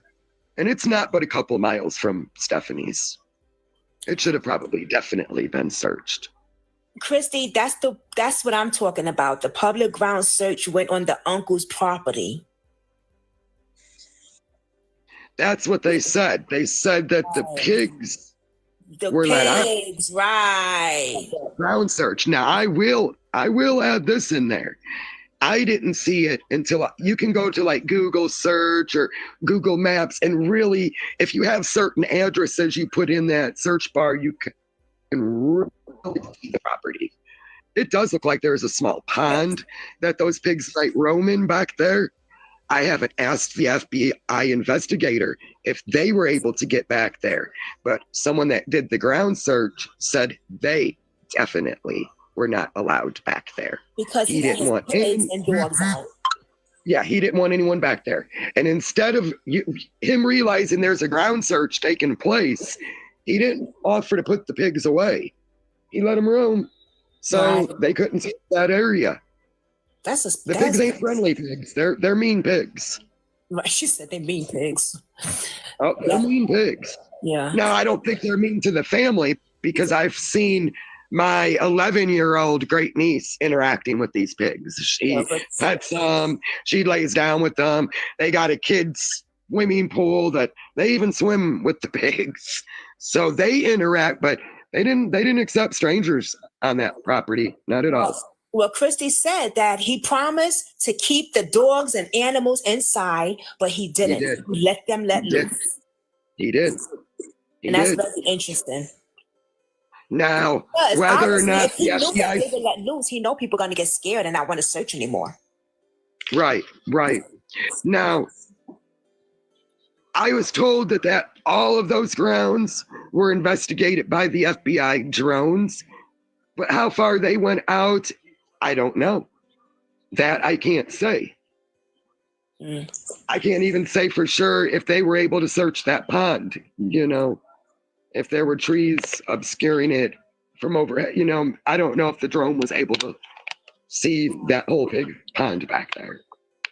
Christy said, yeah, the dog scared the girl and left. That's what I'm saying. Because he knew that once he put them animals out, people going to be scared. I would be scared too. So, Now, I like animals. I'm going to be scared. Christopher and Lisa, they have dogs, but they kept all of their dogs contained in cages while they were doing that search. There wasn't not one dog let loose. Their dogs were kept in cages. I don't know why the uncle would choose to let his dogs loose during that search. But he knew why. Yes, he could have. He knew why. He knew that that's just going to scare everybody away, and they would stop searching. And that would make you wonder, right? It does. It makes you wonder. They need to go back there. I wonder who the uncle is. And do another search. The FBI, whoever. I'm hoping that's what they're trying to proceed with right now. From my understandings, they are supposed to go back there. And yes, Princess, you're right. He did know when the search was. The lady, one of the ladies who conducted the search had actually spoke with him, and he said he had no problem. I don't know if I can share screenshots, but I have a screenshot of him saying, I will help in any way that I can. And then that next morning at 8:30 a.m., right when the search began, he's letting out pigs and dogs that were not friendly. Interesting. That seems odd. Yeah, That's not helping out in any way that you can. That's very interesting. I myself, if I would have been there, I would have been out joining in the search. Right. Instead of letting my animals out. Right. I would have been more helpful. I would have said, hey, my property goes this far, or, how many acres my property was wide and long. But he didn't share none of that. They had to do their own search to even determine how far the uncle's property runs. Yeah, they're not going to do it without a search warrant again. That's for sure. They need a search warrant to go back there anyway. It was my child. That property would have been fully cleared way before now. Yes, you would think so. Yeah. Now, I know any neighbor that was like within, I believe, a 5 to 7 mile radius, they did go and review cameras. People, that have their own personal cameras on their property. And they did get to review several cameras, but unfortunately nothing was found on the cameras. And I believe they might have even viewed some traffic cams. Are we going to touch on the stolen? What's interesting is that the whole pig thing, I remember, I can't remember the documentary I was watching, but they'll eat a lot of stuff depending, but you can never get rid of certain things. There's still going to be some things remaining from what I remember learning about that. What was I can't remember what the heck I was watching. And that's unbelievable, KJ. That's like, my gosh, to see them everywhere like that. I can't imagine. And truck? I heard about a truck incident just a couple days ago. I did ask Lisa about it. She says that Stefanie wasn't brought home at 1 o'clock in the morning. Okay, before we get into that, because people don't know what you're talking about. So let's just go back a little bit. There's a neighbor, an 80-year-old neighbor. Okay. I'm not sure exactly how far from them. I want to say less than a mile, that said he caught Stefanie trying to take a truck of his 3 weeks before Stefanie went missing. And he supposedly dropped her back off at the uncle's property. That man has been questioned 3 times. And I mean, they questioned him intensively. So I believe his story has to align. Yes, there probably was.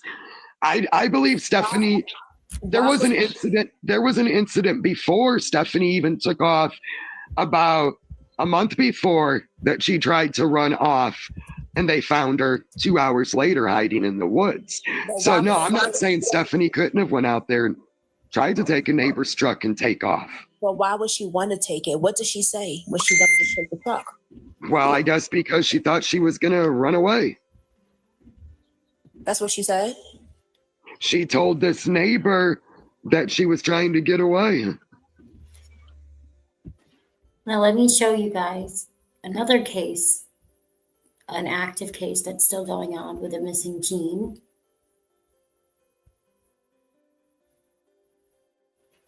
This is in June. He went missing on June 12th, 2023. A 13-year-old vanished with survival guides, a gun, and a van. The last Snapchat from James Yoblonski read like a goodbye. Shared in a video on Snapchat shortly after the 13-year-old went missing. I want to explain it, but I don't know how. I'm scared, sad. I have no emotions anymore. I've lost them. Anything. My brain is, something happened. In June 2023, James took his father's van and gun. He drove south to Devil's Lake State Park. 10,000 acres of wilderness, the perfect proving ground for a boy obsessed with survival. But James hasn't been seen since. His father believes he wasn't alone. Bill Yoblonski fears someone coaxed his son into disappearing. What do you think happened to James Yoblonski? Comment your theory below. I think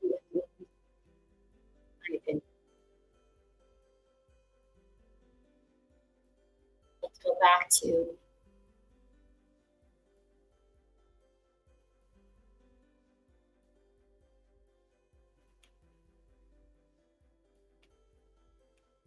over the next week of Mommin's marathon.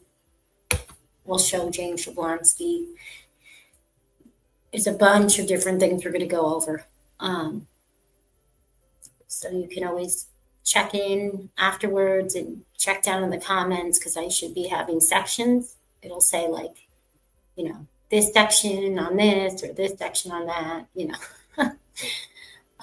because he doesn't get a lot of attention really that I've seen.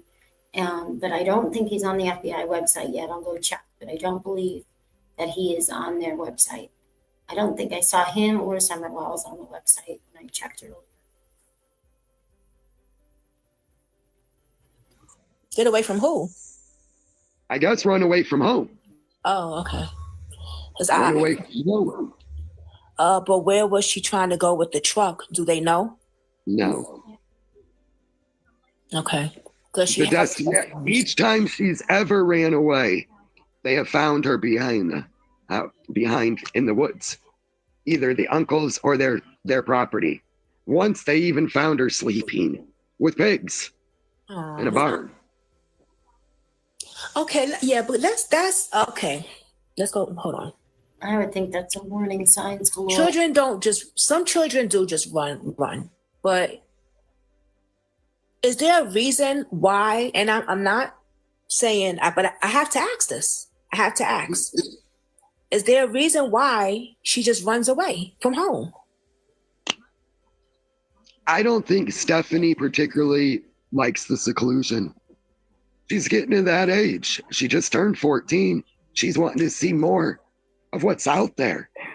And I can't hate on them because they want to keep their children so secluded. Who am I to judge and say, hey, your kids should be going to high school. Your kids shouldn't be homeschooled. But I feel that Stefanie is craving that much more than the other children. Natty, the 11-year-old, she loves homeschool. She don't want to go. I have talked to her. Natty, tell TT, do you miss that you don't get to go to school and make friends and join sports and, maybe be a cheerleader? She'll say, no, TT, I don't want to go to school. When I went to school in Texas, I was bullied all the time. Aw. I believe it too. These kids are something else in school. They've always been a family that has had farm animals, pigs, chickens, goats, stuff like that. And kids can be cruel. Come on, we know it. They're not a rich family. They're hillbillies. I'm not going to lie. My family is a bunch of hillbillies. We got people in the Appalachian Mountains. We're hillbillies. That's okay. Do I live in a yurt? No. Would I ever live in a yurt? No. But some people do. Some people do. And it's very common in Maine and New England. It's better. It's healthier living in a damn farm because let me tell you something. You got make it do your own eggs, your own chickens. You know how much money we spending out here? I don't know if I could do goat's milk. I don't want goat's milk, but they like it. But the eggs. Yeah, the eggs, yeah. They don't buy no eggs. Shoot, I've heard, and Natty's proud of this. She's even set up a little road. You do so much of this without living in a yurt in the middle of nowhere and never socializing your children and them not having a bedroom door to have privacy, there's just no reason for that. I loved my homesteading, and I only had an acre on our main property. And then we have, 30 something acres. And it's like, when I hear these stories, it's just like that. No. Mm-mm. That's not how it all is. A lot of it is just about growing your fresh fruits and vegetables, and having fresh produce pretty much, and dairy. It's not. I still went to the grocery store all the time. You know how much you have to have a running farm if you're actually going to try to even remotely live off of anything yourself. So when they talk about it, I didn't see a homestead in that way when we looked at those videos. I didn't see, animals that were all different and cared for, and gardens. I didn't see fall, winter, spring, summer beds, nothing, not to be judgy, but side table and sold chicken eggs before over the summer. Yeah, she's proud of that. She'll put the money she makes from selling eggs back into her chickens. Yeah. She's raised prize chickens that have run trophies and blue ribbons. Yeah. No, the reason I ask because I have to ask because people are going to ask that on internet. People are going to wonder. People are going to ask. And I'm a type of person that one thing about me, I'm going to keep it 100, right? And I'm going to ask because if I don't ask, they're going to ask you anyway. Right. And it's not nothing like I'm thinking, is she getting beaten on? It wasn't nothing like that. It's just a simple thing. I'll add this. Why did she get away? Why did she run away? I wasn't told that I can't share this, so I'm going to share it. In the investigation of the PC, the laptop, one of the PCs in the home, they did find that Stefanie was corresponding with older men on Facebook. One of them was 32 years old. Another one is in his 50s. This one that is in his 50s, a lot of people can't see Stefanie's friends on Facebook. I believe it's set as private, but this man went as fuck off. That was his name on Facebook. He has probably 15 accounts. And I know that man has been questioned several times now. People can't see Stefanie's friends on Facebook. I believe it's set as private. But this man went as fuck off. That was his name on Facebook. He has probably 15 accounts. And I know that man has been questioned several times now. Several times. He has many young teenage girls, 12-year-olds on his Facebook. And that's why, see, this is why I be asking parent, is there a reason why your teenagers run away from home sometimes? His first name is Stefan, like it's spelled Stephen, and he's from that area. He has family in that area. Okay. They were able to, the FBI was able to identify him, get this, because they know the man well. He's been involved in drugs. Yeah, they know him very well. They knew exactly who he was when they seen his pictures. Okay. So I wonder if they... I know he's been questioned by an FBI investigator named Andrew. Okay. I'm wondering if they questioned the other men that she was talking to. I believe, I hope so. This lead is absolutely horrible, and I hate it for her. Now this was on Pops's phone, Grandpa's phone. This wasn't on Facebook. On Grandpa's phone, after Katie. After that truck incident, or one of the times they found her hiding in the woods, some weird number had called Grandpa's phone. So Dad called that number back, and he said, if you are corresponding with my daughter, she is 13 years old, and we're tracing this phone right now. Well, when the FBI tried to investigate that number, they couldn't even find nothing on that particular phone number. Because he said we're tracing this number right now. But Christopher, he heard the man's voice. He said hello, everything. But yet they couldn't find nothing on that particular phone number. I would have never seen us tracing this phone right now. After that incident is when they told me that the reason they brought in the FBI that they did is because these investigators they got working the case now are able to go into Canada. And they are.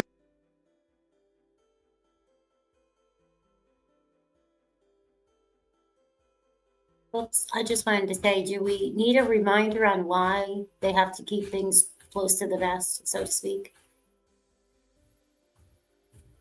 Because people can't help themselves. They just say everything.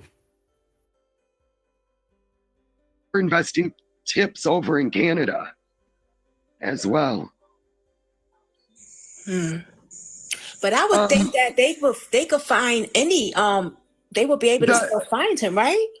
The FBI officer that's named Andrew, he was actually called in. The next interview we're going to see, I think he has an angry outburst.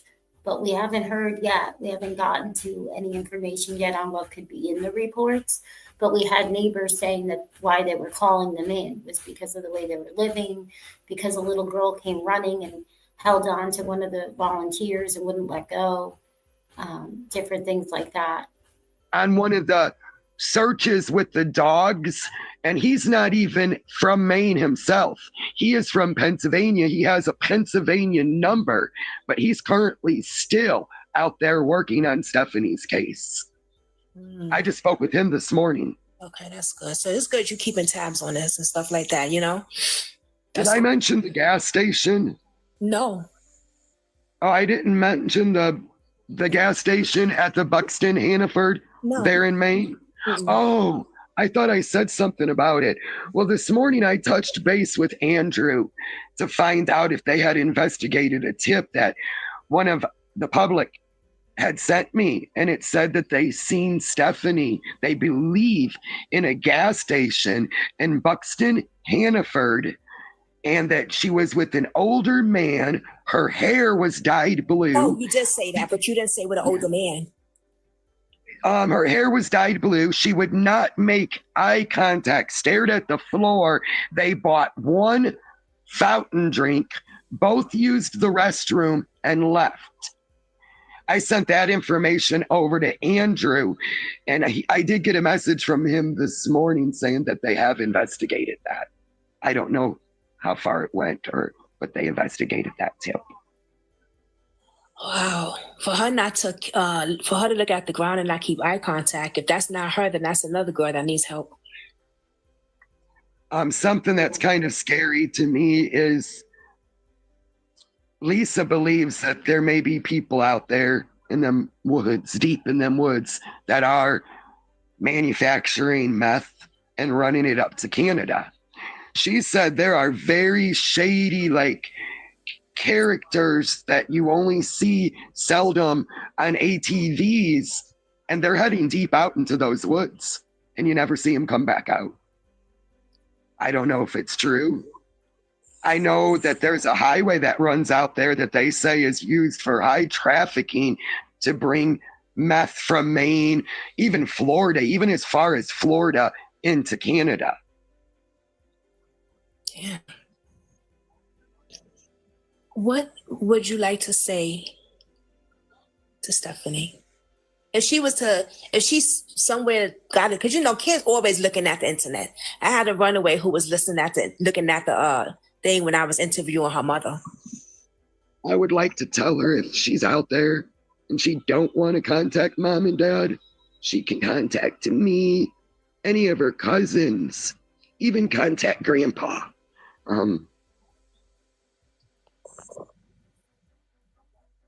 Contact my mom. It's okay.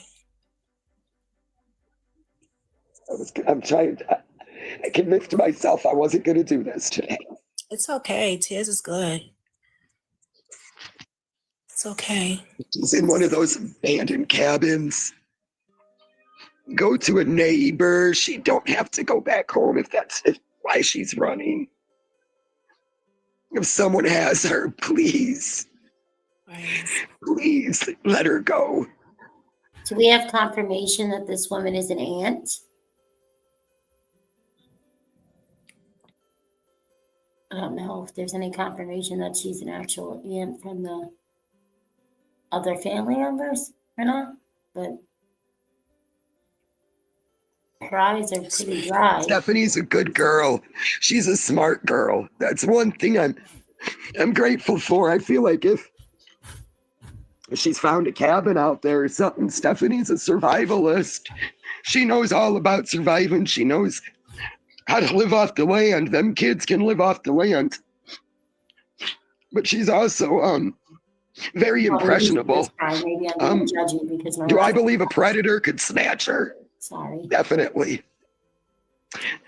Do I believe she would have talked and trusted someone? Yes. Sadly, even an old man. Stefanie is so close to her grandpa. That's like one of her closest family members.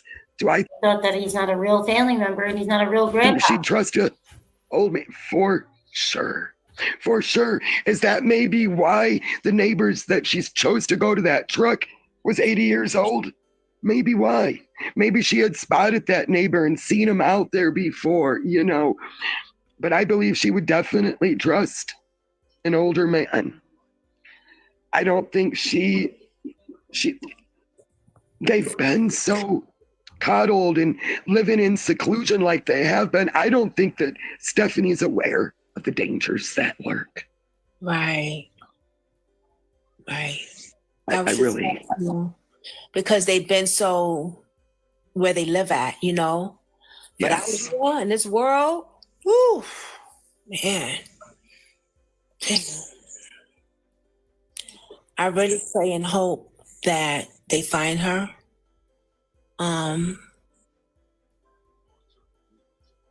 If the person does have her, I pray and hope that he just lets her go. Me too. Because nothing good is going to come out of it. Or that she finds a way to get away. The FBI is involved. Okay, I'm just praying. They've got FBI involved from so many states. That's kind of alarming to me, because a lot of cases you don't see it. I'm sorry. Andrew's from Pennsylvania. They've got ones from Boston. Hold on, I gotta rewind this. That's just weird about how close she is with the older men. She's a little girl living in a house without a door, and it's not even allegedly the real biological grandfather. So, oh God. Okay, I'm just praying. They've got FBI involved from so many states. That's kind of alarming to me, because a lot of cases you don't see it.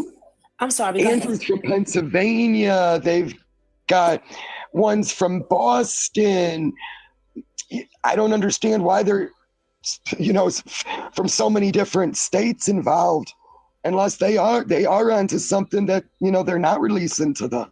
Of course, they're not going to release anything. I mean, it's almost like people are upset that this is big, and I don't understand. Wouldn't you be grateful to God? I would be so grateful. God, I can't even imagine how many parents would pray and probably are praying every night for the FBI to take over and get their child brought home. And it's not going to happen because there's nothing that indicates that they're going to be able to get them to get involved, right? So to me, when I see this, I never can rationalize the behaviors, It's hard not to be critical when we watch things, when we're looking at these cases. And I feel bad about if it comes across that I'm judging the individual. I don't know this woman from a hole in the wall. And if she's, going through a loss and,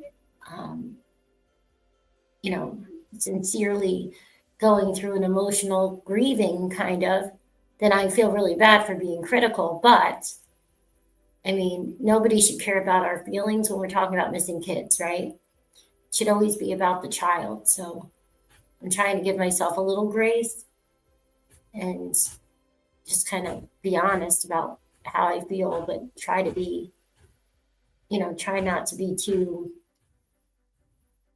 I don't want to be mean, you know what I mean? But it's really hard when you're listening to this. How could you people be okay with her sleeping and being close to older men? What the hell is wrong with you? I'm sorry, I can't help it, Can't help it. General public. Wait, did you just say the FBI from every state is involved? From Pennsylvania and Boston, most definitely. The FBI officer that I got his phone number, Andrew, he's from Pennsylvania. Right. You did say that. That's right. It's a Pennsylvania phone number. He told me himself that he is from Pennsylvania. That he's working Stefanie's case, but he's from Pennsylvania. He's probably not an FBI. How would she know if she's not calling the FBI? What is going on right now? And he can also travel into Canada, he said. You did say that too. And I never thought about why though. That's a good thing. Because we don't see the FBI. We barely see the FBI working in cases.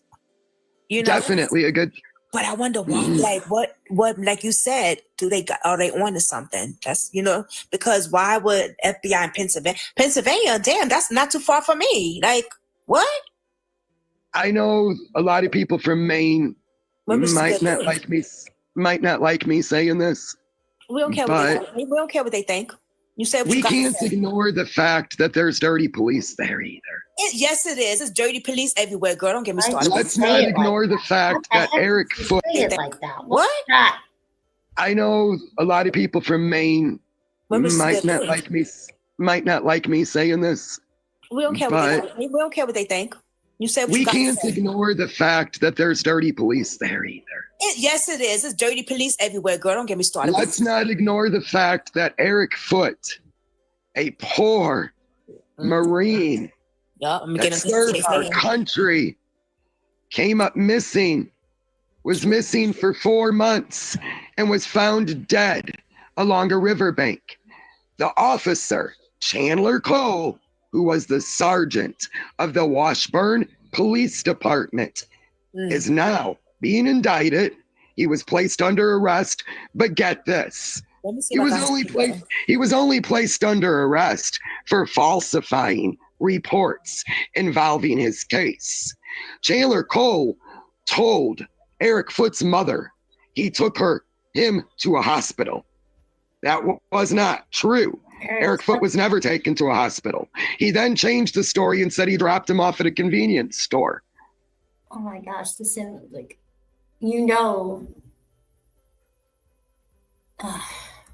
that was not true. I'm gonna get my drink and I'll give you my commentary in a moment, and then I'm going to bed for a little while longer. And then we're going to have the marathon continue. Convenience store cameras showed he was never dropped off at that location. They found that poor man's body 4 months later along the river. Chandler Cole is walking around on a $2,000 bond right now. as we speak. Atena Shaw is a young woman who is still missing out there. Chandler Cole closed her case. It's now been reopened. That Washburn Police Department has now been completely closed down.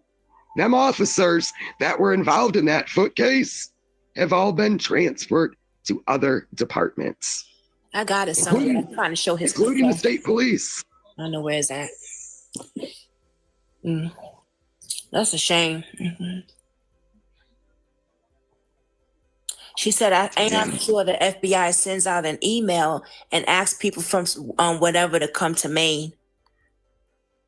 Police up there are horrible. God, man, the police everywhere. There's so many crooked police. It's crazy. It is crazy. Not only that, those stories, if like I don't know why it's not allowing me to share screenshots. I don't know if you can on here or not. Yeah. But there's officers right now, currently in prison for this guy was a officer. God, I wish I could remember his name right now, but he was a police officer there in Maine for over 20 years. He was selling fentanyl out of his squad car, and he right now is doing time in prison. He was also selling fentanyl out of a high school parking lot to high school children there in Maine. It's disgusting. It really is. That's an officer of 20 years selling fentanyl. It's still missing. What else are we talking about? Let's see. She learned too much about this certain department there. I'm going to be covering. The lady's name is Megan Gregory. She was on many episodes of Vanished, and she just vanished in Maine. Well, they did find her body in the woods, and they ruled it, get this, a normal death. She just went out in those woods and died. They never investigated any further. And we gotta listen to that because she need I think she need a couple. She needs certain followers so that she could do a live. So what I'm planning on Friday, I want to cover some cases, with her this Friday, but she won't be able to come up to do it with me if she don't have the followers. It'll be just me doing it. You know what I mean? So we need her to have these followers. You know, that's why you got to keep posting to stay consistent. I know you can't wait to go live. I know. But you know, you can go live on your Facebook. You can go live on YouTube. Well, you need a few followers to go live on YouTube. I don't think you need a certain amount to go live on Facebook. The lady's name is Megan Gregory. She was on many episodes of Vanished, and she just vanished in Maine. Well, they did find her body in the woods, and they ruled it, get this, a normal death. She just went out in those woods and died. They never investigated any further, and he believes that she was killed because she knew too much. Her name was Megan Gregory. That's what they do. When you know too much, they're going to take your life. They're going to shut you up. And that's a shame. That's a shame. Here's that thing. Share her stuff. I shared her. Fear, push the fear, keep the cases. We want the revenue. That's what it comes across as. The FBI is leading the case, in my opinion, right? They're asking for everybody to talk about it. It's been on Nancy Grace. There's specials. And it's like this fear of don't come here. I don't think anybody should be going to these places, first off. Okay, I don't. And I don't think anybody should be, inserting themselves in certain ways. I think that it's not safe. It's not smart. You're not law enforcement, right? But I don't understand, unless you don't want people to, you want to blend in and you don't really want the case solved for whatever reason. It's just, to me, it's not a good look when you keep hearing this stuff, because if it was so serious, then you would think that they're not going to ever talk about anything, because aren't they going to be worried about their safety? I don't know.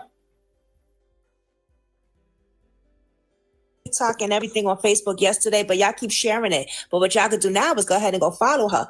We got 505 people watching right now. Good. That means 505 people know more about this case that didn't know before. So that's good.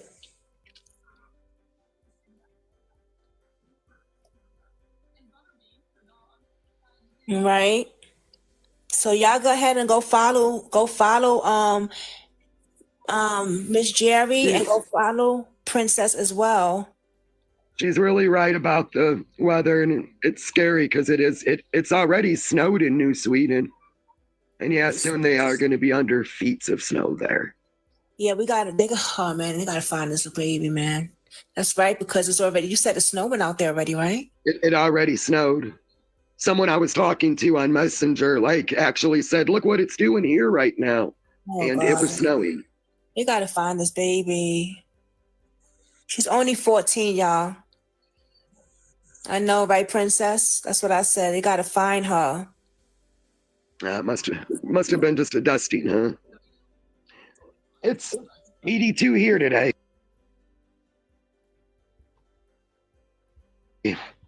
We're actually gonna get decent weather for Halloween, but that's kind of scary for Illinois. It should be cold. So she's from Illinois, the Aunt Jerry, right? And then where's the other video? We'll go finish this one in part 2 of the marathon. But there's another case I wanted to talk about for a bit at first with that. Let's see.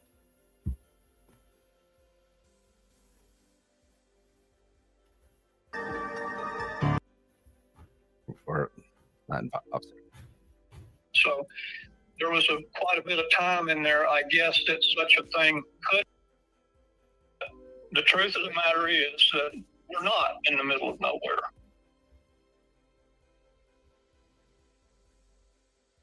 This might be interesting. And I said, what do you mean? And so this is the neighbor. After that, Dale confronted Art because he had the Doug and that. Boy, it's shocking, doesn't he? I mean, to me, this picture definitely looks a lot like Sebastian's pictures. I refer to Christopher Damron as Dale. Wonder if that could be why there's the glitch on the FBI website where Stefanie was underneath of Sebastian's and the birthday and all that was all messed up. Wonder with AI or something, Never know. Could be some But sort of I am the neighbor, one of the neighbors that he complained about on your broadcast last time. All right, hold on just a second. Can everyone hear him okay?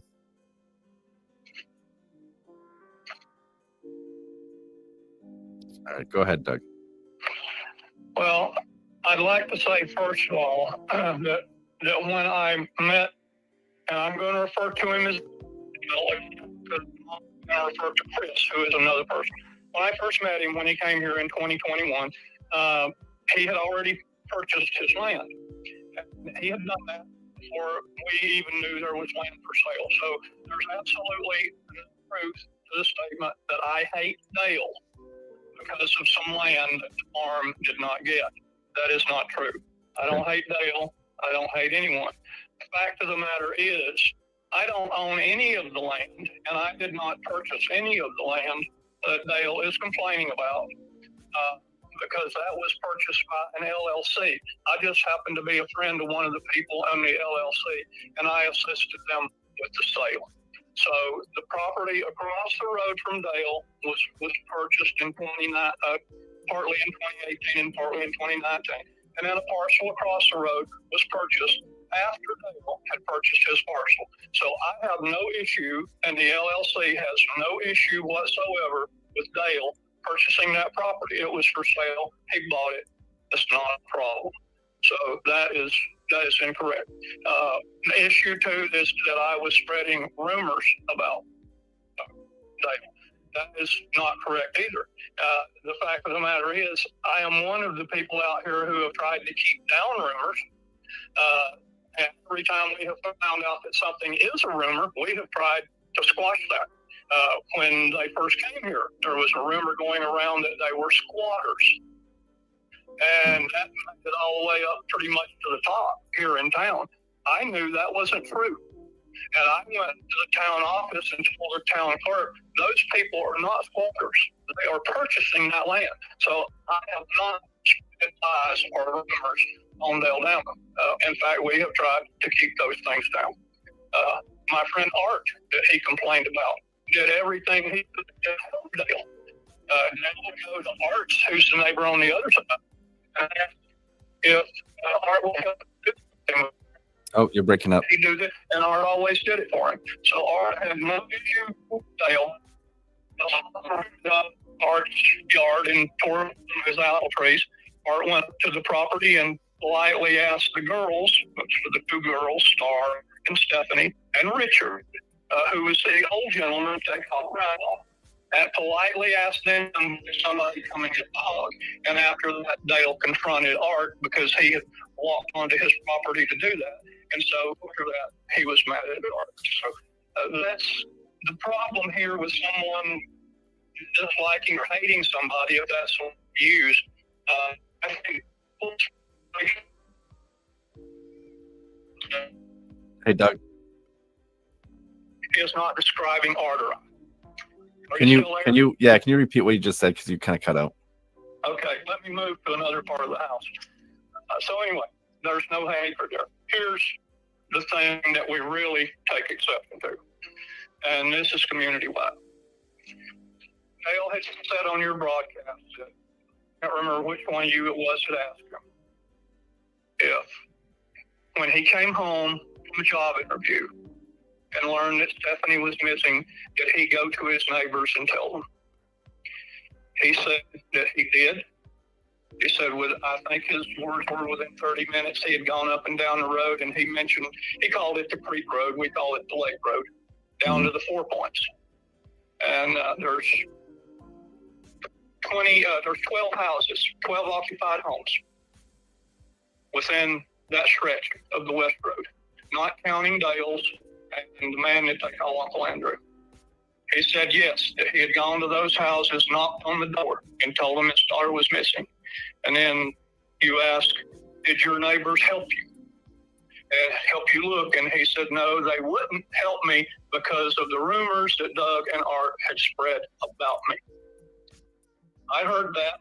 The next day, I went to all of those houses, and I knocked on the doors, and I asked my neighbors, did Dale Damron or any one of his associates ever come to your house on that evening, Monday evening, or any other time, and tell you that his daughter was missing? And every single person, this is 20 adults, every single person said he never came to my house and told me that his daughter was missing. And we are all in agreement, all 20 of us, that we will go on the record and state that that never happened.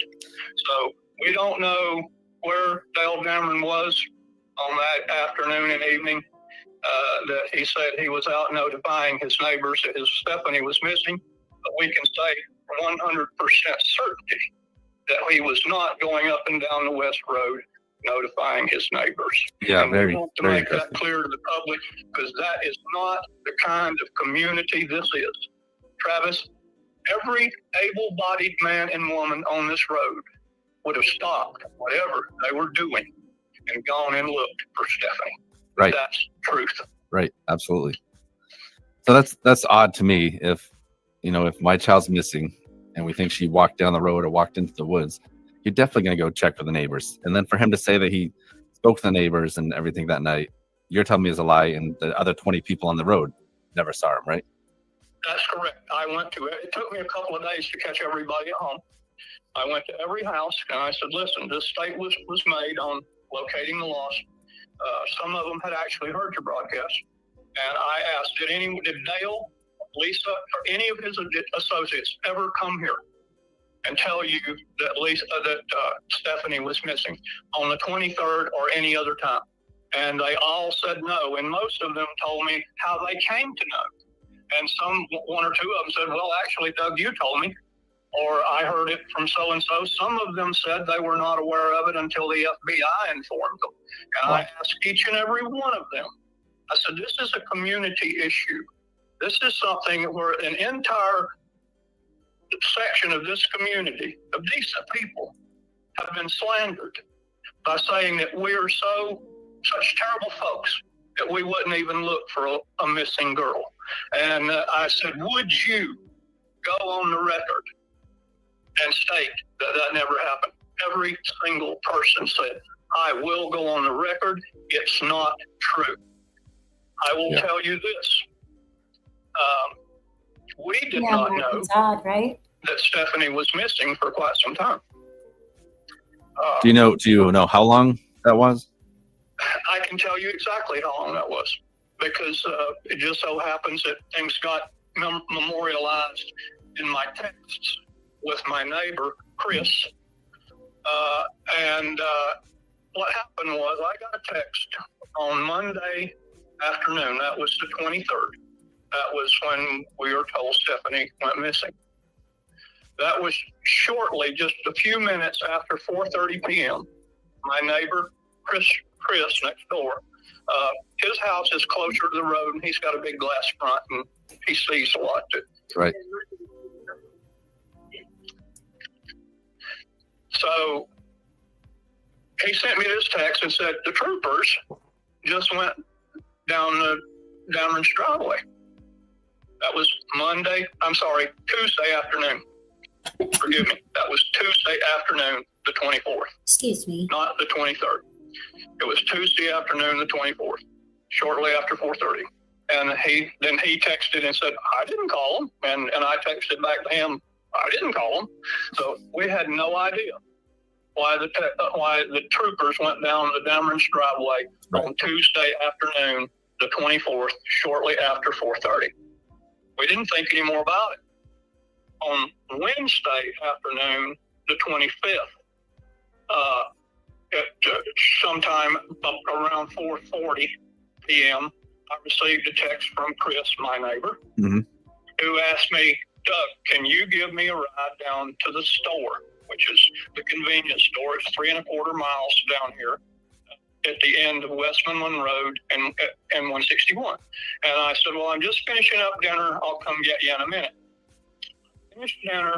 I walked outside. I cranked my vehicle. I got another text that said, Doug, the troopers just went down the Damron's driveway again. And I'm like, well, that is very strange. So I drove out my driveway over to his house, which is a couple hundred yards away, and pulled into his driveway. He was standing in the driveway waiting on me. And he's looking south as he walks up to my car, south down the west road. And he says, well, this might be interesting. And I said, what do you mean? And he said, here comes the Damron's pickup truck. They were coming from the direction of the man they call Uncle Andrew, where they had been staying for more than a year. And the thought was, he later said, well, I didn't know if they knew that the troopers were down there. So we figured they would go on down. Well, when they got to where we were, it was only Lisa in the pickup truck. She was driving. And she pulled across the end of the driveway that I was sitting in. And my friend Chris already had his hand on the door to get in my car, and he said, I wonder what she wants. And the Damrons do not speak to me, not since June of 2021. And so, but they will speak to him, Chris, my neighbor.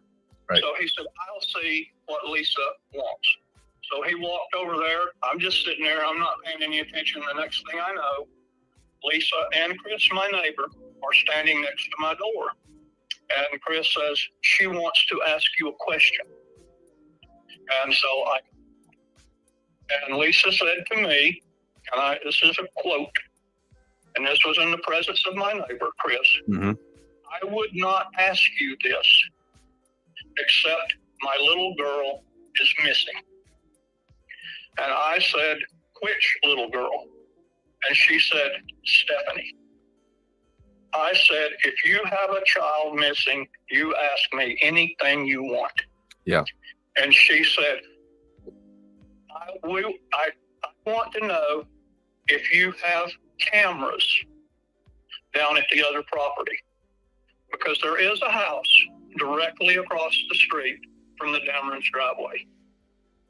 It's the property that was purchased in 2019 by the LLC, and I just look out for that place, and they know I look out for it. I mow the grass and stuff. I just do that for my friend. It's not a paid job or anything like that. It's just something I do. And I told her, she said, I want to know if there's cameras on that property that watch our driveway. Yep. That was what she wanted. And I said, there are devices on that property that let me know when people are on it, but there are no cameras watching your driveway. Lisa said, thank you. Then she said, the troopers told us that they couldn't do anything about Stefanie for 24 hours. And I thought that was odd, and I did not believe that was correct anytime a juvenile goes missing. And so then she turned around, got in her truck, and left. Hey, Doug. Give or take a minute. Yeah. That was at 4:50 p.m. on Wednesday, September the 25th. Right. A full 48 hours. So Chris is actually watching too, and he just put a comment in here. I'm the Chris, the neighbor. So Chris, if you can in the comments, can you confirm what Doug is saying? Like, you were there, so confirm what Doug just told us, please. Doug, I had someone to ask a question here. They said, what do you think happened to Stefanie? I'm not going to speculate on what happened to Stefanie. I don't have enough information to do that. I'm not privy to what's taken place in the investigation. Mm-hmm. That's something that I don't have a right to know, so I don't know. So I can't say. I will say this much. Neither I nor anyone else believe that she walked out of here or that she walked off into the woods and got lost. I can tell you that it's been stated by Dale Damron that they're in the middle of nowhere. But the truth of the matter is that we're not in the middle of nowhere. There's two roads out here that basically form our part of the community, West Road and West Mainland Road. And those two roads make, for lack of a better term, sort of a poorly shaped oblong that's 4 miles from north to south. And in the lower section, the southern section, it's 1 mile between those two roads. And in the upper section, the last 2 miles going north, it's about a half a mile between those two roads.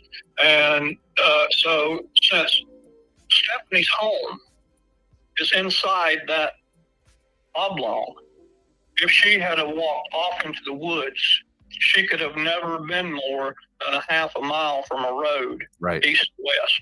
And the entire area surrounded by these roads is approximately 2,000 acres.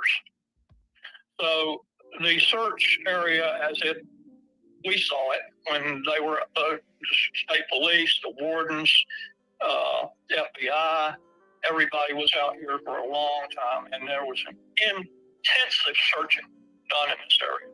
So do we think Stefanie walked off into the woods and got lost? No, I don't know anybody thinks that. And nor do I believe that, or anyone that believes that she just walked out of here. So yeah. I do have another question for you. Brooke is asking, can you describe their housing situation? I saw the initial construction that was done up by the road. And I know that I don't know whether they carried it, how they transported it, but they transported it about, 335 yards back into the woods to where it came to rest.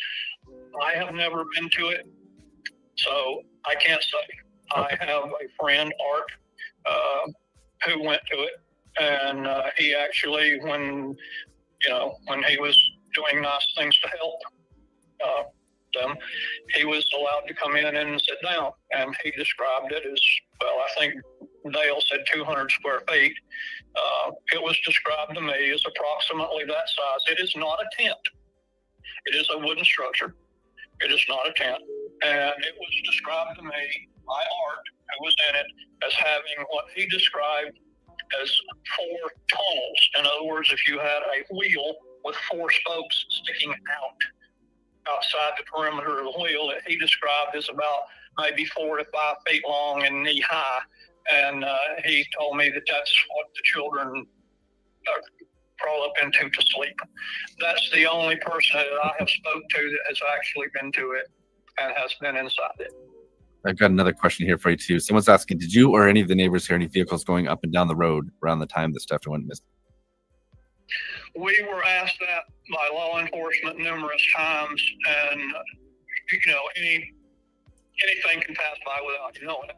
But none of us were able to pinpoint to any vehicles at that time, which we're not even sure what time, because we initially heard that she supposedly went missing like 1:30 in the afternoon or something like that, and then the time kind of like changed as to when that might have been. So we didn't have an exact time. And even some people have, cameras like out on their mailboxes and things like that. So there was quite a bit of time in there, I guess, that such a thing could have happened. Yep. But when we were asked, I'm told that nobody was able to identify a strange vehicle or anything out of the ordinary on that day. All right. And then, do you know Patty? She's another neighbor, I guess. Patty Porter Ackerson. Patty is my neighbor to the south. Yeah. So she said that no one heard anything, and nor did cameras on both of our properties on this road pick up anyone riding around looking for her. So basically, she's on the same thing you're saying, that no one is looking for her. Yeah, that's exactly correct. We, like I probably didn't state it clearly, and forgive me for that, but we had, and I can, if I'm outside, I can hear them, when the Damrons, when they're out in the yard down there, I can hear the kids playing. Yep. And my neighbor Chris and my neighbor Art, they can too. What was puzzling to us is that from that time on Monday, when she was said to have gone missing, up until Chris and I were told by Lisa that she was missing on Wednesday evening, we never heard or saw anything that indicated to us that Stefanie was missing or that anyone was searching for her. It was just normal as far as we knew, other than the fact that the troopers did go down there on Tuesday afternoon and they did go down there on Wednesday afternoon. Yeah. All right. Is there anything else you want to add, Doug, before we let you go? I want to say, I got this directly from law enforcement. I want to say, I'm not trying to be the spokesperson, but I want to say on behalf of my community that I was law enforcement, that they had 100% cooperation from all of the neighbors in this community in their search for Stefanie, which I was told, and I know because we participated in ourselves, that even included the FBI and the state police warrantless searches of our homes, our buildings, and our land. Yeah. We want to find Stefanie. We want to know what happened.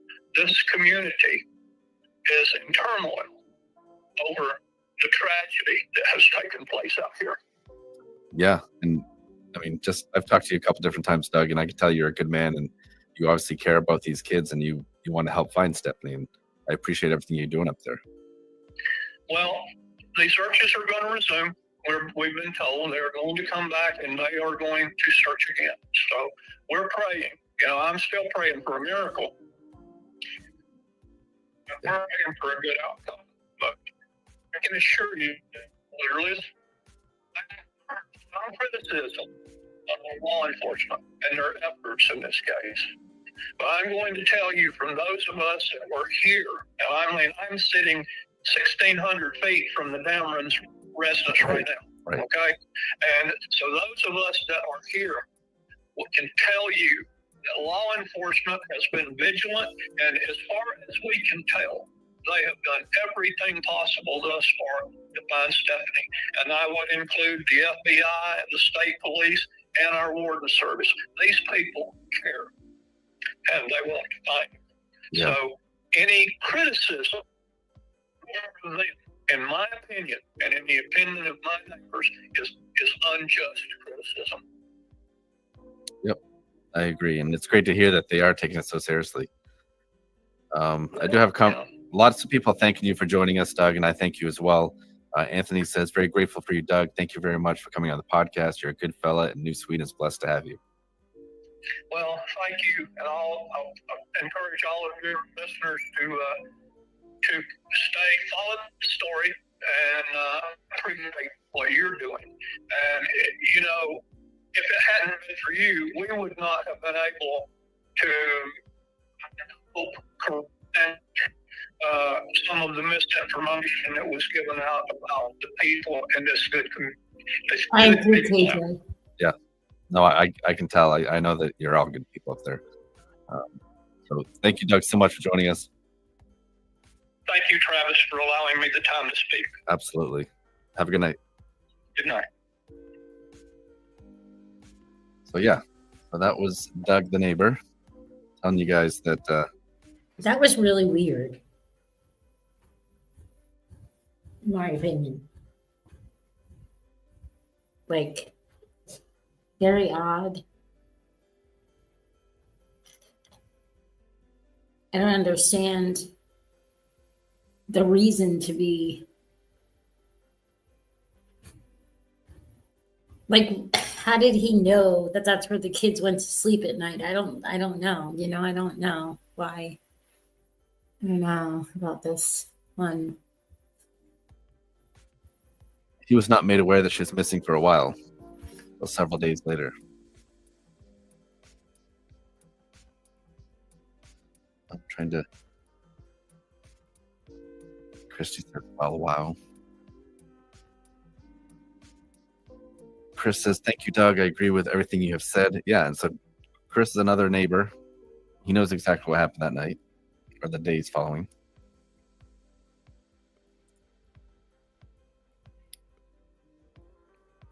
So yeah, so it's very insightful. Oops, let me take that off. So you should have someone else here to help keep track of stuff.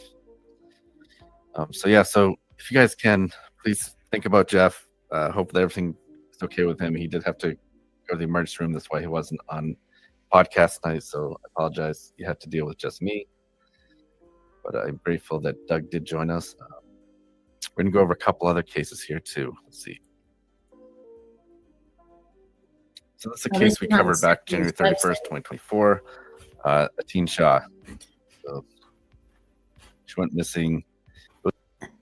So I thought that would only be about Stefanie, but apparently not. That's interesting.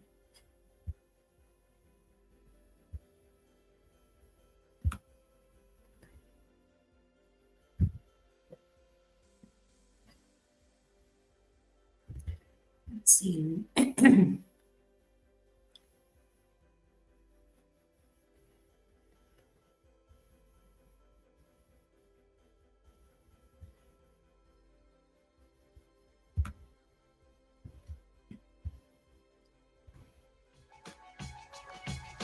The family of a local teenager says she never would have left home without calling. Just praying for the best. I want my daughter home, man. And if she can't come home. Right, we'll see that. Let's see if there's any video of them on this one, maybe.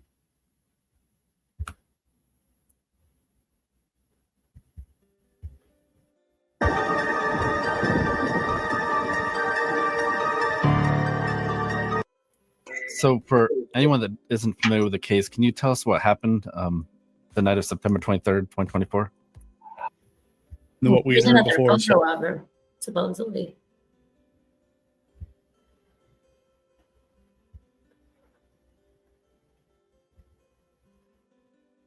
So I'm happy to hear that. You guys have and I'll be honest with you, sir. To be honest with you, we have CPS out here. We know for a fact twice a year CPS is going to knock on our door because it all comes right back to them. CPS is going to come twice a year. I'm sorry. Oh my God.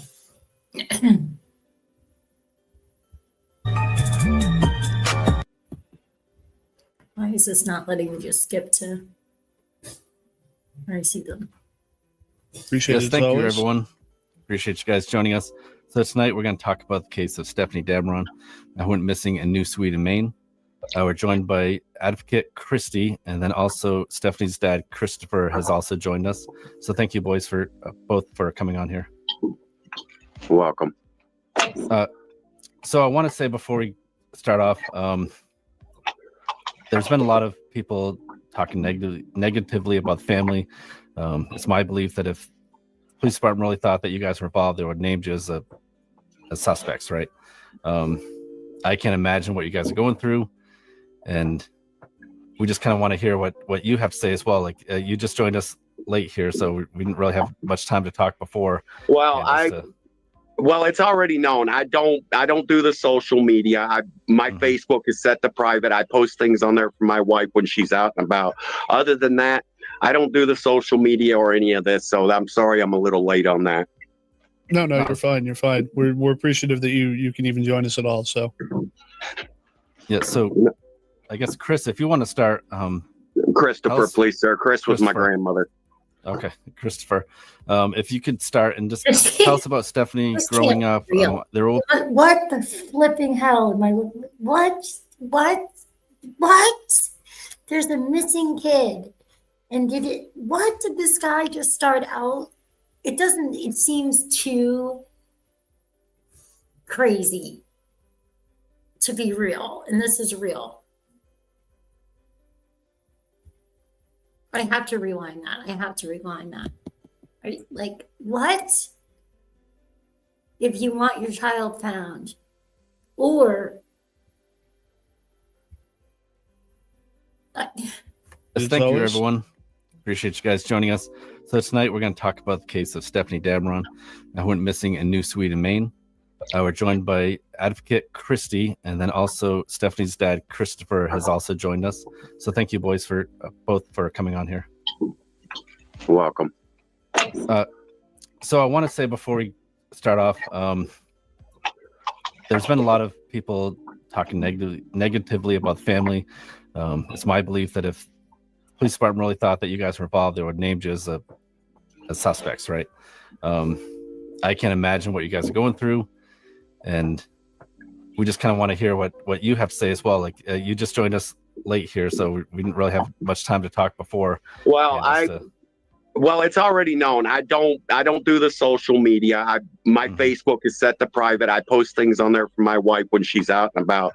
Other than that, I don't do the social media or any of this. So I'm sorry I'm a little late on that. No, you're fine. You're fine. We're appreciative that you can even join us at all. So yeah. So I guess Chris, if you want to start, Christopher, please, sir. Chris was my grandmother. Okay, Christopher, if you could start and just tell us about Stefanie growing up. There will be some images of her on here, so I just wanted to prepare you for that, so we didn't get a chance to let you know that as well.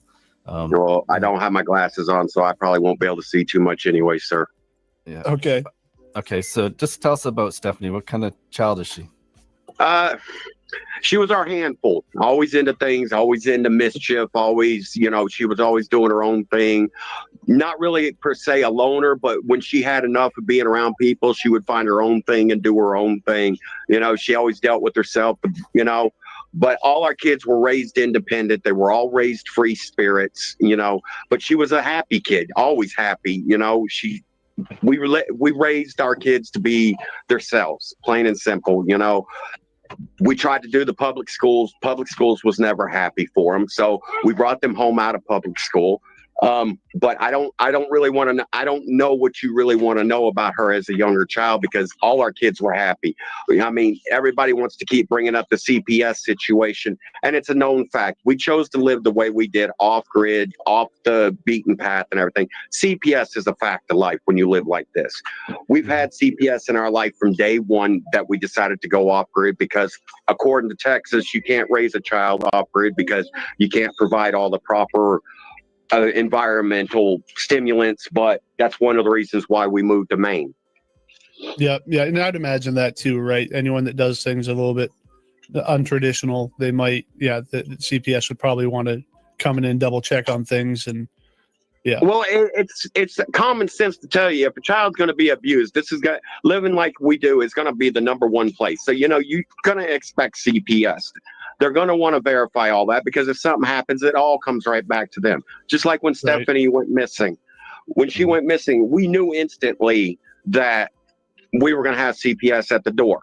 No problem. We have everything verifiable. We have all their schoolwork verifiable. We have everything. We live in a 200 square foot home that has 4 separate bedrooms, if you can believe that. They're talking about this being a yurt. It is a yurt. It's a hexa yurt built. She didn't sleep there. She slept on the other, in that trailer thing on Andrew's, or they're on Andrew's property, right? From what we heard in the beginning, the first interview with Andrew, the neighbor. The one that said that she was doing rugs, he thought, and that she had holes in her teeth from methane stuff, right? Methamphetamine. And so her and Star, her sister, stayed in one place with what this guy that they called an uncle that wasn't really her uncle. So, and she got an OSB and everything else, just like a normal house. Okay. But that's not where we were going to have CPS at the door.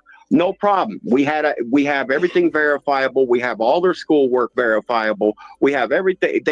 We live in a 200 square foot home that has 4 separate bedrooms, if you can believe that. They're talking about this being a yurt.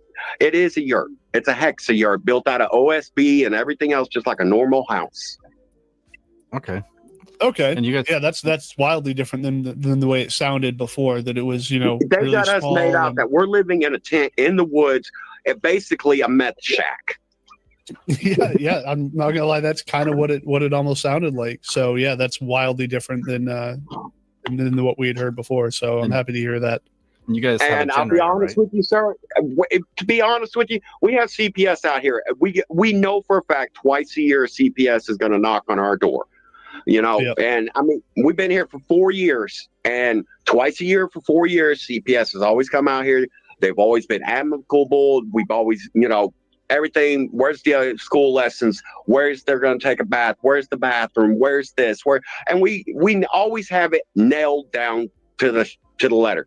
They want to bring up the CPS case in Texas. No, I'm not proud of what happened in Texas. I lost my kids for 6 months in Texas, all because I smoked a joint in Walmart parking lot while my wife was in Walmart. They followed me all the way from Nacogdoches, Texas to Rusk, Texas, waited till I walked in the McDonald's to buy my kids McDonald's, and then they hammered us.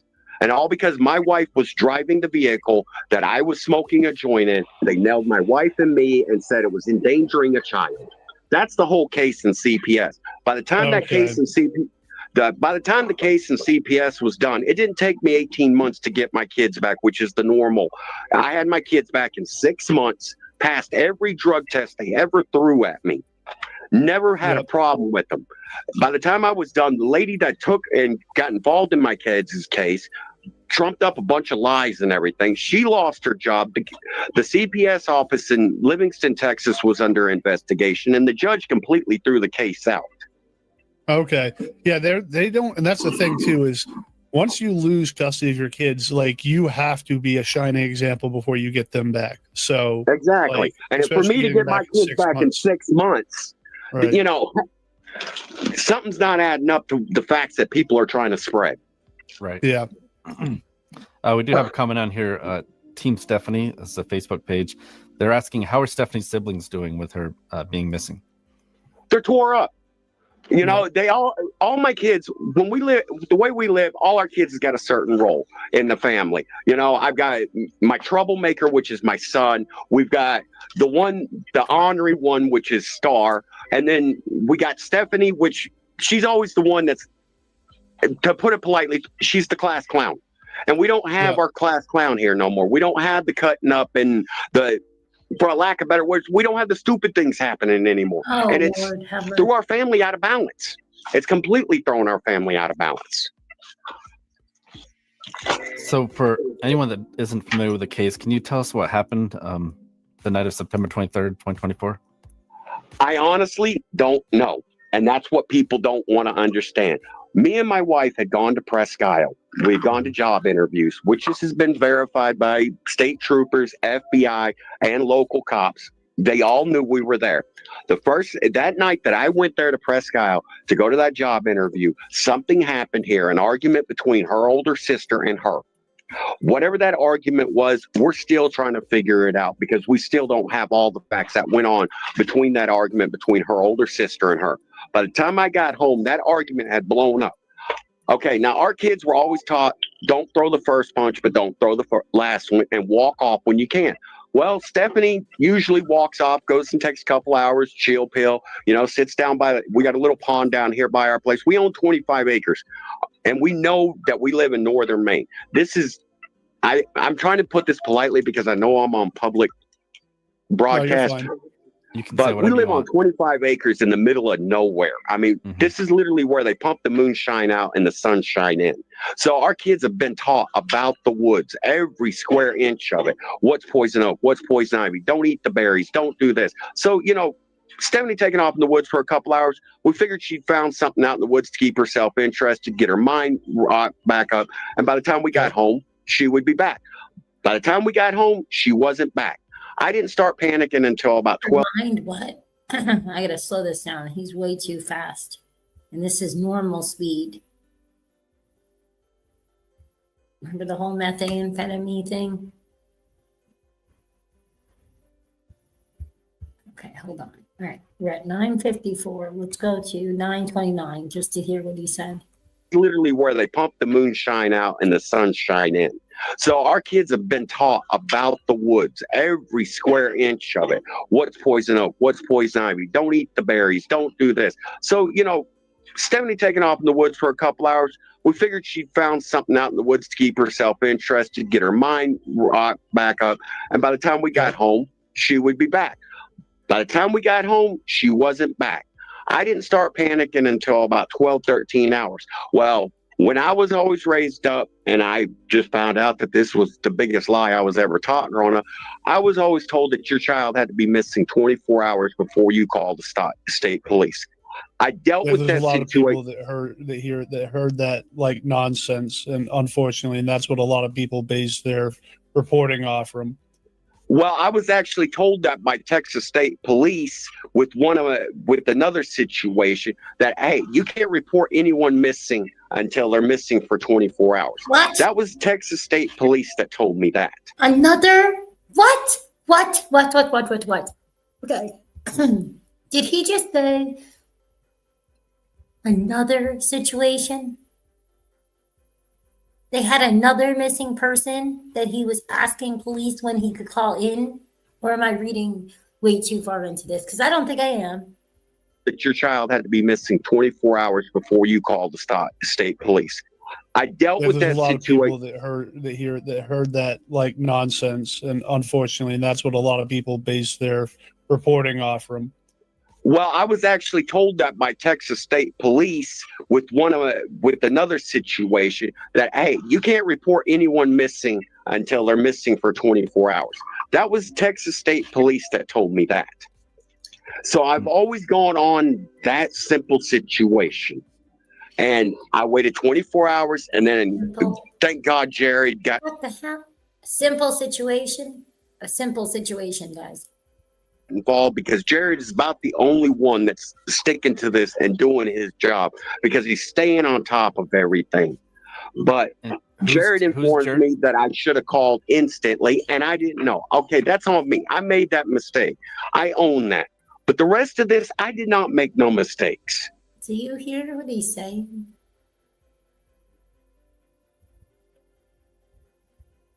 What? With another situation that, hey, you can't report anyone missing until they're missing for 24 hours. That was Texas State Police that told me that.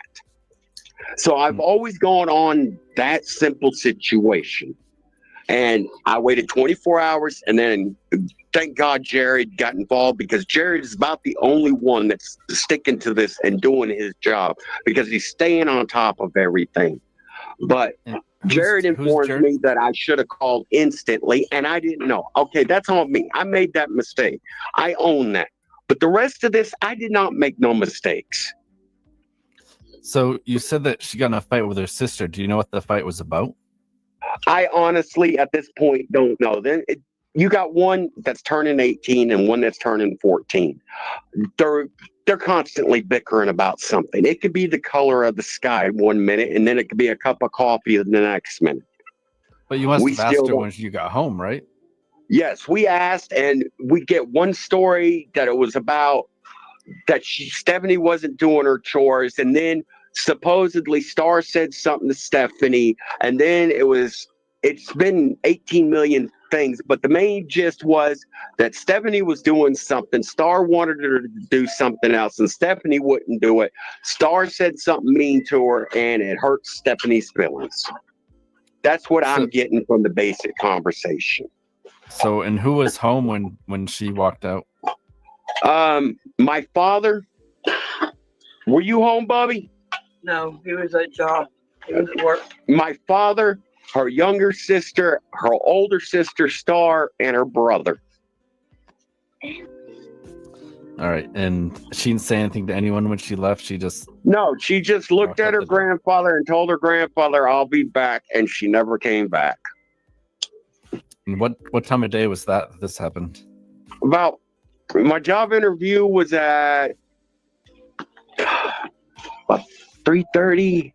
I'd say...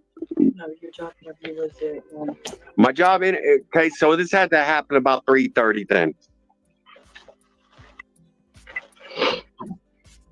And sorry, yeah, good. Well, now there was we'd heard that there was like potentially a cell phone involved, right? That she might have gotten a hold of someone that picked her up.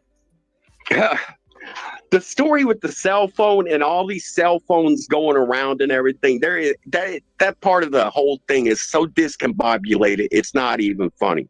The only one that has a cell phone is my grandfather. My kids are not allowed on cell phones or on any kind of media because of the simple fact that we monitor it all. I'm not going to lie, we monitor it. We don't want our kids watching certain things on YouTube. We don't want them to have free access to open up X videos because it's just there. So no, none of our kids have phones or anything like that. But apparently Stefanie... She lived in another home with a male without a bedroom door with her sister that was 18. Okay, buddy. Sorry, this guy, red flag central, and he can only blame himself for that. We did not know this. Stefanie was sneaking around when Papa was taking his sleeping pills, and we weren't around because my dad is 80 years old, just had a massive heart attack about a year and a half ago. So they got him on sleeping pills and a bunch of heart pills. What Stefanie was doing, and her older sister was involved in it just as much. They were waiting until Papa took his sleeping pills or wasn't paying attention. They would sneak off with his phone, get on some kind of weird website, which we didn't even know was possible because we're not talking about a cell phone. We're talking about a flip phone. The old school 3G beta flip phones that's not supposed to be internet accessible or anything. They found a way to get on the internet, get onto some dating website where you can swap numbers. They swapped numbers with these people. They started calling back and forth with these different numbers, didn't know who they were calling, and it led to this. And we had no idea none of this was going on behind our backs. So do you guys think that's what happened? Is that she might have like communicated with someone and they stopped to pick her up? The harsh reality of it is I don't think she's anywhere in New Sweden. I believe she walked out to the end of the driveway and exactly like you guys said, had somebody on there that she found a number and they swapped numbers back and forth and she met him up at the top of the road. Now, was there any call logs on the phone who she might have contacted? Or do you think the thing about it is within the messages? Jared of the state police, the FBI's, they have some weird name for it, but it does all their computer cyber crimes and all that. Everybody has tried to crack that phone and nobody can crack it.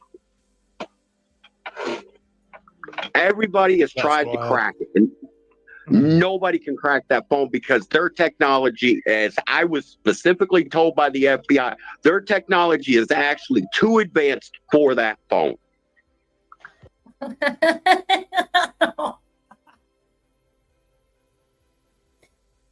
Oh, they must really need a lot on the record. There's got to be some big arrests coming, guys, at some point. That's all I can say. Oh, so like it's outdated, antiquated, sort of. Yeah. On the phone Exactly. itself. Yes. Okay. This phone was actually supposed to be traded in 4 years ago, and we never did. It's always done my dad good. My dad only needs a phone to dial 911, nothing else, and it's always called us, dialed 911. So why did he need a new phone? So, Christopher, let me ask you this: you and your wife were living somewhere else for a while, right? While the kids were still with Grandpa at the yurt or the house. Not the kids. The oldest two, Stefanie and Star, because like I explained, their grandfather had a massive heart attack about 1.5 years ago. I'll rewind that, guys, but I can't help but laugh. I hope they made all the calls in the world on these flip phones. I hope they made lots of calls on these flip phones. Christopher, let me ask you this: you and your wife were living somewhere else for a while, right? While the kids were still with Grandpa at the yurt or the house. Not the kids. The oldest two, Stefanie and Star, because like I explained, their grandfather had a massive heart attack about 1.5 years ago. We were staying in a fifth wheel about a half mile, maybe a quarter mile. It's in between a quarter. I can walk from there and back, even with my gimped up ass. So we were walking back and forth because honestly, we didn't even have a vehicle at the time. That's why we were stuck in the situation we were in, trying to get a vehicle ahead and everything. But yes, we were living in a fifth wheel down the street, trying to get this place fixed up a little bit better than it was because, hey, you live like we do. I'm going to keep bringing it up since everybody else. We get CPS in the door all the time. And the situation with the house, it was getting a little nervous for me and my wife. We knew it needed repairs. The fifth wheel had everything that needed to make everybody happy. All the 3-letter agencies were going to be happy with it. So we took the 3 youngest ones. We were staying up there to where everything was normal and everything was under control while we fixed this one. While we were down here fixing this one, Papa was staying down here because we have some major problems with our neighbors. So they were staying down here. Star and Stefanie were staying down here with their grandfather, helping take care of him. We were coming back and forth every day, doing everything we needed to do when we could and everything like that. So they were So what was prepared for you this mentioned the 3-letter problems with the agency? neighbors? What So they prepared for this? Is that what I just heard? I'm going to replay it, guys. I'm sorry. It's only an extra minute. Neighbors. So they were staying down here. Star and Stefanie were staying down here with their grandfather, helping take care of him. We were coming back and forth every day, doing everything we needed to do when we could and everything like that. So what was you mentioned problems with the neighbors? What were the problems with the neighbors in case it has something to do with this case? Well, I really don't want to mention names, but if you pull up any records, you're going to find it. So I'll just go ahead and say the names. I've got one neighbor on the other side of me that is Art. He owns like 5-10 acres on one side of me. He hates the fact that I bought this piece of property because we live like children of the corn, his exact words. Him and his wife have called CPS so much that CPS has literally got them on a block list now. Wow. My other neighbor is Doug. He's ticked off because he was waiting for this piece of property to drop because it was a rent-to-own property, and he was waiting on the price of this property to drop. Well, before the price of the property dropped to where he wanted to buy it, I bought it and I almost have it paid off now. So he hates me for that. Right. Okay. But not the See, it's not all cupcakes and kittens and black and white like all these people want to make up these stories about. Right, and that's what sucks about social media is people think they're detectives and run their mouths, and then all of a sudden it becomes like First, it's a little story somewhere in a thread, and then it becomes the truth, down the road, because people are saying, well, I read it here and I read it there. So we do all they have read to it be enough careful times, with and they assume that I've heard it enough times where it must be true, right? When that's quite obviously not the fucking case. Exactly. Thank you, sir. Yeah. Because so- that's like the ground searches. I have participated in. Jared can verify at the FBI. I have participated in the ground searches when they were out here. At one point in time, we had a helicopter and a drone over our property. This is how intense the ground searches were at one point in time. With the helicopter and the drone and the helicopter almost collided. They had to ground the drone just so the helicopter could keep searching. At one point in time, I had Jared out here with his dog. I had DNR or game warden. I keep calling them DNR because down in Texas they're DNR. Game warden up here with their dog, and the FBI up here with the dog team, all at the same time. And I've got a yard full of bullies. So, I mean, ground searches and everything. They're saying they're not being done. They're not. We're doing them. We're doing everything. Yeah, and that's a thing all on its own, right? Is when during a situation like this anyways, like people will look at the family and I mean I understand the perspective of it, right? They'll see a family who's grieving and they think, well, if I was in that situation, I would 100% be out there. But no one knows how they're going to react in a situation like that, right? Like, right. I would like to say I would 100% be out there if something was happening with one of my kids, but you don't know unless you're in that scenario what's going to be happening anyways. Like some people do get that urge that they 1000% devote their entire existence doing nothing but trying to find their kids. But some people are like, situations are just different for different people, right? So sometimes the stress just gets to be too much, or there's a physical limitation to how much can actually be done, but it, like, yeah, I understand. I mean, if I walk out of here once a week to go with my wife to pay bills, and then it takes me 2 weeks to recover from that, so I can walk back out of here once every 2 weeks is all I leave my house. That's it. Wow. That's how bad my back and my hip and leg is and everything. I am completely fused from the middle of my spine down to my right hip. I have no right hip. My right knee is completely shot. I mean, I can't even walk. You should see me if I was to walk in front of you, you would ask, how am I even standing? Wow. Yeah, I'm sorry to hear that, man. But I keep up going. I'm still walking. I'm not in a wheelchair like they want to put me. I'm not, none of that. I got kids that need to be raised. I got a wife that needs to be taken care of. I ain't got time to lay down and quit. And I got a daughter that needs to be found. Yeah, exactly. I was going to ask about the older kids who are staying with the grandfather. They're having financial is it problems. their grandfather, or is he blood relative, or is he just a friend? So, as far as I'm concerned, he's grandfather. Stuff. He has been there since the day the first one of these babies dropped out. Oh my Lord, dropped out. Okay, do you watch Pred Catchers or anything, buddy? They're teenagers. One of them could be pregnant. One of them could have been getting abused. They were out there. She was sleeping with hogs. I just can't even with this stuff, guys. It's so hard to understand. Right. Like really strong family friend, but I mean, close enough to family, but just not blood. That's all. No, he's not. Maybe not the same blood, but blood don't make family, sir. With all due respect. No. Trust me. I understand. Like that's how my family is. I have people that I've. Sorry, guys. I've been waiting to hear the part about if they had financial problems or not, because I was reading comments about that on one of the pages. So I said if they had, I wonder if he was, on disability, if any of them were on disability, like were they having financial problems? Where did he get the money?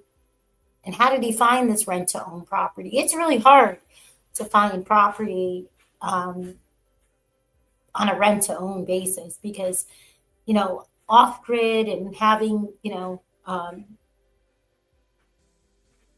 I don't even know what you would call it, but like it's like a hot priority, or not a hot priority, but a hot commodity, right? People want that, so they're buying it up, and they, you know, the economy kind of stinks. So after the 2020 experience, as I call it, so many people will go invest, you know, a couple $1,000s and buy a lot, buy a half an acre, you know, and so on and so forth. So the whole story about how they moved there and how they're from West Virginia, and then they're from, it's just the whole family is very interesting. And I found a lot of links to another case, which I think you all are, you know, thinking the same thing about. Some of this is very, you know, it's a kind of copycatish. And it just makes me wonder, like, what's their incentives to get rid of her? Or was she going to talk about something? Was there, what was going on? Like the grandpa, doesn't matter, you know, predators are predators, right? He just seems really defensive.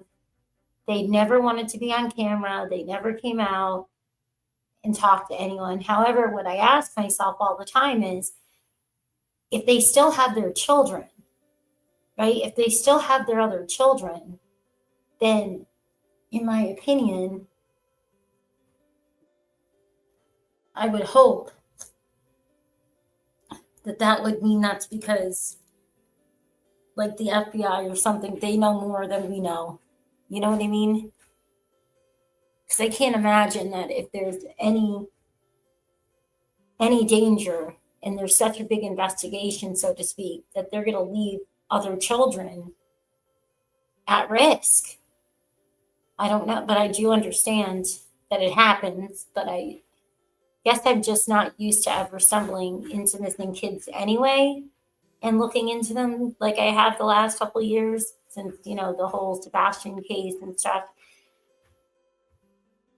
But it doesn't seem like the FBI gets involved and puts out $50,000 rewards and does a lot of these different things very often, right? It has to cross state lines, or they have to have a real invite from the local police. So those are the things that always make me wonder. It's like, if they still have their children, then I'm not so sure. Could be guilty knowledge, maybe, or not telling the truth. Maybe they owed money for, you know, drugs, you know, or something. I don't know. Right. Like really strong family friend, but I mean, close enough to family, but just not blood. That's all. No, he's not. Maybe not the same blood, but blood don't make family, sir. With all due respect. No. I trust me. I understand. Like that's how my family is. I have people that I've known since I was born that I call aunt and uncle and this and that, and they're nowhere near related, but they've always been around. So I understand how that works. Yeah. So at this point, it's 3:30 in the afternoon. Stefanie has walked out of the house. When were you notified that she hadn't come back? Within a half hour. So she had left the house mad, and then within a half hour, someone called you and told you that? No, somebody sent me a text message that Star and Stefanie were into it and arguing and fighting again. Okay. Who sent you that message? Was that one of your children? Was it? Who sent me that message? It was Star that sent it. Actually, Star sent me the message. Oh my gosh. And Star sent a message to her mother saying that she had gone to the neighbor's house. Okay. We know this. There's no way. Like you would already know who sent the message and stuff if it was legit, in my opinion, right? And isn't this the second time you had to ask somebody else a question that he should have known? So that's just what you guys assumed, that she was just like hanging out at the neighbor's place then. Right. And that's, as a matter of fact, because Star even told her mother, and I now I do remember the conversation, but Star even told her mother that she was going to go to the neighbor's house to see if she could find Stefanie. And we knew the situation that was going to do nothing but make it worse. If she was over at the neighbor's house, she was going to stay there. So we figured, okay, let her stay there until we got home. And then we got sorted out then. But when we got home, she wasn't at the neighbor's house. And that wasn't uncommon, right? If for her to get in a little tiff or whatnot, and then just kind of No, disappear and for a like I few said, they're hours. two older sisters. They're only 13 and 18. They're not but a few years apart. They're going to fight, and they're too much alike. You put two people that are exactly the same, that think the same and everything, in the same room, two armed together. What's going to happen? Christopher, I have a twin brother. I know exactly what's going to happen. Then you know. Used to fight all the time as kids. I do have a question here. Paula is asking, what phone was the message sent from if they didn't have phones? So I'm assuming it was. That was sent from our grandfather's phone. It was sent from grandfather's phone. So you and Lisa both have phones then that they could reach out to you? Yes. Gotcha. Okay. At that, no, Mom has a phone. I don't carry a phone. Okay. And you guys were at a job interview, right? Yes, at Ruby Tuesdays in Prescott, which has been verified, which I got the job, and then David Philbrook over there found out about everything going on with my daughter, the social media, that all the wonderful thing, and he ends up firing me from over there because he didn't want the my negative reputation affecting Ruby Tuesday, because they were going through a tough time. I thought he said he could not walk and everything, and he can only leave once every 2 weeks or something. But he took a job at Ruby Tuesdays? Wow. That's not what he told you, right? He came up with some other reason. Oh, he came up. I've got verified. What happened was I ended up not being able to show up for work for 2 days because we got hit with 2 foot of snow one day, got it cleared out. I almost was ready to go to work, and then as soon as I was getting ready to go to work, we got hit with another 1.5 foot, and I had to dig out again. I've got the text messages to verify that he said my job was fine. Just worry about taking care of everything, get my vehicle out and everything, and then I show up to work the next day and I'm fired.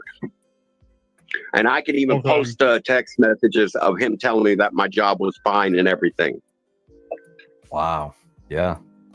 That's unreal. So you guys what time did you guys get home, do you think? What was that, sir? What time do you think you got home that night? It was about 5:30. It wasn't very long because as soon as I got out of the job interview and my wife told me what was going on at the house, we came straight home. Good. And you guys looked for her that night, I assume, right? Yes, of course, all night long. We were up and down the roads, driving up and down every back alley and everything. Did you find anything like footprints? No, and no, we did not find nothing. Absolutely nothing. Oh, is that Jeff? I don't even remember now. So I've heard different things. I heard that someone saw her walking into the woods. I heard that someone saw her walking down the driveway. I've heard that maybe a car was heard speeding off. Okay. After she went out. Let me put this all in the exact facts of how it is in the police record. The way our house is set up, our driveway goes up and curves around. If you're walking out of here, you're going to add another 200 yards if you walk down the driveway. If you're walking, the easy way is to walk through the woods and then up. Did you catch what he just said? Let me tell you how it is in the police records. Let me put this all in the exact facts of how it is in the police record. The way our house is set up, our driveway goes up and curves around. If you're walking out of here, Let's hear if we can get that whisper back. I'll go back a minute. Did you find anything like footprints? No, and no, we did not find nothing. What was that? Almost sounded like it said, "I'm sorry." What was that? It wasn't very long because as soon as I got out of the job interview and my wife told me what was going on at the house, we came straight home. Good. And you guys looked for her that night, I assume, right? Yes, of course, all night long. We were up and down the roads, driving up and down every back alley and everything. Did you find anything like footprints? No, and no, we did not find nothing. Absolutely nothing.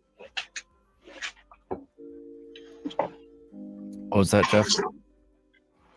I don't even remember now. So I've heard different things. I heard that someone saw her walking into the woods. I heard that someone saw her walking down the drive. It wasn't very long because as soon as I got out of the job interview and my wife told me what was going on at the house, we came straight home. Good. Sorry. Here, you're going to add another 200 yards. I've heard different things. I heard that someone saw her walking into the woods. I heard that someone saw her walking down the driveway. I've heard that maybe a car was heard speeding off. Okay. soon after she went out. Let me put this all in the exact facts of how it is in the police record. The way our house is set up, our driveway goes up and curves around. If you're walking out So it sounded like it was watch what you say, and now he says I got to keep it. He's just basically saying he's got to stick to what his statement would be, in my opinion, right? You guys heard that too, right?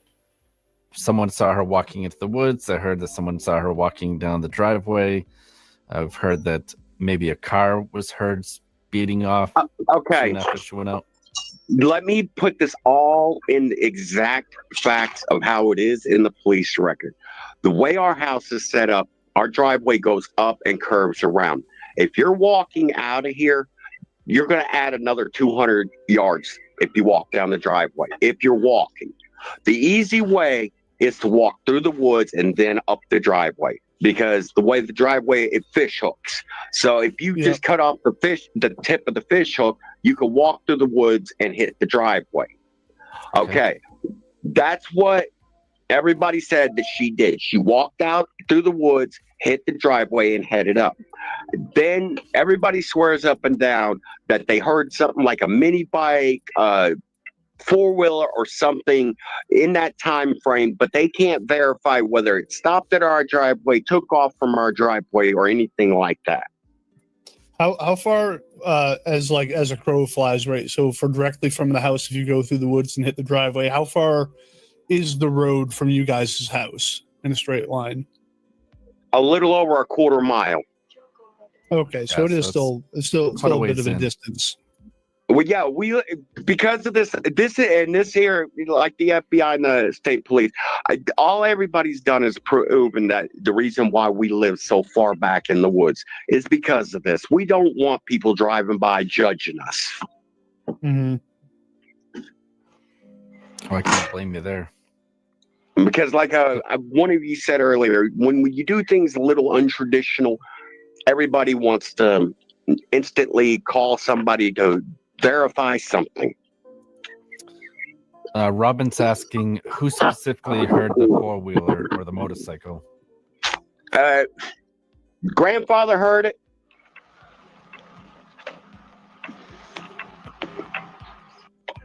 And Star heard it. I've got all of them sitting around me. They're all trying to tell me I'm speaking for everybody in my family right now, sir. No, sorry. Awesome. No, You're fine. I can appreciate that. Yeah.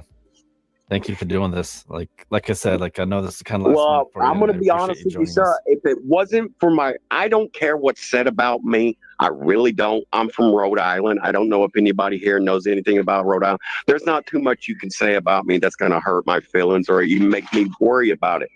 But when you start dragging my wife's name through the mud, telling people that, oh, I seen your wife out and she was all happy and giddy and everything with you, I don't see how anybody's seen me and my wife out, because the only person my wife goes out with is our 21-year-old son.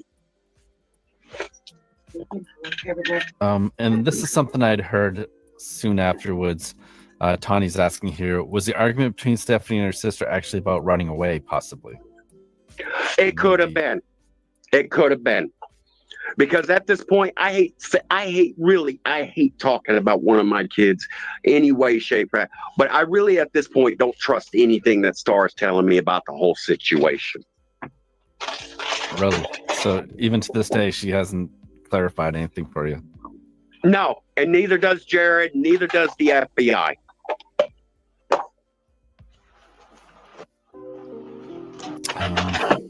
So what time did you guys call the police? I know you said you got home 5:30. You searched for a while. Was it soon after you got home you called the police, or did you really wait the next day to call them? I called the police at 11 o'clock the next morning. Okay. and explained to them that I know it wasn't 20. I explained to them that it wasn't 24 hours, all that and everything. And then they had somebody out here within, I mean, I wasn't even off the phone with them before they had someone out here. Good. So they responded quickly. They took it seriously. Yeah, everybody's dogging out the state police and everything. There's one state trooper, which I won't mention his name out of respect for Jared. There is one state trooper up there that is nothing but a low-life piece of shit. He's a liar. Okay, because he sat there and came in my house, said that my house was this, that it was all dogged out and everything like that. And it was nothing but lies. But other than that, one state trooper, the state police have done everything. They have bent over backwards. They have gone through the extra efforts. They have done everything. They have literally turned every stone pretty much in New Sweden with helicopters, drones. They have brought private people in to do it.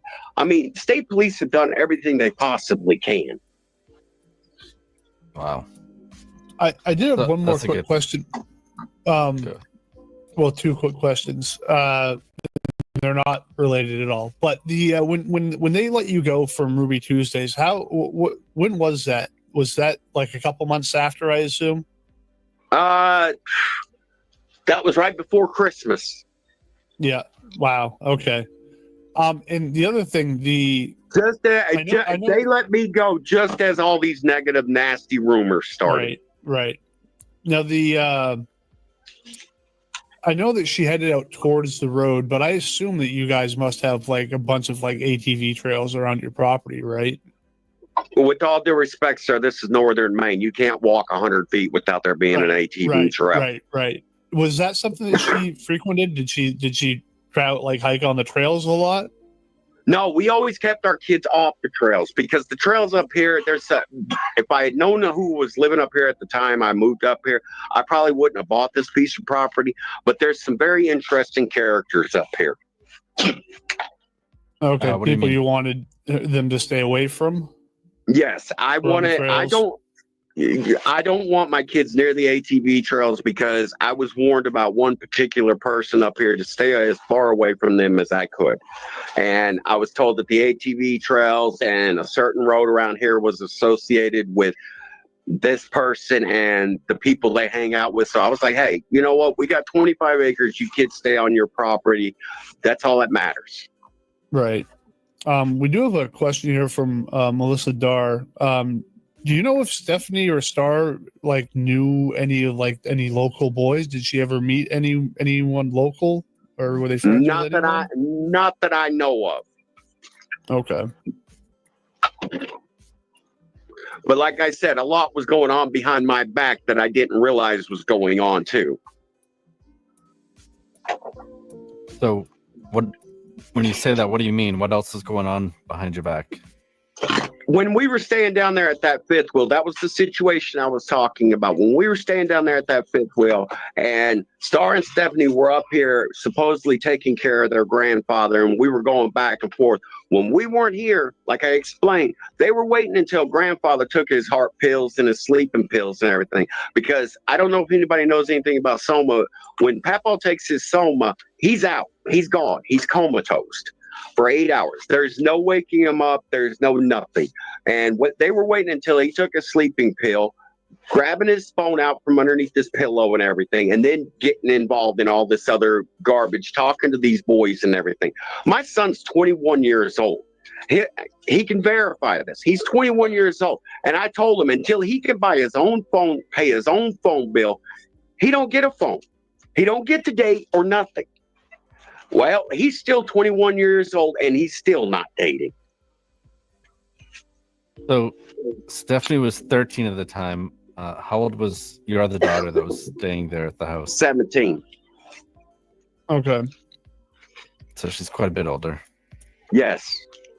They're not babies. I was not leaving babies up here like everybody's making out that I was just abandoning my kids on a 80-year-old geriatric.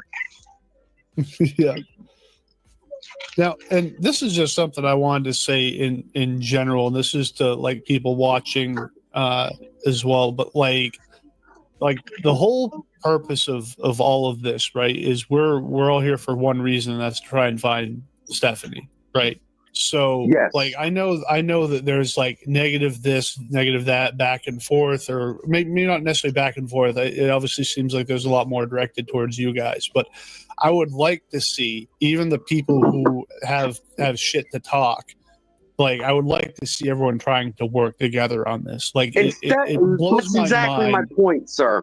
That's exactly No, my point. I get Instead of putting all this negativity towards judging us, judging that, put that energy into finding my daughter. All I want is my daughter home where she belongs, where I can take care of her, where I know everything that needs to be done is being taken care of on her. I ain't got to worry about, oh, is she underneath the bridge? Is she in the back of some dude's car? Is she getting traded for this? Or is she, strung out on drugs in some crack house? Right. Instead of putting all this negative energy and talking shit about us, help us find our daughter. My wife is a complete mental wreck right now without her baby. Yeah, I can imagine. I'm sorry to hear that. I don't know what that's like, but I can only imagine. And what I'm getting at with this is like it blows my mind how often something like this happens and it turns into a scenario for people to attack each other, and rather than working for like the common goal, which is to try and find the person that's missing. So people who are have like some shit to talk, maybe like let's table that. If you have opinions on something, whatever, but and I don't know how willing you are to work with other people on this, like allow conversations to happen. I don't know what that has been like. I assume that you're probably not speaking too much to many people. I don't speak to nobody but Jared. Okay. So is there any chance of you potentially like trying to help the people that are trying to help you? I don't know how, I assume you're probably not a fan of as long as it's not Ashley or any of her, as long as it's not Ashley or any of her associates, I will pretty much work with anybody or Whitney. So I think this is a good time for me to interrupt. Christopher, I'm Christy. We haven't met. I'm representing Team Stefanie tonight, and I kind of help on the media side of things. I'm wondering if there's anything specific that you want Team Stefanie to be doing to help find your daughter, and if there's anything specific that you're really bothered by that people are doing to help find your daughter. I want her face out there. I mean, everybody's doing everything they can, but everybody's getting blindsided by all this negative BS being said. Instead of us, okay, we get a sighting or something. Is one person says a sighting on the Facebook, like on your website for one, somebody got a sighting, and then right after that sighting, there's 18 million comments about how negative we are, and then that one sighting is drowned out by all the negativity. How is that helping Stefanie? Is there a specific sighting that you've seen that happen with? No, my wife just recently got one from somebody that she was seen down in Massachusetts somewhere that we called Jared about. Okay. But it's happened in the beginning. It happened a couple times, and Jared was on it.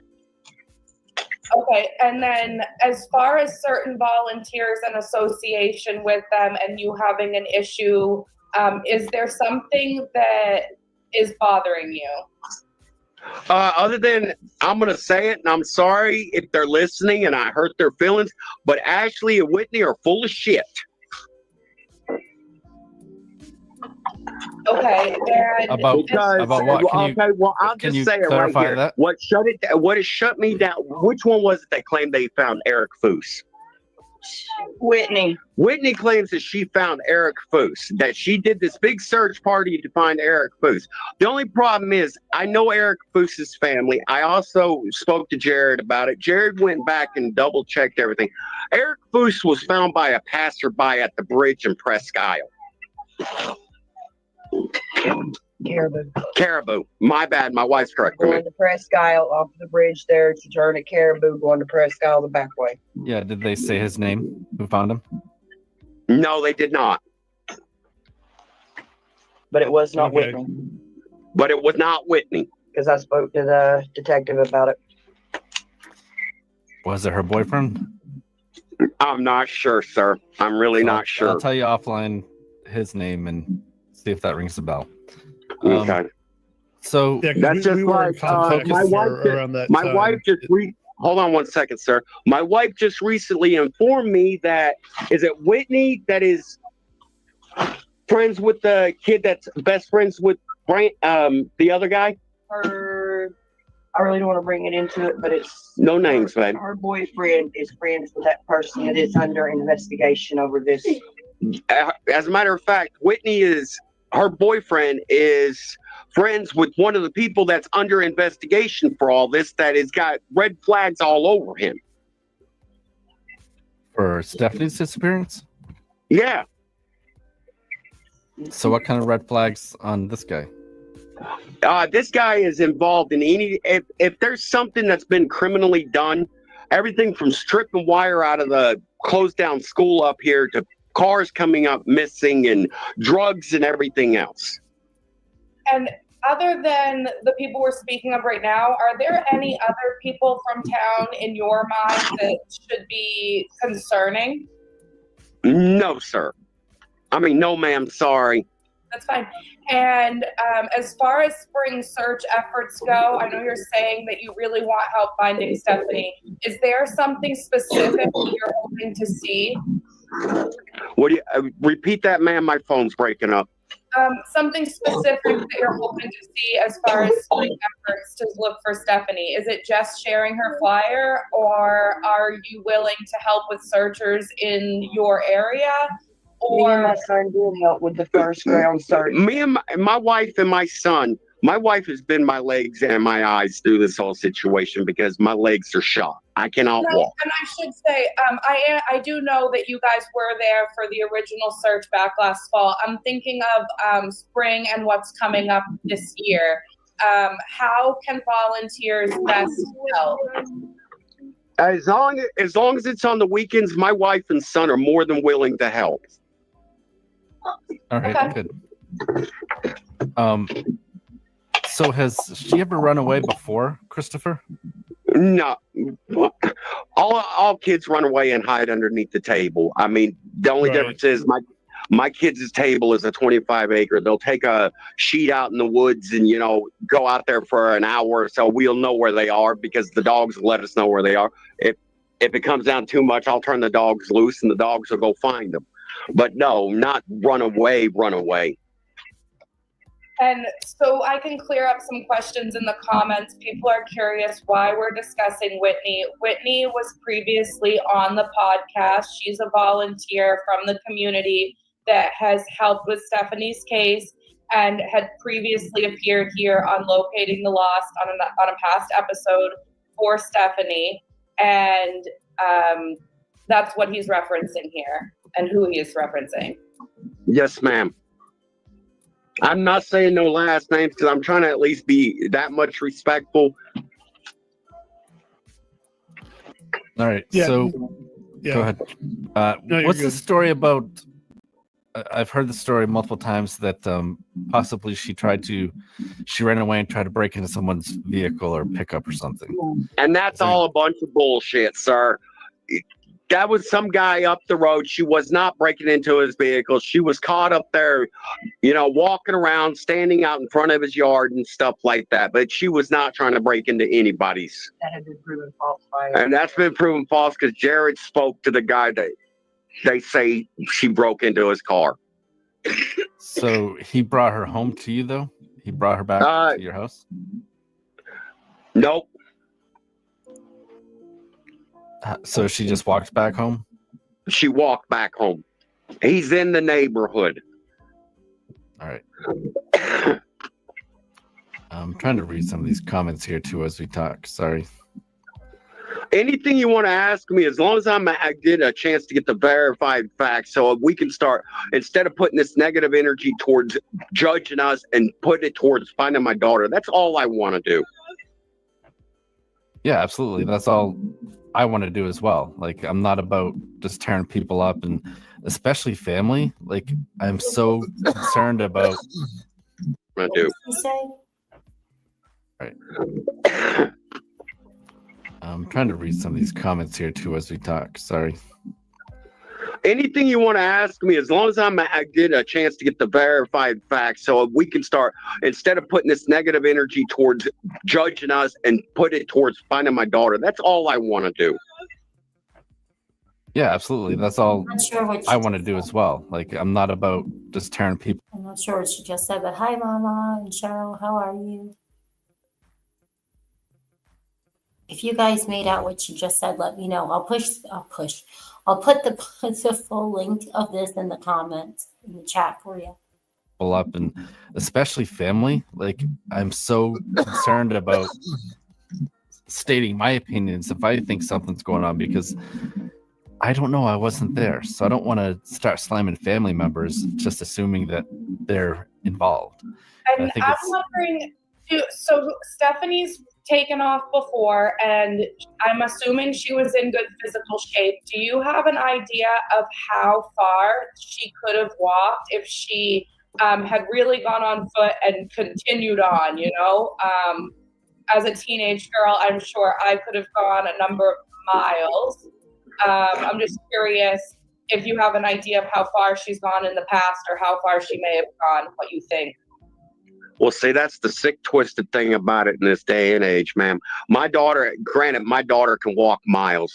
I mean, they live off grid. Everything is strenuous, physical.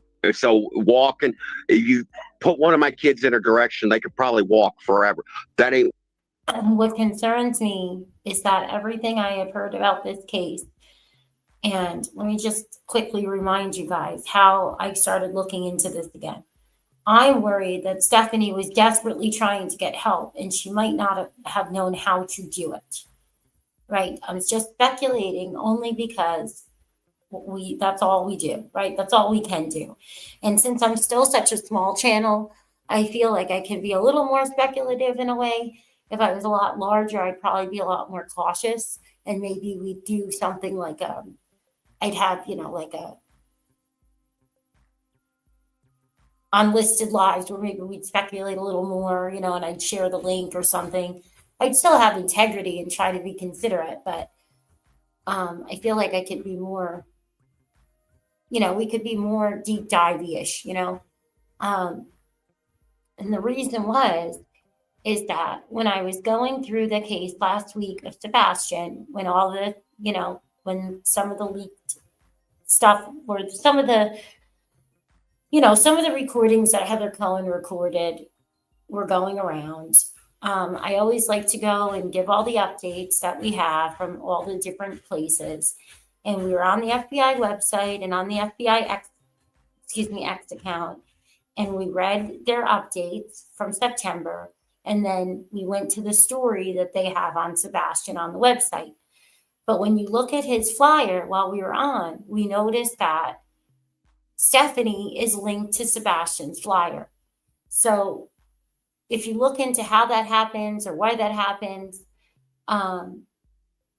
there's different technology that could be used. And usually I have not been able to come across something where it's a coincidental glitch. Normally it means it's either they went missing at the same time, they're the same person under an alias, or I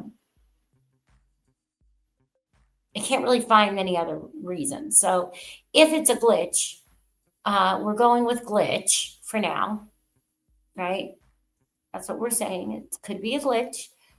And remember how they had it that Sebastian was 14 in the post on X when they posted the update from the story. Well, Stefanie is attached, and it says here that Stefanie is a male and that Stefanie has the same birthday as Sebastian. So that's where all this speculating on certain things was coming from, in my opinion. Because when I started to dive deeper into it so I could understand her case more, because I was like, well, not many cases does the FBI get involved in, let alone offering a $50,000 reward like we've seen in Sebastian's. And with her, it's a $15,000 reward. And we have to remember, it says that Sebastian, right, has medical conditions, including autism, that may impair his ability to return safely without assistance. So going off of just what we know from law enforcement or the FBI and things like that, and not anything to do with YouTube, not anything to do with the parents, then I started to think about everything that I was hearing and seeing with Stefanie.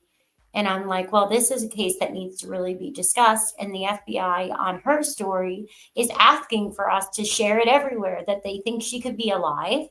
And it's important, right, to try to get her out and try to get her found. So because these people don't seem to have any track records, and they've been all over the country, how do we have any idea who the kids are? We don't, right? So what if Stefanie was trying to seek help and she doesn't know how? And she's trying to find somebody to desperately help her. They're calling all these different people because they're trying to get help. You never know, right? So when I hear these interviews, it's like, what is going on? When you think of that, you have a child that's doing all of this stuff, and now they're just missing, and you don't think people are going to be speculating about you, and you're going to be defensive. It's not a good look, in my opinion. It's just not a good look. Mark, I have thought sometimes that it was completely fabricated while they're doing something else. Like if they're all kinds of things, I think, go through our minds sometimes, right? When you're just looking at stuff, you're like, I wonder, if this is fake. But then you're like, well, it really can't be because it's an actual case, right? But if you're trying to do something or maybe do a big investigation or something in some other ways for some other reasons, then yeah, you could think that one day maybe some people would be fake because they need something fake to do an investigation around what the fake brings in, right? If you can understand that word salad, I'm sorry. So I just think of it in every possible scenario that we can, because you just don't know, right? But based off of the information we have from law enforcement, this is just wild, right? It really is. It's wild. And to me, I still don't understand how come nobody's making a big deal about the updates for Sebastian. I mean, I'm just like, you guys, if he's 14, but he's not 14, he's going to be 17, and they have him as 14. And there's another girl, another 13-year-old allegedly that's missing, that somehow is on the FBI website. It's bad enough he's under kidnapping, right? See, like on the website, it's classified under the kidnapping. So it's just like,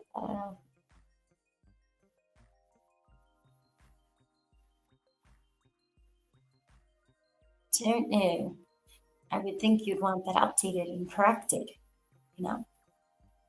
These parents, they give us a lot of stuff to ponder upon.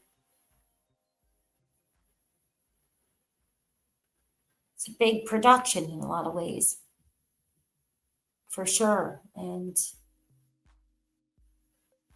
it's not a good look.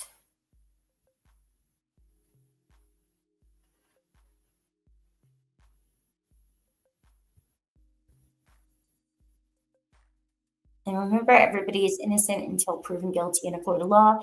We're not accusing anyone. We're just speculating and having discussions, and try to be considerate when we're discussing these cases. So please don't, bother any of the people that we talk about. We're just, talking about current topics, right, that are in the news, that are active in utilizing our right to free speech. And just trying to do it with a little bit of a moral compass, integrity, a little bit of ethics, which is really hard when we're speculating. But when you have something like that, right, guys, it's impossible. It's an intentional rabbit hole, in my opinion. And the FBI is saying that they need us to share them around. So let's share. Let's do our due diligence. Let's do what we can. And you never know. I mean, could this be a sibling of Sebastian's? Is that what it is that matched it up? Is that possible? I mean, they're from West Virginia. They've been all over. Could a child have been given for adoption and nobody knew? I mean, Who knows? Could it be Sebastian that was, who knows? You never know, right? Because we don't know anything. We don't know these people. We don't know what happened to them, or it wouldn't be missing. So yeah, sometimes, you speculate in crazy ways, but we're a little itty bitty channel hanging out here. It's not like I'm a gigundo channel. And it actually has an impact, right? We're not trying to hurt anyone. And nobody should care when your child's missing. I mean, come on. I think it's like just makes people look even more suspicious. And then the next thing you know, everybody gets arrested until they produce the child. We've seen that a lot, right? We've seen cases where they literally get arrested until they produce the child. We have the Michael Vaughn situation that just happened. That's unbelievable. They have so much coming out about the traffic situation and then ritualistic cult type of stuff with, what was his name, Adrian? Like, some of these cases are just things that you would never even imagine, right?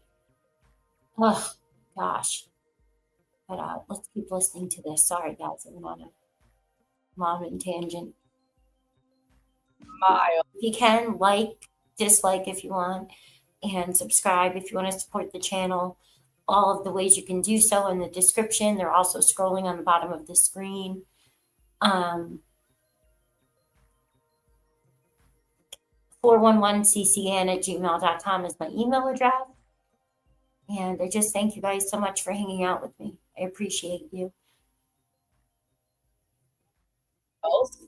I'm just curious if you have an idea of how far she's gone in the past or how far she may have gone, what you think. Well, see, that's the sick, twisted thing about it in this day and age, man. My daughter can walk miles. I mean, they live off grid. Everything is strenuous, physical. So walking, if you put one of my kids in her direction, they could probably walk forever. That ain't what scares me, is her walking off, getting halfway to Caribou or getting halfway to Presque Isle, which easily my daughter could easily walk to Presque Isle. It might take her all day long, but she could. What I'm worried about is somebody stopping along the way and offering her a ride. And what is it's not the walking that scares me. What has Jared and the FBI said about that? Do they believe that she's been picked up? Yes. So he unequivocally said this is their theory, that she's been picked up and possibly taken out of state or to Canada or what?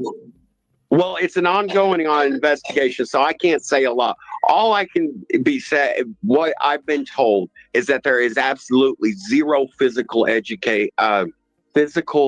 evidence in the area to show that she was anywhere in the area. The only thing that shows is a track or a trail that goes up to the head of the driveway and then disappears. Do you think that there's any possibility that Stefanie had a phone that no one knows about? Yes. At this point, yes.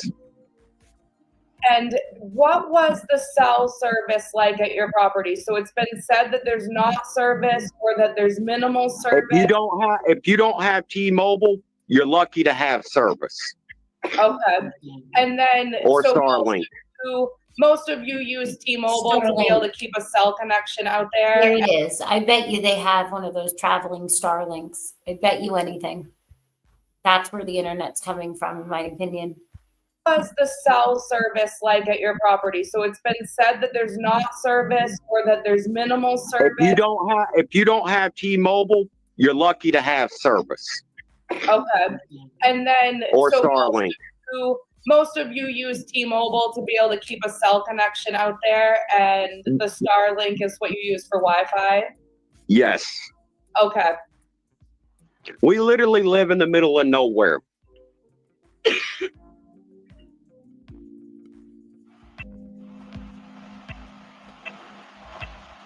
Oh, shoot. So many comments in here. Yeah. There's a lot. I'm wondering, when she first took off, did you check with neighbors to see if they had seen her, if she had gone there in a similar way that she had shown up at that other gentleman's house? Within the first half hour of me being home, I had already knocked on at least every door between here and the beginning of the road on one way and the creek turn off the other way. And did any of those neighbors volunteer to come out and help you look for Stefanie? Or no, they're not going to, ma'am. They're not going to. Because they won't even. They're not going to because of all the negative rumors Art and Doug have spread about us.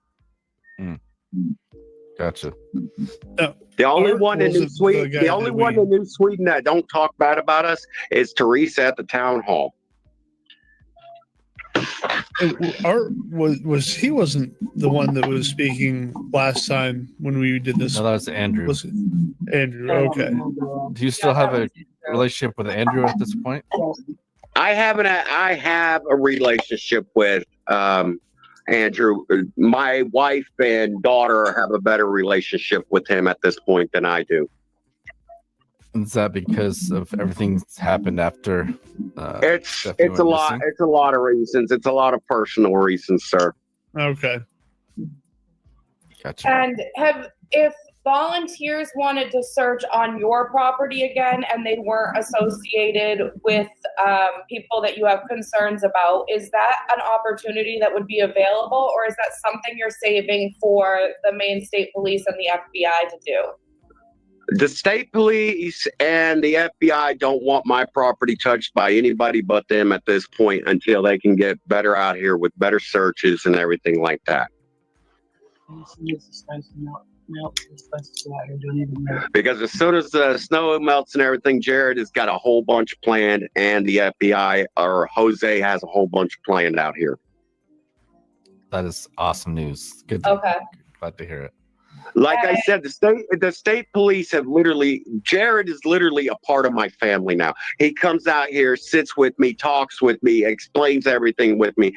All I got to do is call the man up right now and say, "Hey, Jared, I'd like to see you." He'll walk in up my driveway all the way back here and sit down with me and have coffee, and we'll talk about everything about Stefanie. Jared has not hid anything. So what is your thoughts, Christopher? Where do you think Stefanie went? Do you think someone picked her up? Do you think she's in the woods? I honestly think that she got picked up by somebody. She thought she was going to come home that night, and they didn't bring her home. And unfortunately, that's a real reality that we live in. That is possible with everything that we see that happens. That's why I left Texas. It's because when Biden opened up the border, we had kids getting kidnapped at Walmart at least once a week. And I've got one daughter that's blonde hair, blue eyed, beautiful little baby. She's perfect border bait. So we have there's a lot of people working behind the scenes to try and help you guys. I want to make it clear that we have updated the timeline. I know that you've probably seen some of the media that we create and what we share for Stefanie. We've updated the timeline specifically because there were aspects on it that we found to not be credible, and because of that, certain statements were removed. And I just want you to be assured that the people working behind the scenes to help find Stefanie aren't associated with anybody that they shouldn't be associated with, including the people you've named. Thank you. You have concerns, and you don't want people involved with the aspects of Stefanie's case that we are involved in. We're going to respect that.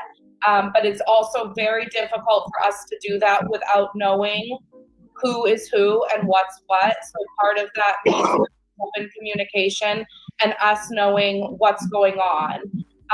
So like for me here today, this is the first I've been able to hear from either you or your wife that there was an issue with a previous member of the team.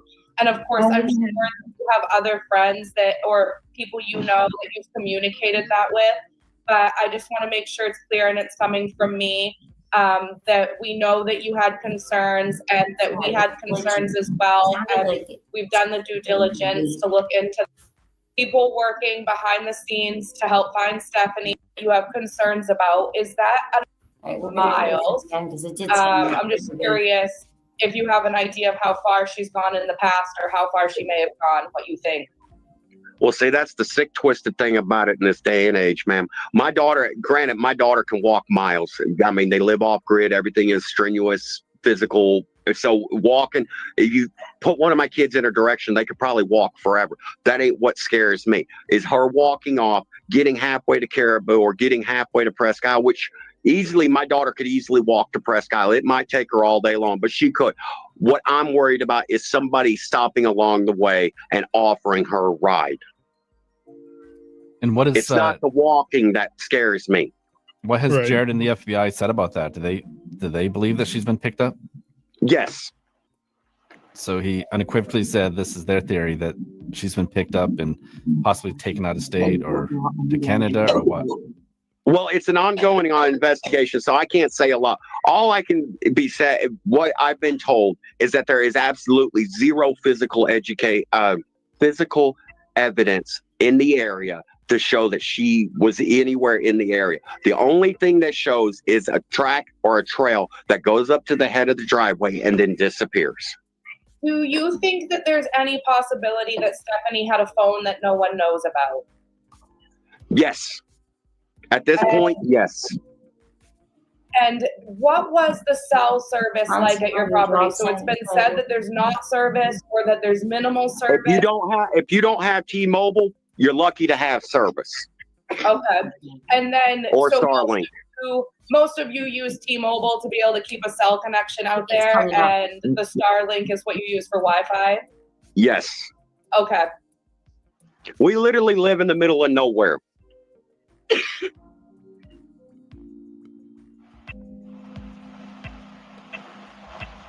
Oh, shoot. So many comments in here. Yeah. There's a lot. I'm wondering, when she first took off, did you check with neighbors to see if they had seen her, if she had gone there in a similar way that she had shown up at that other gentleman's house? Within the first half hour of me being home, I had already knocked on at least every door between here and the beginning of the road on one way and the creek turn off the other way. And did any of those neighbors volunteer to come out and help you look for Stefanie? Or no, they're not going. Now, let's remember, we heard that other neighbor before that seemed to, get a little too focused on the convincing language at the end, but it could really just be a lot of different factors, right? And remember what he said, that everyone that's there, 20 people, are willing to go on record or go to law enforcement together, whatever they needed to do, saying that this did not happen, that there was no coming to their doors, there was no any of it, right?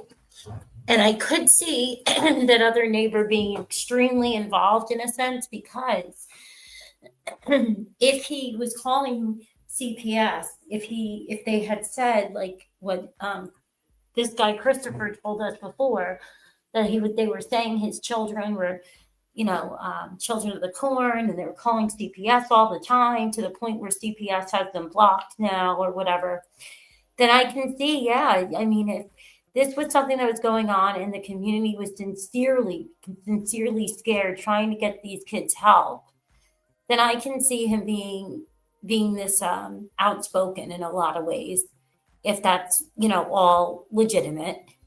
To, ma'am. They're not going to. Because they won't even know. They're not going to, because of all the negative rumors Art and Doug have spread about us. Gotcha. The only one in New Sweden, New Sweden that don't talk bad about us is Teresa at the town hall. Art he wasn't the one that was speaking last time when we did this. No, that was Andrew. Was it Andrew? Okay. Do you still have a relationship with Andrew at this point? I have a relationship with Andrew. My wife and daughter have a better relationship with him at this point than I do. Is that because of everything that's happened after? It's a lot. Missing? It's a lot of reasons. It's a lot of personal reasons, sir. Okay. Gotcha. And if volunteers wanted to search on your property again and they weren't associated with people that you have concerns about, is that an opportunity that would be available, or is that something you're saying? Do you know where that is, KJ? Is it like, do you know what it's around? Because I missed it this time around. Like, do you know what it was around? I wonder if I could search the transcripts. Okay. Gotcha. And if volunteers wanted to search on your property again and they weren't associated with people that you have concerns about, is that an opportunity that would be available, or is that something you're saving for the Maine State Police and the FBI to do? The state police and the FBI don't want my property touched by anybody but them at this point until they can get better out here with better searches and everything like that. Because as soon as the snow melts and everything, Jared has got a whole bunch planned, and the FBI or Jose has a whole bunch planned out here. That is awesome news. Good. Okay. Who's Jared? Like I said, the state. Wait a minute. What was just said in the background? Did you hear that? It sounded like a different person, like the guy this time on his end, in my opinion. Let's see. Oh no, we're getting the circly wheel.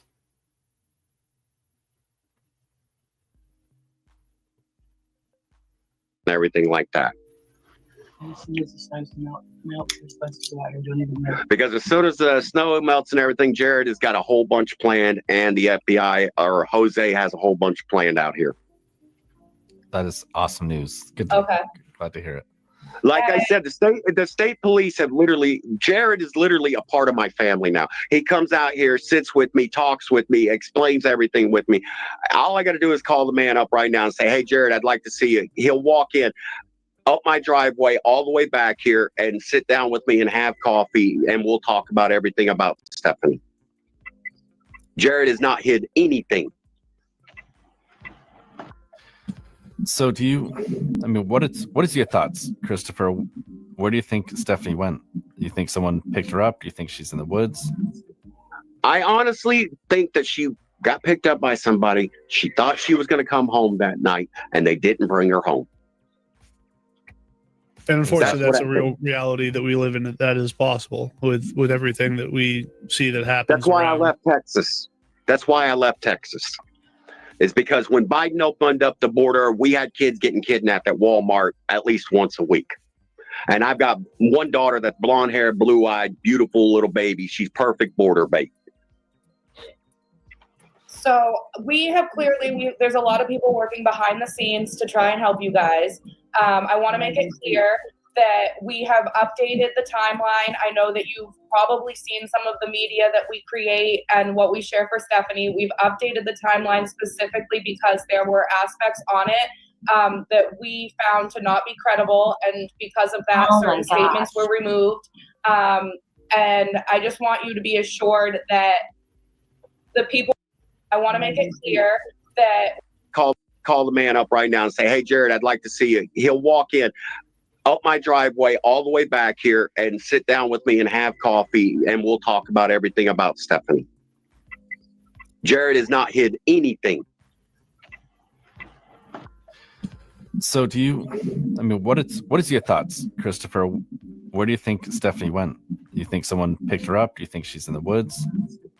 I honestly think that she got picked up by somebody. She thought she was going to come home that night, and they didn't bring her home. And unfortunately, that's a real reality that we live in. That is possible with everything that we see that happens. That's why I left Texas. It's because when Biden opened up the border, we had kids getting kidnapped at Walmart at least once a week. And I've got one daughter that's blonde hair, blue eyed, beautiful little baby. She's perfect border bait. So we have there's a lot of people working behind the scenes to try and help you guys. I want to make it clear that we have updated the timeline. I know that you've probably seen some of the media that we create and what we share for Stefanie. We've updated the timeline specifically because there were aspects on it that we found to not be credible, and because of that, certain statements were removed. And I just want you to be assured that the people working behind the scenes to help find Stefanie aren't associated with anybody that they shouldn't be associated with, including the people you've named. Thank you. You have Thank concerns, you. and you don't want people involved with the aspects of Stefanie's case that we are involved in. We're going to respect that. But it's also very difficult for us to do that without knowing who is who and what's what. So part of that means open communication and us knowing what's going on. So like for me here today, this is the first I've been able to hear from either you or your wife that there was an issue with a previous member of the team.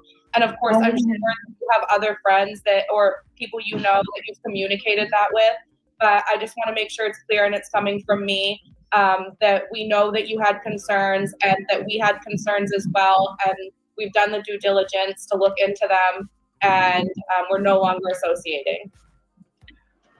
Thank you, ma'am. Yeah. My wife has something. Hold on 1 second, please. Yeah, go ahead. What, babe? With the problem I have with Whitney, and I have just found this has been brought to my attention recently with a lady that I keep in touch with that has been helping me through this and stuff. She is in your group. I'm not mentioning no names though, but she has been a big support for me. Whitney had this going on that the searches were stopped last time because something about somebody in my family or relatives or something like that. Our family was supposed to have been threatening her. Some gentleman by Ryan, I think Hudson his last name. Don't know last names. Sorry, but Ryan, he had nothing to do with the threats or anything. She was supposed to went down to the police department, made a report. Well, all that has come out that it has been nothing but lies. This is why I do. This is why I don't.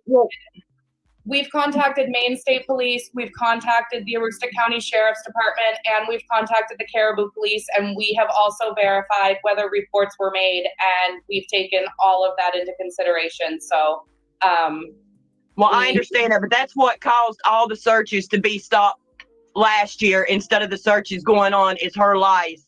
That has took, and I don't know how to explain it. It's heartbreaking because if the searches would have been able to go on without her lying, we may have been able to find something sooner. Stacy, I got a comment here from Stacy Baker. Said, "I'm so glad Christopher is on here for this. We really need him to come on and talk." Thank you, Christopher. Well, I just want to. I mean, when this all started, I told my wife, with all due respect, I understand some of you guys out there on the social media aren't bad. I totally understand that. But I told my wife from the beginning, okay, state police is doing their job. If they hadn't been doing their job, I would have been the first one to stand on the mountainside to scream, somebody help me. But the state police were doing their job. I mean, my literally the airspace above my property literally was like an airport for almost a week straight. I mean, we had planes flying over, we had helicopters and everything else. And then she starts in on this, and then it's just like it takes a total different turn. This is what I'm talking about, the negative stigmatism that needs to stop. Let's get it all pointed in the right direction. Let's not sink the Titanic on an iceberg. Lynn Spencer says, "My heart breaks for her mom. My goodness, I couldn't imagine. Poor honey. Prayers your baby girl gets found and brought home." I think that's what everyone wants, is to see Stephanie come home.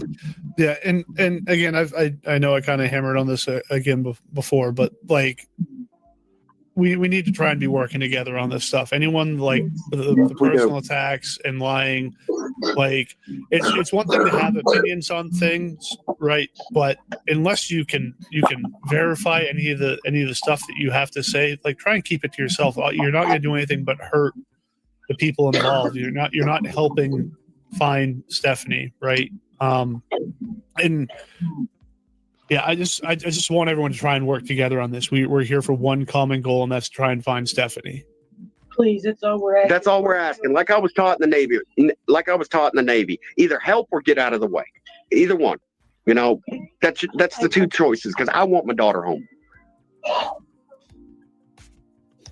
So Stefanie was 13 when she disappeared. She's since had a birthday, right? So she's 14 now?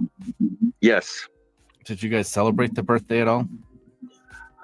We had our own family. Yes, we did. Yeah. I mean, she still has Her birthday was always it was always Halloween, and Halloween was not. She was our Halloween baby. Halloween was a very special holiday because of her.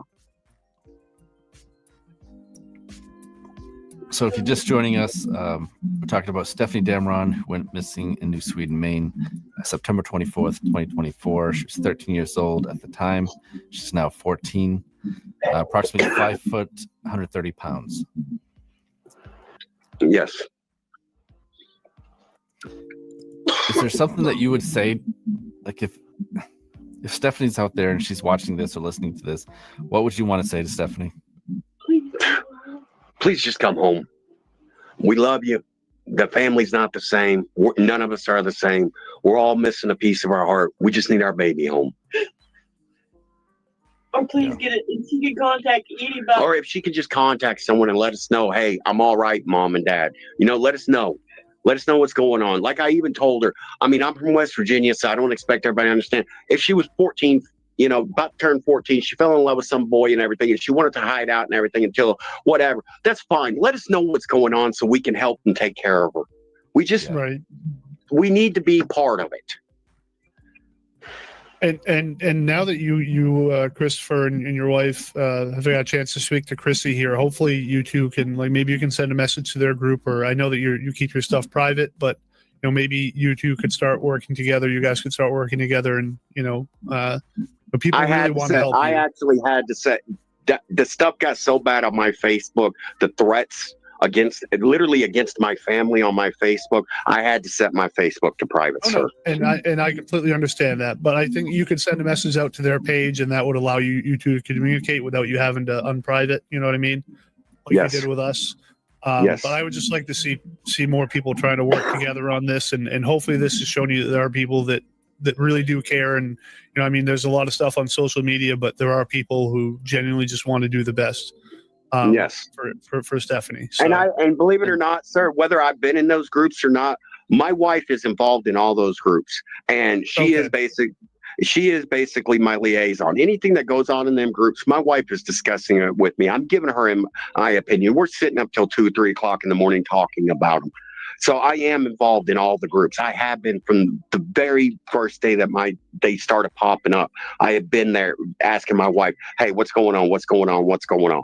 Yeah, and I'd like to be clear. I haven't had any reason personally to need to contact the parents. Neither of you have ever been contacted by me, and there are people in Team Stefanie that you do interact with, that you trust, that you are willing to speak to, and that's fine with most of us for communication purposes.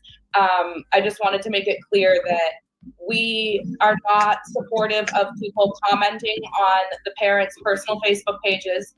We are not in support of people using their time on the internet, leave hateful comments about anything to do with Stefanie or her family. If you have the time on the internet to be talking and sharing about Stefanie, then you could be doing that in a positive manner. But there is no good coming out of people who are in the community volunteering their time to turn things negative. It is not going to help find Stefanie. And it's not going to create an environment that makes her want to come home or come out of hiding. So, And that's what got me scared, is if she is hiding, all this negativity is, what is it? It's not going to encourage her to come out. Absolutely.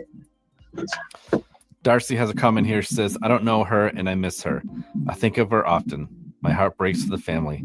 I want to help somehow. I just don't know how.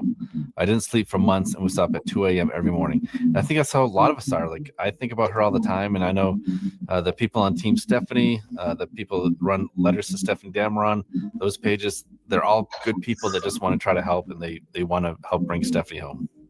Yes. And I know not to turn this into more negative stuff, but just something that Letters to Stefanie Damron wanted to say was the Damron family was not responsible for making any of the threats against previous searchers. This has been misconstrued on social media, but Stefanie's parents did not engage in any threats. And you know, someone else commented, "Thank you for clarifying." So I just wanted to make sure that was out there. And also, this is from Letters to Stefanie Damron. Says, yes, Letters to Stefanie and Team Stefanie will not promote aspects of this case that are not fact-based. Our goal is to only advocate for Stefanie and present accurate information. And also, we will never ask for donations. We'll never ask for funds of any kind, monetary, of anything. We are not asking people for anything. If you have been approached and asked to donate items to the Damrons, that has nothing to do with us, and we will not ever be interfering with anything like that. So, thank you. Yeah.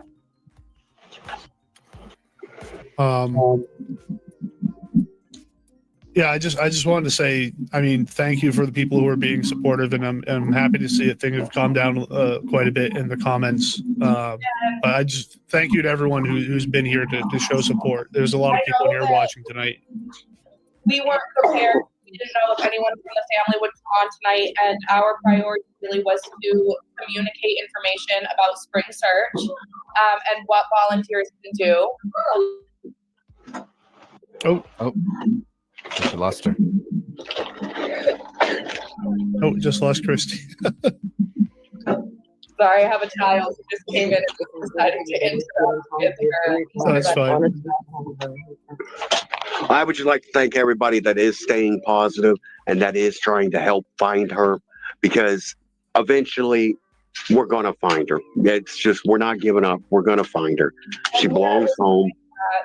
I just want to make it clear that I know you said you're disabled and you have a difficult time getting out and about to search. And if there are areas nearby to you or not that you are desperate to have searchers go to now or in the future, that you can reach out to Team Stefanie, that we do have volunteers who are physically able to go and search areas in New Sweden and beyond. And if anything comes up and you feel you need the support or you need physical searchers, people are here and we're willing to help, and we're more than happy to be the boots on the ground. There is one place that it seems to be, everybody seems to avoid it for some reason, that I ain't gonna lie, it's gonna be miserable to search, but that it's just, there's this one spot that if anything was, God, this is hard for me to even freaking swallow. If anything was bad to have happened to her, it would have happened here. And I cannot get, the only thing that anybody will tell me is, oh, we can't get up in there. So where's that? Is that close to your house? Yes, it's about, if you go down our road, okay, once you drive by our driveway, if you go down about a half mile, there's a road. Well, Westmoreland comes out on the West Road. Well, where Westmoreland comes up, if you take a left there, you come up to a spot. It's a real wide spot. All the kids hang out there. They party. There's burnt tire tracks all over the ground all the time and everything. And there's a great big, like, I don't know if you want to call it a sludge pond, a pond, or what, but there's a guardrail area there and everything. And state there's police a road. Won't look there? I don't know if the police have completely looked there or if they have looked as well as they need to there. And is this someplace you're thinking is visible from the road, or would be get down and dirty, we're going into them woods? No, you can get to it from the road. This is real hard. If it was, honestly, if you wanted to drop a body, that would be the perfect place to drop a body. There, I said it. Me and my son have searched some of the place, but not all the way back in. That was not easy to say. Yeah, and then beyond that area for you right now, that would be the priority if spring searchers were going to that, and this spring, me and my wife are going to start searching another area that we did not know existed, but apparently there's a pond between here and Fort Kent. In between, there's Soldier Pond, and then there's another pond after Soldier Pond that's back in the woods that you have to really know is there and how to get to it. And that's where me and my wife will be searching this spring, because she was always talking about some old guy in a cabin. Okay. And Stephanie was talking about, I'm sorry, Stephanie was talking about an old guy? Yes. And this old guy supposedly gave her a knife and $5 and would always stop and talk to her and everything when she was up there doing firewood and everything at the top of the driveway. And you told the police department, FBI, this? Yes. Was he And interviewed? they did what they had to do with it. I don't know where it went. I'm not, like I said, it's an open investigation. I can't go into all the details of it. And then I'm curious, are both of those locations you just mentioned, are they within walking distance from your home? For Stefanie, they would be. They would be, yeah. Okay. So I think it's safe to say we can make sure that locations are checked this spring. We are working with Jared and letting him know where searchers intend to go and making sure that we have permission to go there from property owners before we go. Okay. So you would probably be notified, or someone would be notified before anyone just heads out there. I think we can definitely say that we will go to those places. Beyond physical searching on the ground, is there anything that you think volunteers could be doing to help you guys? Is it just sharing photos? Is it continuing to get online and on media and try and get her face out there? Or is it really to just everybody is doing everything great. I mean, all you people are doing great things. I mean, everybody's trying to help, but you guys are getting drowned out and grayed out by all the negativity.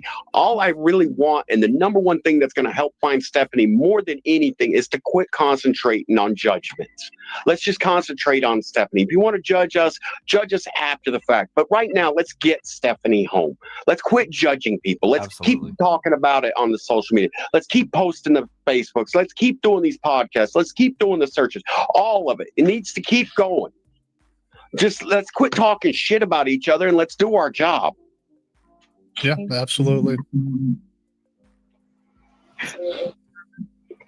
I'm really sorry you guys are going through all this. I can't imagine. I mean, we talk to the people all the time who are sort of in this situation, but it's obviously not the same for us. Honestly, sir, it doesn't phase.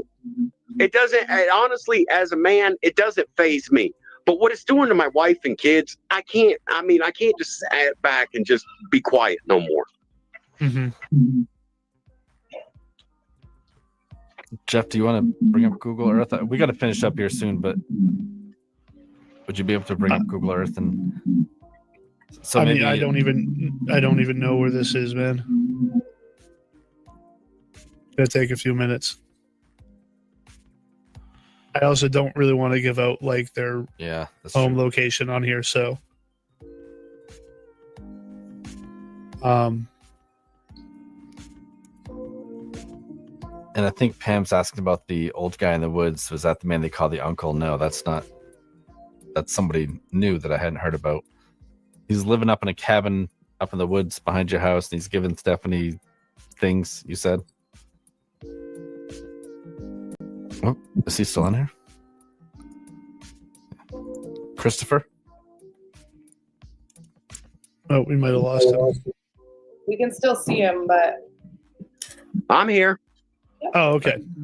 So the old guy in the woods that lived in the cabin, he used to give stuff to Stefanie. He doesn't. No, the old guy is the guy that everybody's looking for. That it supposedly drove a truck very similar to my wife's truck, but had a double cab. Had some kind of decal in the back window. Now, the cabin in the woods is something that her and Star have talked about several times. That there's supposedly some cabin around here in the woods, but not necessarily his cabin. Not necessarily his cabin, though. All right. And now I did want to ask, the day that Stefanie went missing, when you came home and you spent that evening contacting neighbors, driving up and down the road, did you check with Andrew to see if she had gone there?